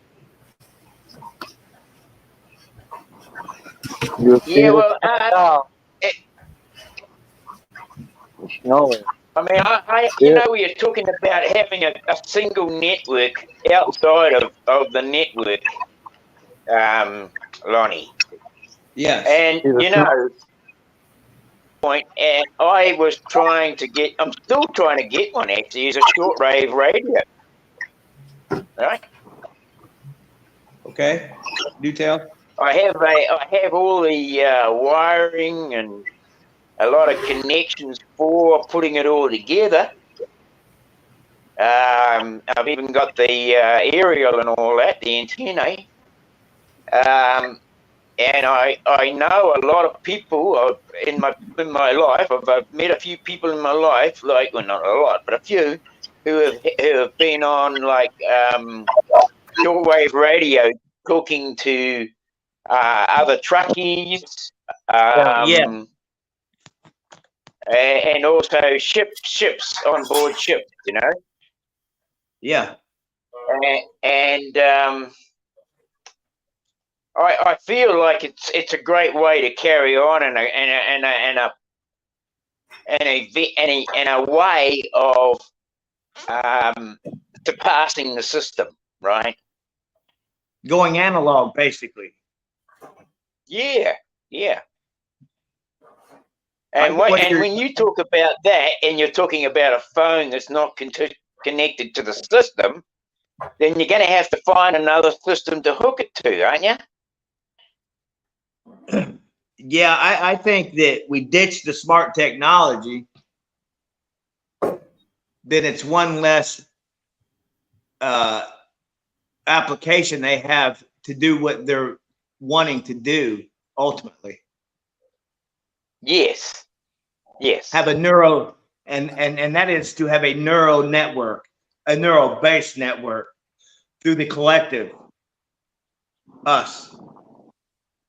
Yes, of course. Kimbo, and I mean, interface with a chip in us, we'd be perfectly capable of doing that, right? Unfortunately, we already have them in us, but they haven't. I've seen documents that go back to the 40s, where their brainchild was basically to mass network the populace, and I believe they've already done it. I believe they've already done that. Yep. Yeah. But can we break the programming? I think those that I think we can. Well, I think those of us that have woken are doing just that. I think that's the case. That's what I say. Once you know, you can't unknow, right? Right. And I so think once you do that, Dean, I think if you aren't knowingly a target, you'll end up finding out that you are just that, a target. And that's not going to worry me one bit, really, you know, because we're all targets. We're all targeted because of our information and because they need us to be connected to the network. Yeah. Yep, I believe so. And I think that those that are woke and don't believe that still have a lot to learn. They're not really meditating on themselves, I feel, right? Yeah, and that just begs to differ. There are those that are NPC and don't even know they're NPC.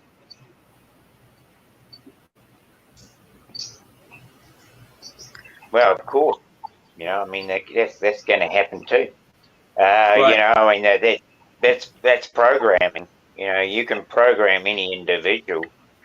If that person has tendencies that lend to that program more so than another individual, then that person's going to go with the program, and the other person will go with another program. They'll find another way to enslave that other person. They will reset the algorithm in your device, in your scrying mirror, until they can connect you to whatever you are personally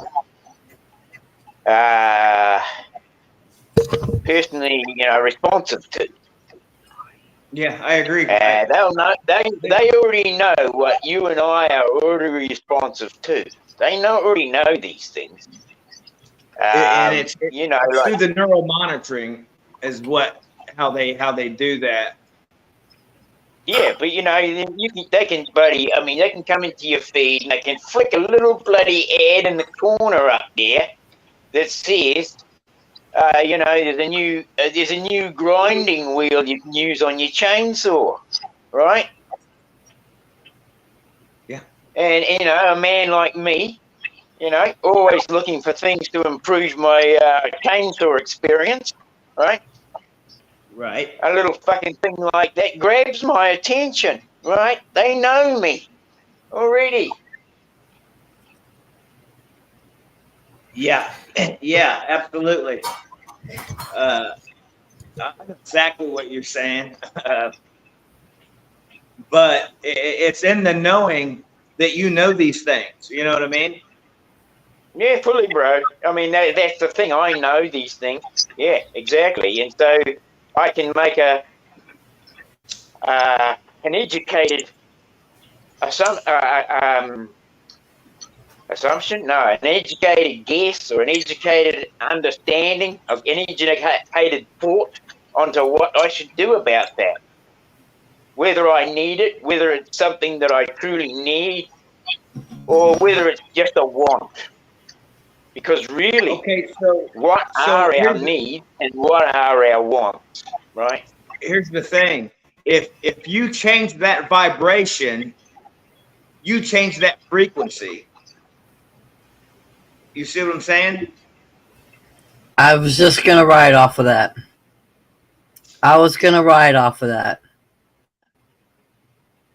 Okay, you know what I want to say? Can I say? You Can I get right the off floor? it. Come on, Kimber. How are you? Bring Can I it get the on. floor for a second, or no? Yes, you can.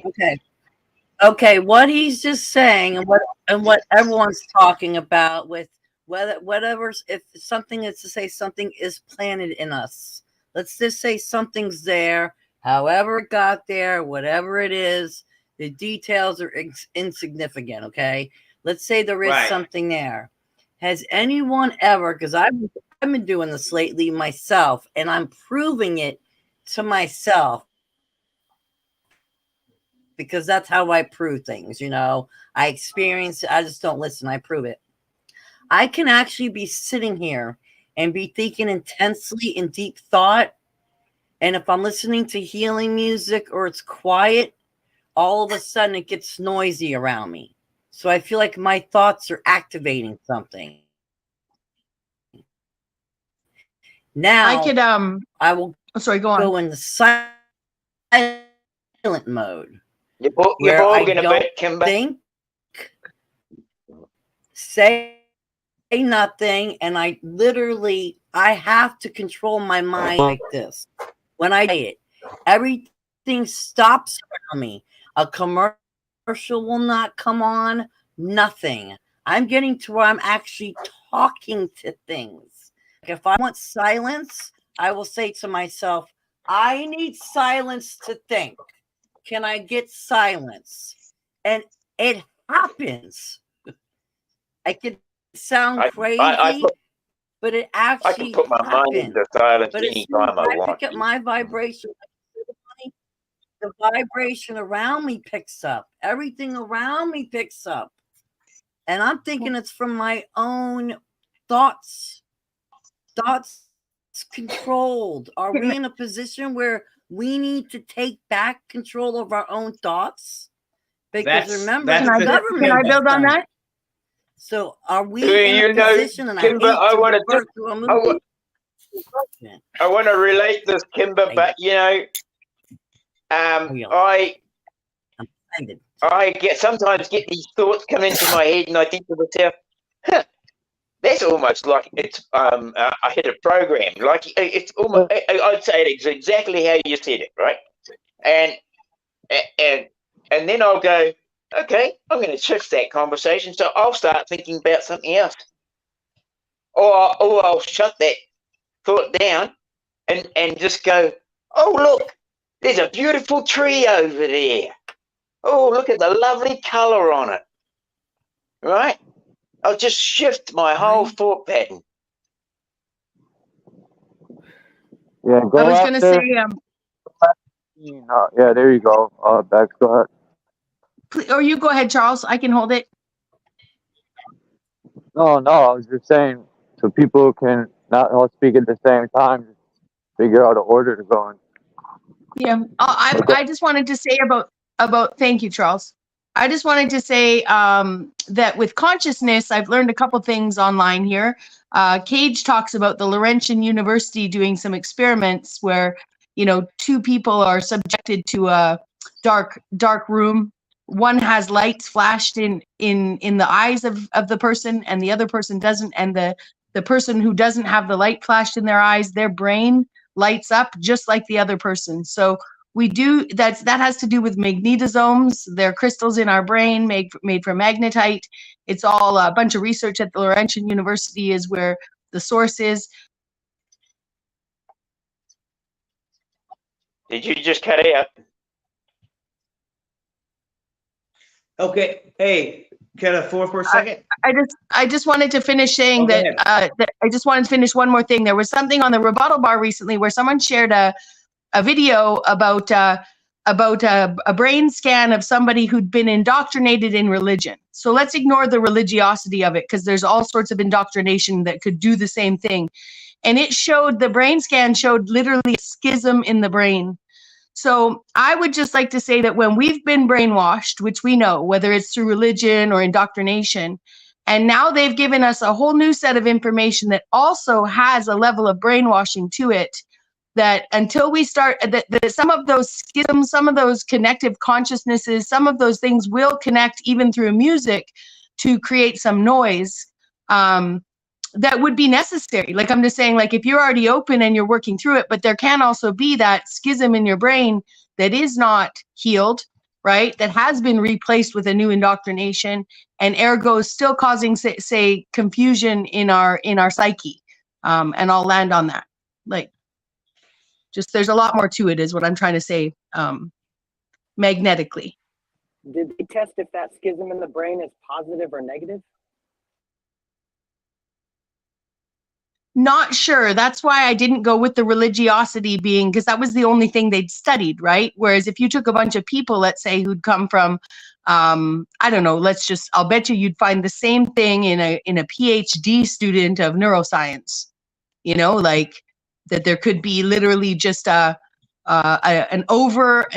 probably an over consumption of very specified information, but that's just my theory. So that's why I tried not to tie it to religion.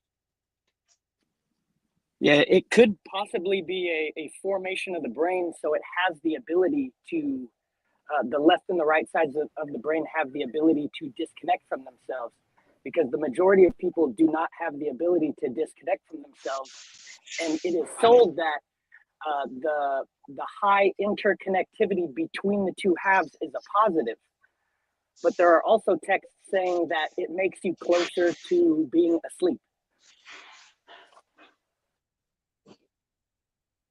Interesting.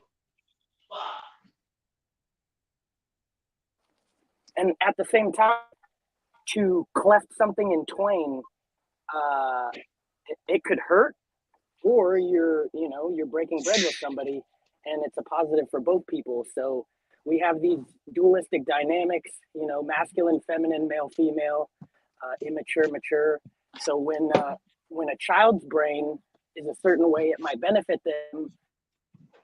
Let's just say a warrior's brain or a peaceful civilian's brain, they would all have different cookie cutter shapes, possible cymatic pattern, frequencies, and chance to resonate. But yeah, because people have, interconnected halves of the brains, they don't say the brain scan shows high connectivity between the two lobes, a disconnect.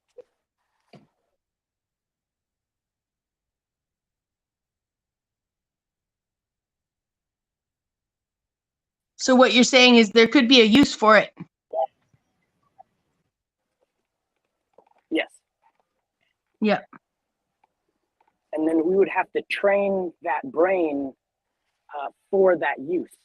The majority of, let's just say, a Hebrew or old school Israelite population, if the majority of them are slaves and they're supposed to serve and follow the rules and not look into mirrors and not worry about what day it is or how old people are, or they're not meant to judge, their brain needs to be shaped a certain way. But the mature and responsible party needs to be able to have discernment. So they might look at what day it is because they need to know when to plant and when to harvest. You know, oh, there's an eclipse coming up. We should threaten the population that they're being bad and we're going to take the sun away.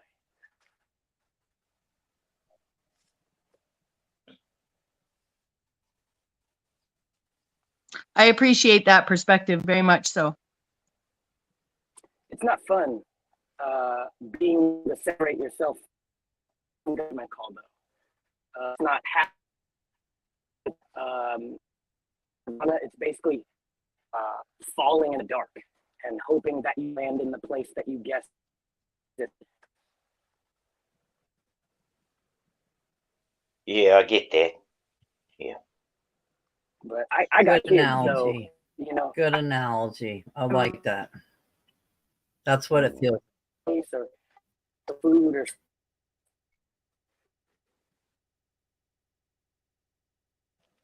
but yeah, you got it.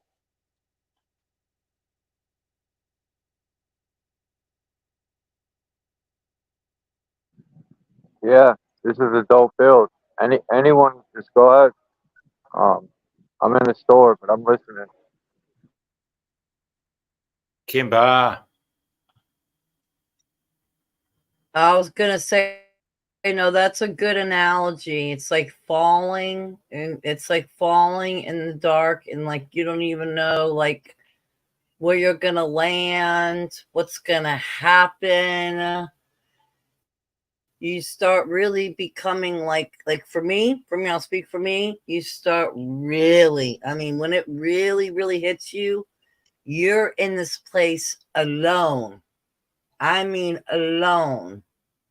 Absolutely. Because, a lot of things are falling apart. Like you can have people you talk to and stuff, but when you're in a place where there's not, many of us, and it's just like you said, for me, it feels like a free fall, and I don't know where I'm going to land. When is it going to be good? Is it going to be comfortable? And it brings me to the movie Divergent. If anyone watches movies, a lot of this stuff brings me to movies. It brings me to the movie Divergent, where everyone is on their own path. You have some that are warriors, some that want to research the information and spread the knowledge, some that want to teach others how to rebuild and create, some that want to do this. And it's like, honestly, I feel like it's down to where the categories are coming. Now, again, this is my opinion, okay? This is my theory or whatever word you want to put on it. And I feel like they've come down to the categories where people are already going in those categories. Hey, we can create. We want to do the research. We want to teach. We want to read tarot cards. We want to read the stars. We want to be shamans. You know what I mean? And it's like, that's the program. And it's like, and especially like for me, if I don't have all the answers, exactly, it's a program. But the program all becoming undone. In other words, I'll put it that way, boy. With it all becoming undone, and then having to take back control of my own thoughts without letting some other, person or thing or corporation run around and control it. That is not easy. That's not easy. And it makes me realize why a lot of people don't want to do it.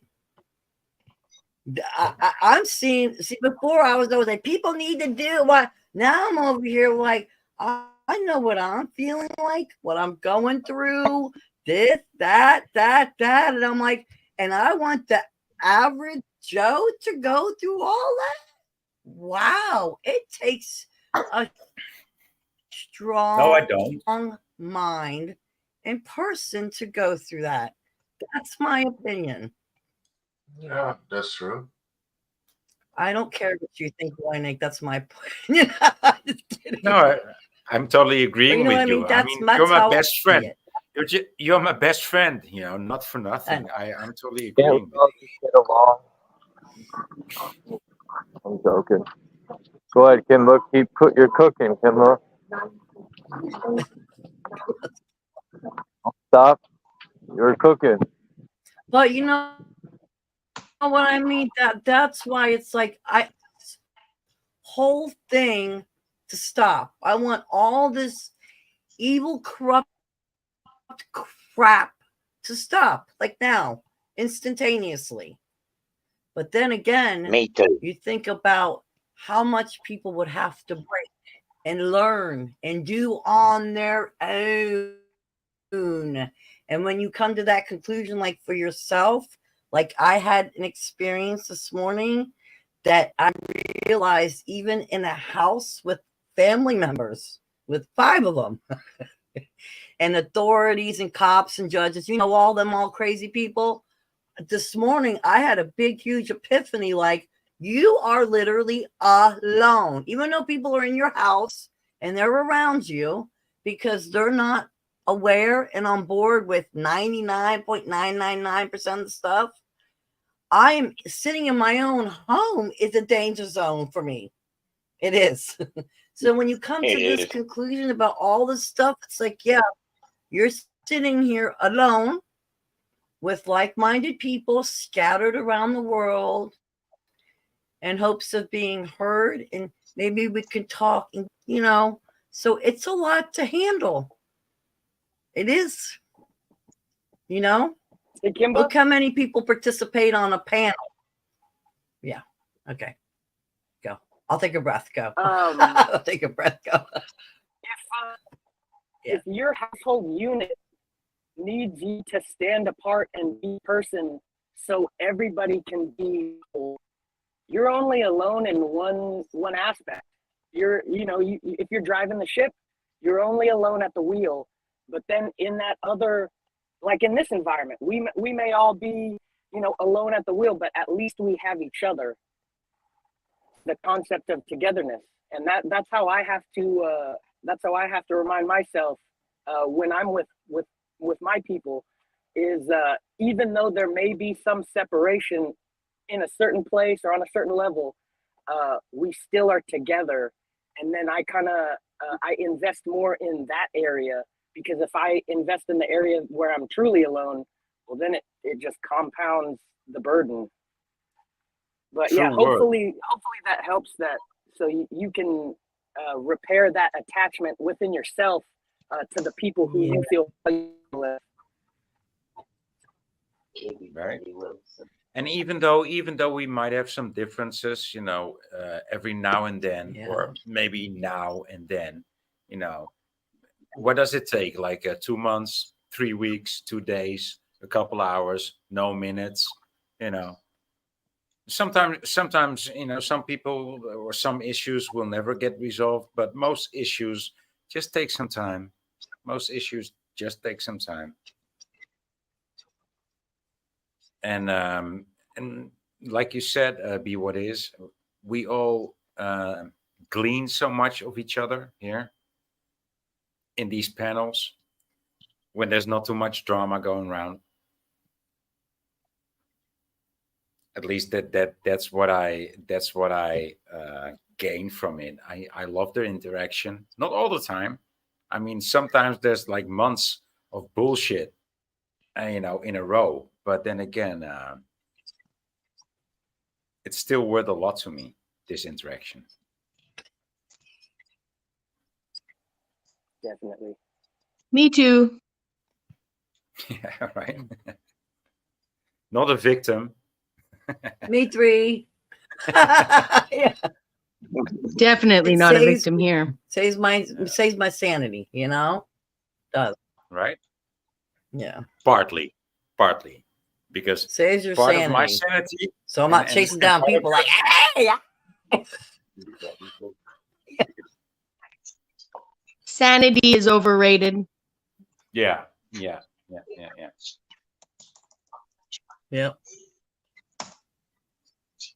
For sure.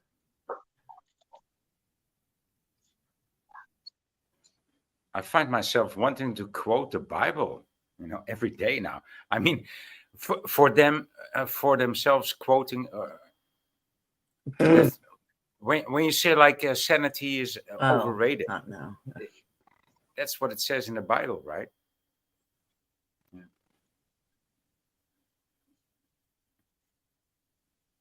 Yeah, well, when I see how many times Never read one.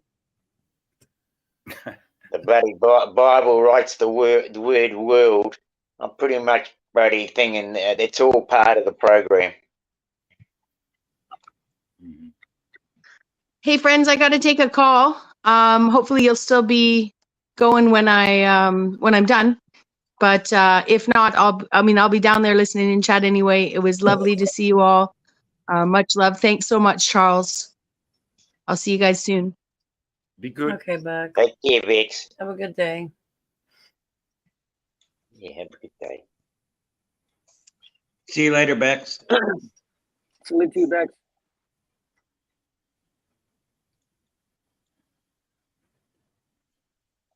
Yeah, well, I might have to drop down soon too. I got to make some phone calls. And today I was really hoping it was going to be lovely and sunny. We had a red sky last night, and I was going, "Wow, look at the red sky, Maureen! We're going to have a lovely, beautiful day tomorrow." Bloody bullshit! It's raining.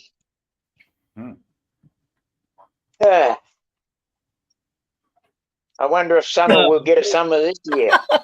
But before you go, Dean, I was going to touch base on something real quick. What I was going to plainly point out that I was going to ask everybody that's on the panel if anybody has a sound in their mind, in their head, that they hear, like a beating of a drum when all's quiet. Do you hear like a beating of a drum in your head? Fucking crickets. Crickets, man. Just crickets, huh? Nobody? War drums since 2019, man. It don't stop. That's the quantum computer. So What do you mean? when you hear this beating of the drums, it sounds like a hunting drum. This is the quantum computer. So if you want to know what it sounds like, go on YouTube and type in IBM quantum computer and see if that's exactly what you're hearing, because that's the beating I've got in my head. So just a little food for thought. I guess the more we interface with the internet, the more it can become, it can get into our heads. I'm sure of that, Like, do you think there's like a tribesperson in New Guinea who hasn't even seen a bloody phone? Do you think he's got those bloody problems? I don't know. That's a good question, Dean. Who was that said that they have those sounds? Me. Well, like different. You're just saying like the beat of the drum, AI, right? It sounds like it sounds like a beat of a drum, but once if you go look at this video I'm talking about, the IBM quantum computer, you'll know exactly what it sounds like. Okay, I'll have a listen anyway, because the reason we hear this is because we are all connected to the quantum computer. It is a simulation. We are in a simulation. Fact. Well, I think a pygmy in bloody Africa or a person in New Guinea may not be. So that's a good question, right? Yeah, I think depending on if you're from a tribe, still in it, or at least have some connection to your tribe, your drum beat is going to be your tribe's life song.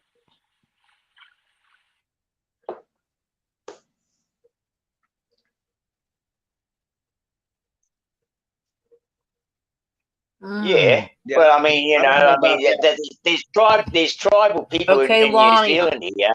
I'm listening. Sorry, go ahead, Kimber. I'm listening to it. I'm listening to a quantum drum, Lonnie. I'm listening to what it sounds like. And it reminds me of like when I call sitting in a void, like when I sit in a white noise, That's what it reminds me of. To me, it sounds like, you know what I'm talking about? To me, it sounds like the Masonic hunting drum that I was hunted, so I know what it sounds like. And it's the same drum I heard then. The beat of a drum. Yeah, it's going. Listen to my head like a bongo.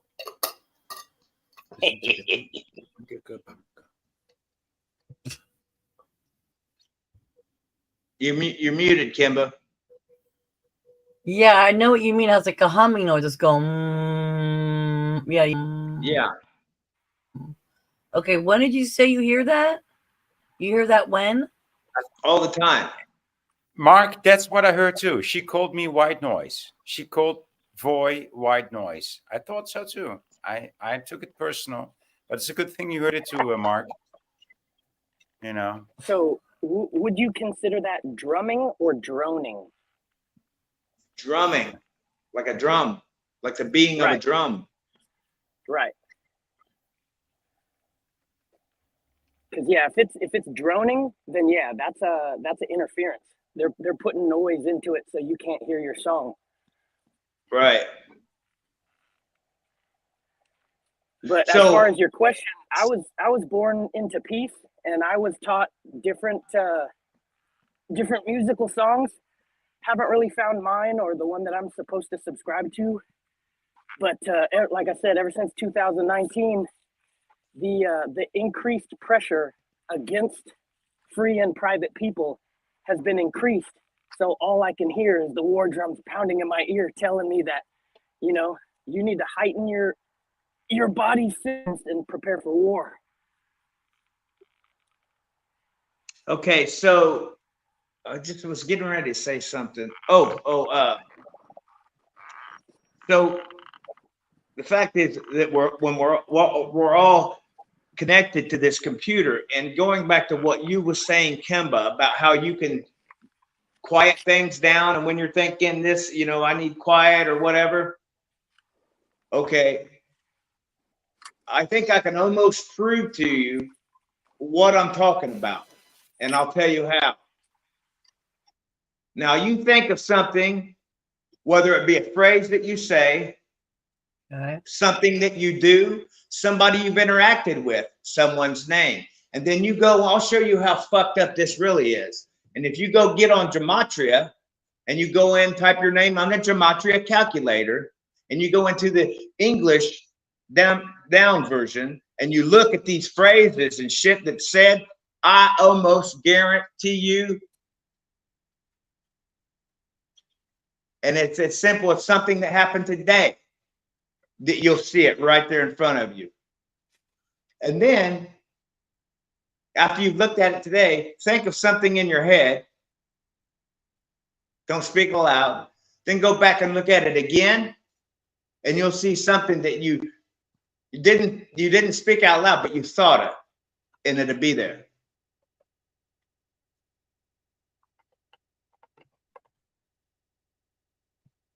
Yes, I talked about this a few months ago, Lonnie. I brought this up a few months ago to people. They all thought I was batshit crazy. I brought it up. I said, don't think about subjects. Don't talk about it. Don't do nothing. Try not to even put it in your brain.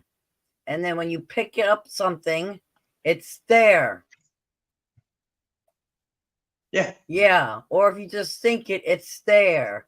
That's what makes me think we must. And people will say, okay, it's what you're looking up. It's in the algorithm. And I'm like, I haven't looked that up. I haven't looked it up. I haven't spoken out loud. I haven't even talked to anyone about it. I barely brought it up in my brain. So no, when I hear everyone else's answer, I'm like, bullshit. So what is it? I already think, for me, I think we must have something in us already that is connecting to that shit. And I don't care who thinks what. That's what I think. I think we already have something in us, however they put it in, and there could be a million ways. I won't, go down the list. It's too long. We don't have all day. And they could have got it in us, and somehow it's linking up to it. I believe it. Was it when you're born? I believe it. It's really irrelevant how it got there. The fact of the matter is, whether it's there or not, because I tried it is there. We are connected, and we're connected to one another, and we're connected to it. I'll challenge the irrelevance of that. Okay. So how it got there. Okay. I'm thinking what you guys are talking about. You have quite a delay. Hey, B, you sound a little low. You sound a little low. You could talk a little louder. I was wondering, am I hearing things? Or it's you, but just talk a little louder. But go ahead, my bad. How about this? Mic check. Yeah. Okay, I put both earbuds in. Yeah, that's much better. Okay, so yep, loud and clear. So what I'm hearing is there's a guess that there's a foreign body inside of the self. But what I'm proposing is that foreign body is you. It's just strange to you. And then you projected it into the world. And the false truth is using what you gave to it. You guys have consented. We've made minimum contact. They own us. That part in you, that's the real you. And they have it. They have a string to it, so they know everything you're about to do.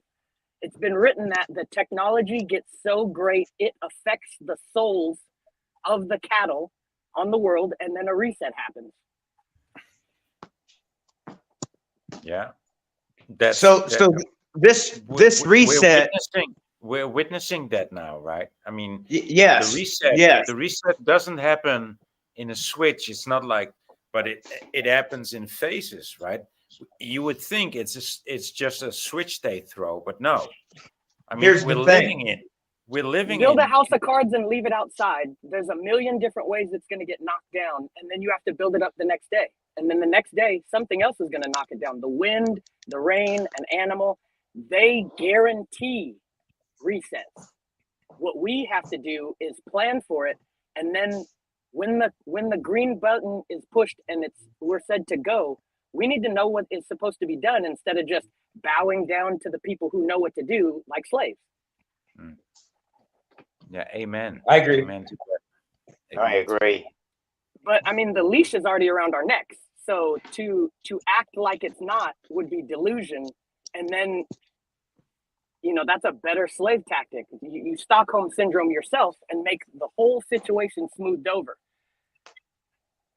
But you lie to yourself in that same delusion and say there could be a day where you push back.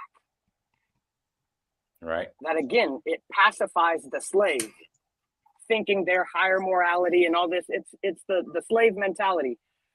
But if you want to be the man or be the one in charge or be your highest, most high self, you're going to have to do every single thing it takes to support yourself and uplift yourself. Most people don't want to put in the work, so they just settle into their comfort zone and then cope, create high levels of intelligence to justify their level. Yeah. It's Yeah, all us. I'm with you. Yeah. Yeah. So filter your water, eat clean food, move your body, get and connected with like-minded individuals, and then at that point you will be healthy enough to make a decision. If you're currently in addiction, if you're currently breaking relationships, if you're hating yourself, if your water is dirty, you're guaranteed gonna lose as soon as you start. So it'd be better to go to a better starting place and actually try rather than to stay somewhere where you know you're gonna end up comfortable and pretend like you're trying. You're keeping it real there, be what is. Awesome. To a fault. I like what I'm hearing. Oh. Yeah. Yeah. Yes, I like that. I like that. I have the ability to copy that's things so and give it true. away for So free. true. So yes, all of these corks in my heart and soul, I could just copy them and hand them out. So if you guys want them, it's free, but you have to pay by installing it into your own leaky bucket. Elaborate on that.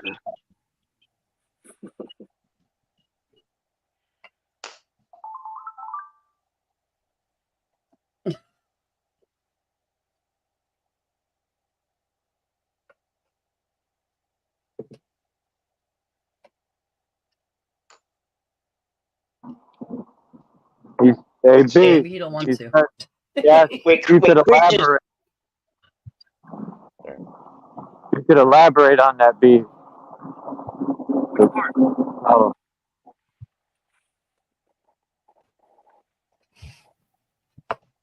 Which part? I don't know. Somebody about asked adding if you some- could elaborate. Something about adding Oh. something into your leaky bucket. I'll go there. Well, I want to elaborate too, please. Something about adding something to your leaky bucket. What was that? I don't get it. A cork Please or a elaborate. plug? Or a patch or a Band-Aid. Oh. I was saying I have the ability to copy these tools and information and hand them out for free. The problem I have with that is a lot of people don't pay the price that it costs self to install that patch. Most of the time they say, oh, well, you have the answer, so do it for me. And then when they fall off the ship, Gotcha. I wait Okay. 30 seconds to hit the man overboard button. Had me confused for a minute. Okay.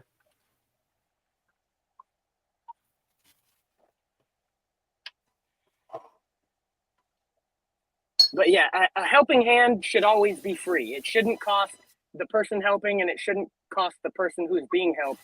That's how you know it's really like a more just and honorable help. Other than that, it's just a debt and a debtor.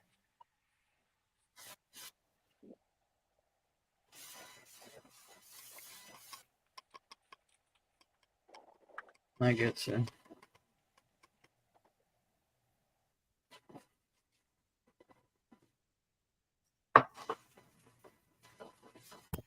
Yeah, I'm stuffing my face in the meanwhile.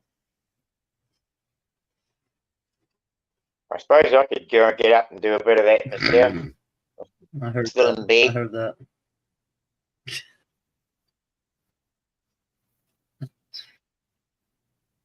Hmm. You're still in bed? Oh. Yeah. I already did 2 days worth of work. I'm done. At least for now.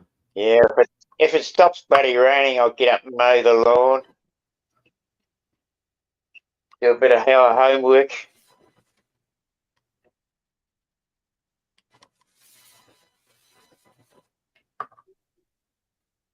Okay, so what about everyone else? Marcel, I have the same energy as money. Marcel, Charles, what do you guys think? Is there something in our body, something linked to us that would, interact with our electronics and stuff somehow, some way? Because I've been going through this for a while now. Kimber, I watched this link that Charles sent me about the Black Mirror, right?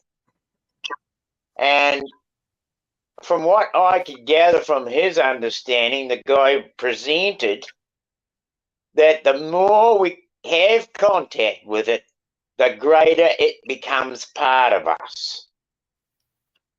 Right? I mean, it's the greater we expose ourselves to it, the more it has access to our Yeah, that makes sense. Sure. Yeah, minimum contact. Yeah. Personally, I think it's not something inside, but I do mess with frequency / weapons, let's call it that, to distort us. Yeah, or trying to distort us at least. Distort us. Yeah, well, for me, Marcel, I've I grew up without bloody internet. In fact, I was well into my 20s before I even got a bloody what they called the old brick cell phone, right? Yeah. I haven't been interfacing with this thing as long as people who have had a phone since they were little kids or since they were a child, a baby, stealing mum's phone when she put it down, right? I haven't had the same kind of interfacing. So I feel like, like when you say you hear this drum of the quantum computer, well, I don't hear a drum. No, me Now and neither. again, I get crickets. And sometimes I ask Maureen, hey, you getting the crickets? And she'll go, yeah. Or she'll ask me, getting the crickets? I'll say, yep. And, I just think like it's like a wave blast coming out of the towers. It's like the towers they're setting up. It's because it's increasing. It increases to me more when I'm in town than when I'm in the country. So to me, there's something going on with the towers. There's fucking heaps of towers in town now, but there's only one I can see. Actually, I can only see one from here with a bloody telescope, right? Yeah, Candy mentioned earlier that a constant ringing, I wouldn't call it ringing personally. I would call it just like a certain frequency, just something like that on the background always. It's not disturbing me in I can override it. Yep, I can override it. Yep. Yeah. Yep. But a drumming? No, I've never heard drummings in my head. No, only when I play loud music with drums. But that's not no. I definitely think it's has to do with the towers. Absolutely. That's what makes you wonder what that is. Yeah. That's what makes you wonder with Lonnie. If it's a drumming, that might be something different. The ringing of ears, there's different meanings for that. There's frequencies. You get a ringing in your left ear. That could be the other side. It could I'm be an in this live. ancestor. I'm gonna end the live in like 25 minutes. Oh, no worries, Joe. I'll stay up here now. I'm not worried about me bloody phone. It can stay like it is. It's bloody frozen solid. Yeah, it's what? It's cold over there? Anyway, sorry, Kimber, go ahead. Oh, no, you're good. But no, like the ear ringing and stuff, there's different meanings behind those. There's different meanings. We were saying something about Yeah, I know. You're kind of Borging. Let me check your settings here. Oh, they're good. I don't know why you were Borging. Mark says, boo. Yeah, I know. At least I went 5.5 hours today. And thank you for that, dude. I'm going to check out. It's good to see my best friend. It's the only one on camera. Well, thanks, boy, for coming up. It's always a good build when Boy comes through. Thank you, Lloyd. Do I sound better now? Yeah. Oh, yeah. There you are. Wow. You got some good gear there. Hey, so goodbye and see you on the next one, guys. And dolls. All right, there, boy. okay. It was my setting, and 3. Ciao. Peace to you, boy. Have a good day, Wayne. I'll see you soon. So be what it is. That was you saying. What was that?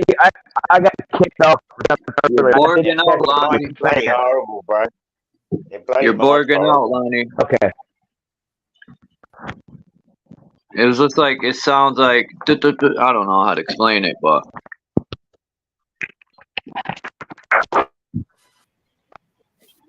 Sounds like he's eating something. That's because he lives in. Better? Yeah. All right, cool. I got kicked out when I think Be What It Is was saying something about I don't know what it was. I missed it completely.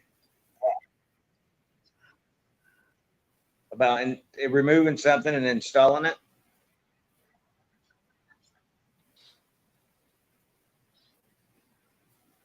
I'm not sure. Is Be What It Is still here? Kimber, what was he talking about? We had to pay for something. That's what I. That's what I was. That was wanting what? That's what Kimber was asking. What can you exemplify on that? Is he? From what I would gather, what it is was saying something about putting a plug in it, leaving it in a bucket. So I'll use a different example. Just about we have missing puzzle pieces. Stopping your dog. It's easy to copy. Yeah. Yeah, it's easy to copy missing puzzle pieces and distribute them freely. The issue is then the cost it takes to install it within yourself in that missing spot. A lot of people expect that price to be paid for them since they're viewing themselves as the victim. So in other words, you're saying they're not prepared to do the work to put that stuff into themselves, to reprogram themselves. Yeah, most people are not ready to do the work, but you gotta hand out the blessings either way because they're free to give. It's expensive to use them. I don't know. I think you're making a costing out of something like. To me, that doesn't really. Yeah, I don't think we need. The cost, I think, is like if there's any cost, it's like if we just give up what we were already attuned to, and then shift our mindset to a better set that is uplifting, that is repairing, that is healing. Yeah. Yeah, you phrased it correctly. The people just have to do the work. You could give them the answer. What is it? You can lead a horse to water, but they have to. Yeah, you can't make them drink. Of course, exactly. Yes. But what I like to focus on our end of the conversation is the information is easily copied. Yeah, you said it in your way. Sorry.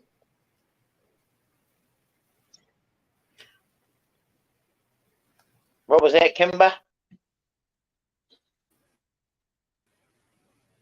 That's all right. I was gonna say, Dean, you guys are saying the same thing. It's just you. Yes, in two different ways. Exactly, Kimber. Yeah. Said it in your manner, and he said it in his manner. To them, whether they're gonna use it or not, but don't let it take you down in the process. You know. Yeah.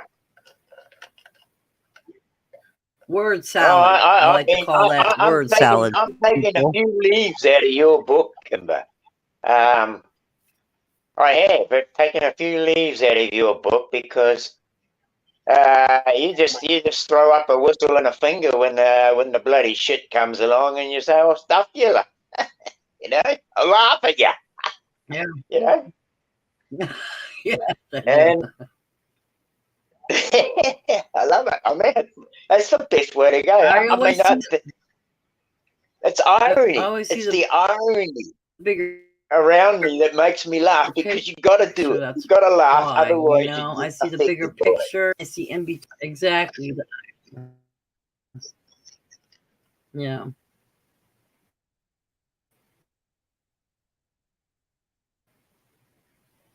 And he's young. Yeah, Charles will say it in his manner. You know, I'll say it in my. I'm gonna look into the old scrying mirror, this black obsidian mirror thing, black glass. I've actually got a few pieces of obsidian. I've actually got one that is like honeycombed. It's fully honeycombed, meaning that it was a hot piece of lava that got spat out of a volcano, and when it hit the water it just oxygenated it just like that, and it would just bubbles right through it, right? And it's actually amazing. When I found it, it was floating. It wasn't actually sitting on the bottom. It was floating about 3 or 4 inches off the bottom of the seafloor. And I was walking around these rocks, and I seen this rock, and I said to my mate, "Hey, look at this, there's a floating rock." And he goes, "Hey," and I picked it up, and he goes, "Oh, balls." And I said, "It's floating, mate." And I put it back in the water, and it sunk down. He says, "No, it's not." But it didn't go to the bottom. It just sat about 3 inches off the bottom. He says, "Fuck, what's the fucking thing with that thing?" And anyway, I dried it out. And after a while now, it just floats on top of the water like a bit of pumice, right? Magic right there. But that was only because it had the oxygen in the stone, like these air pockets. So it was half full with water and it had enough oxygen not to go to the bottom, right? It had enough air pockets, air bubbles in there. For ages, I would shake it when it was sitting on my mantelpiece, and there was a puddle of salt water underneath it. You know, it just kept draining salt water out of it for bloody ages. But now it's completely bone dry, and it just floats on the water like pumice. That's cool. Right? That's very cool. But I also have another piece of obsidian that's sort of a large, chunky bit. I've been thinking about napping some off it just to make a little arrowhead, just for the sake to say that I can do it, you know? Make my own tool, sort of thing. But that's pure black.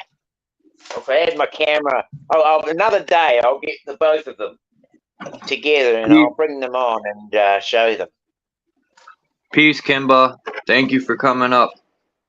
Yeah, much love, Kimber. One love all around. Thanks very much. Great talking to you. Good seeing you, Kimber.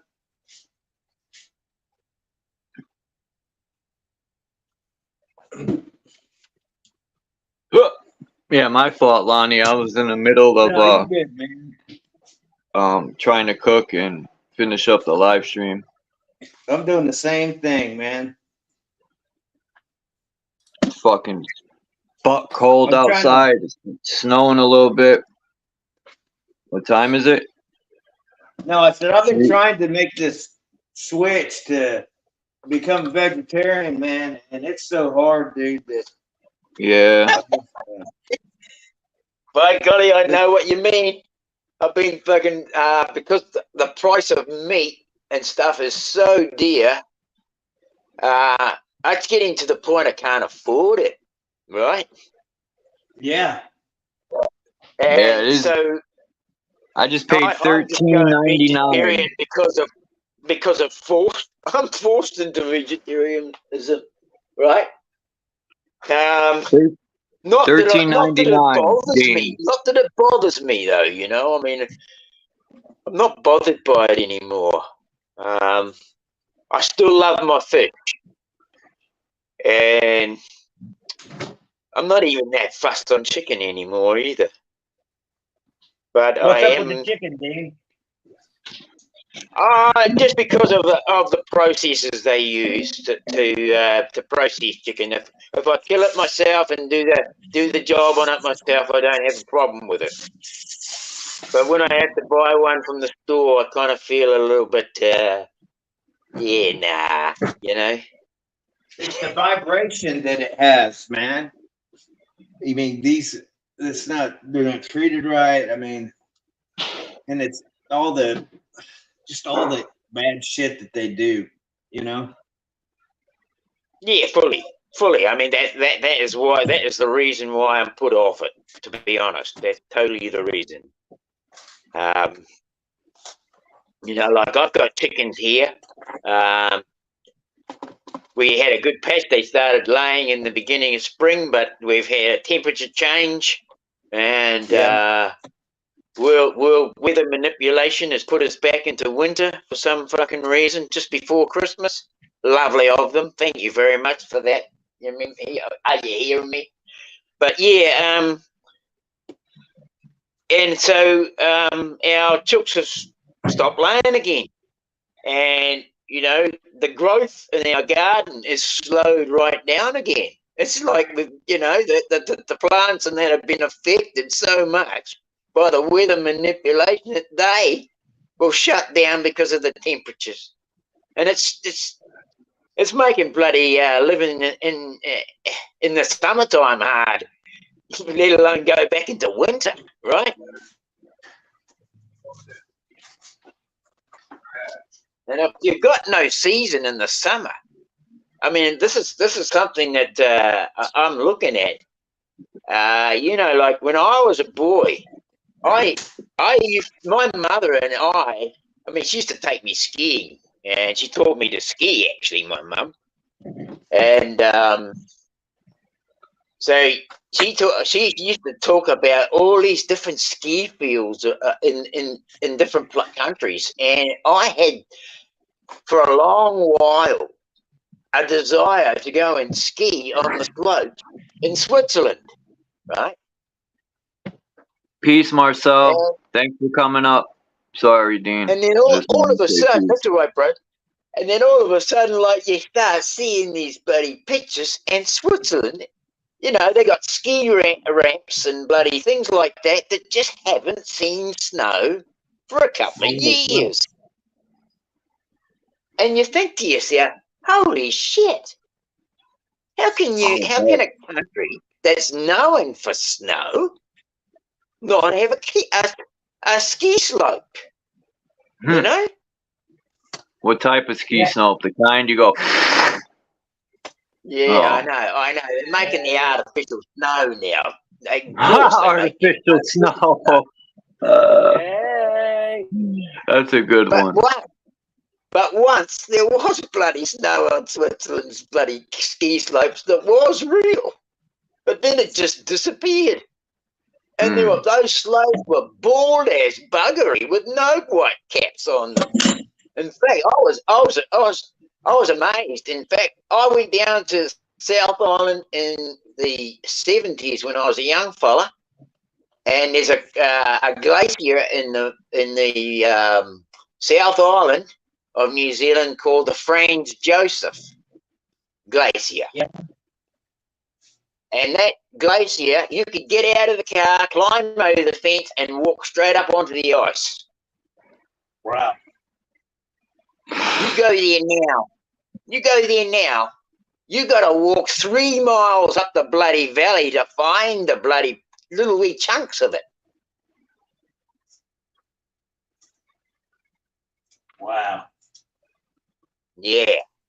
Wow. And I thought to myself, there's something going on with these buggers. That's why I know it's weather manipulation. I know it is. Oh, yeah, absolutely. I hate to be the bearer of bad news, but I got to jump off and... No worries, Chuck. It's all good. Seeing everybody. I appreciate... Yeah, good seeing you all. Much love to you. Everybody. Camera up to see everybody in the chat, and here I am. I haven't brushed my hair yet, but... I just want to get this shit done.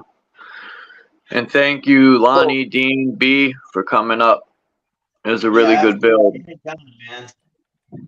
And if you guys find anything new on scribe mirrors or anything, we can talk about it again. Now, Chuck. You got me bloody looking, bro. You got me thinking. I forgot I sent you the video I played today. You need to go check your stuff I sent you. Yeah, I will. Definitely. I already wrote it down. So I don't forget. Okay, well, I'm out. I'm going to get up and get dressed and go and have some breakfast. All right, Dean. Have a good day, bro. A good Thursday. All right, Dean. Good to hear from you. Yeah. Take care, everyone. See you soon. All right, Chuck. Get off here, brother. All right, Lonnie and Dee, thank you guys very much for coming up and building, and sharing, and peace to everyone who came through in the chat. This is a good build, a very good build, and everyone have a good day, night, morning, afternoon, evening, wherever you are. Stay strong, stay alert, and never let that warrior spirit dim down. I'm out of here. Peace to the gods.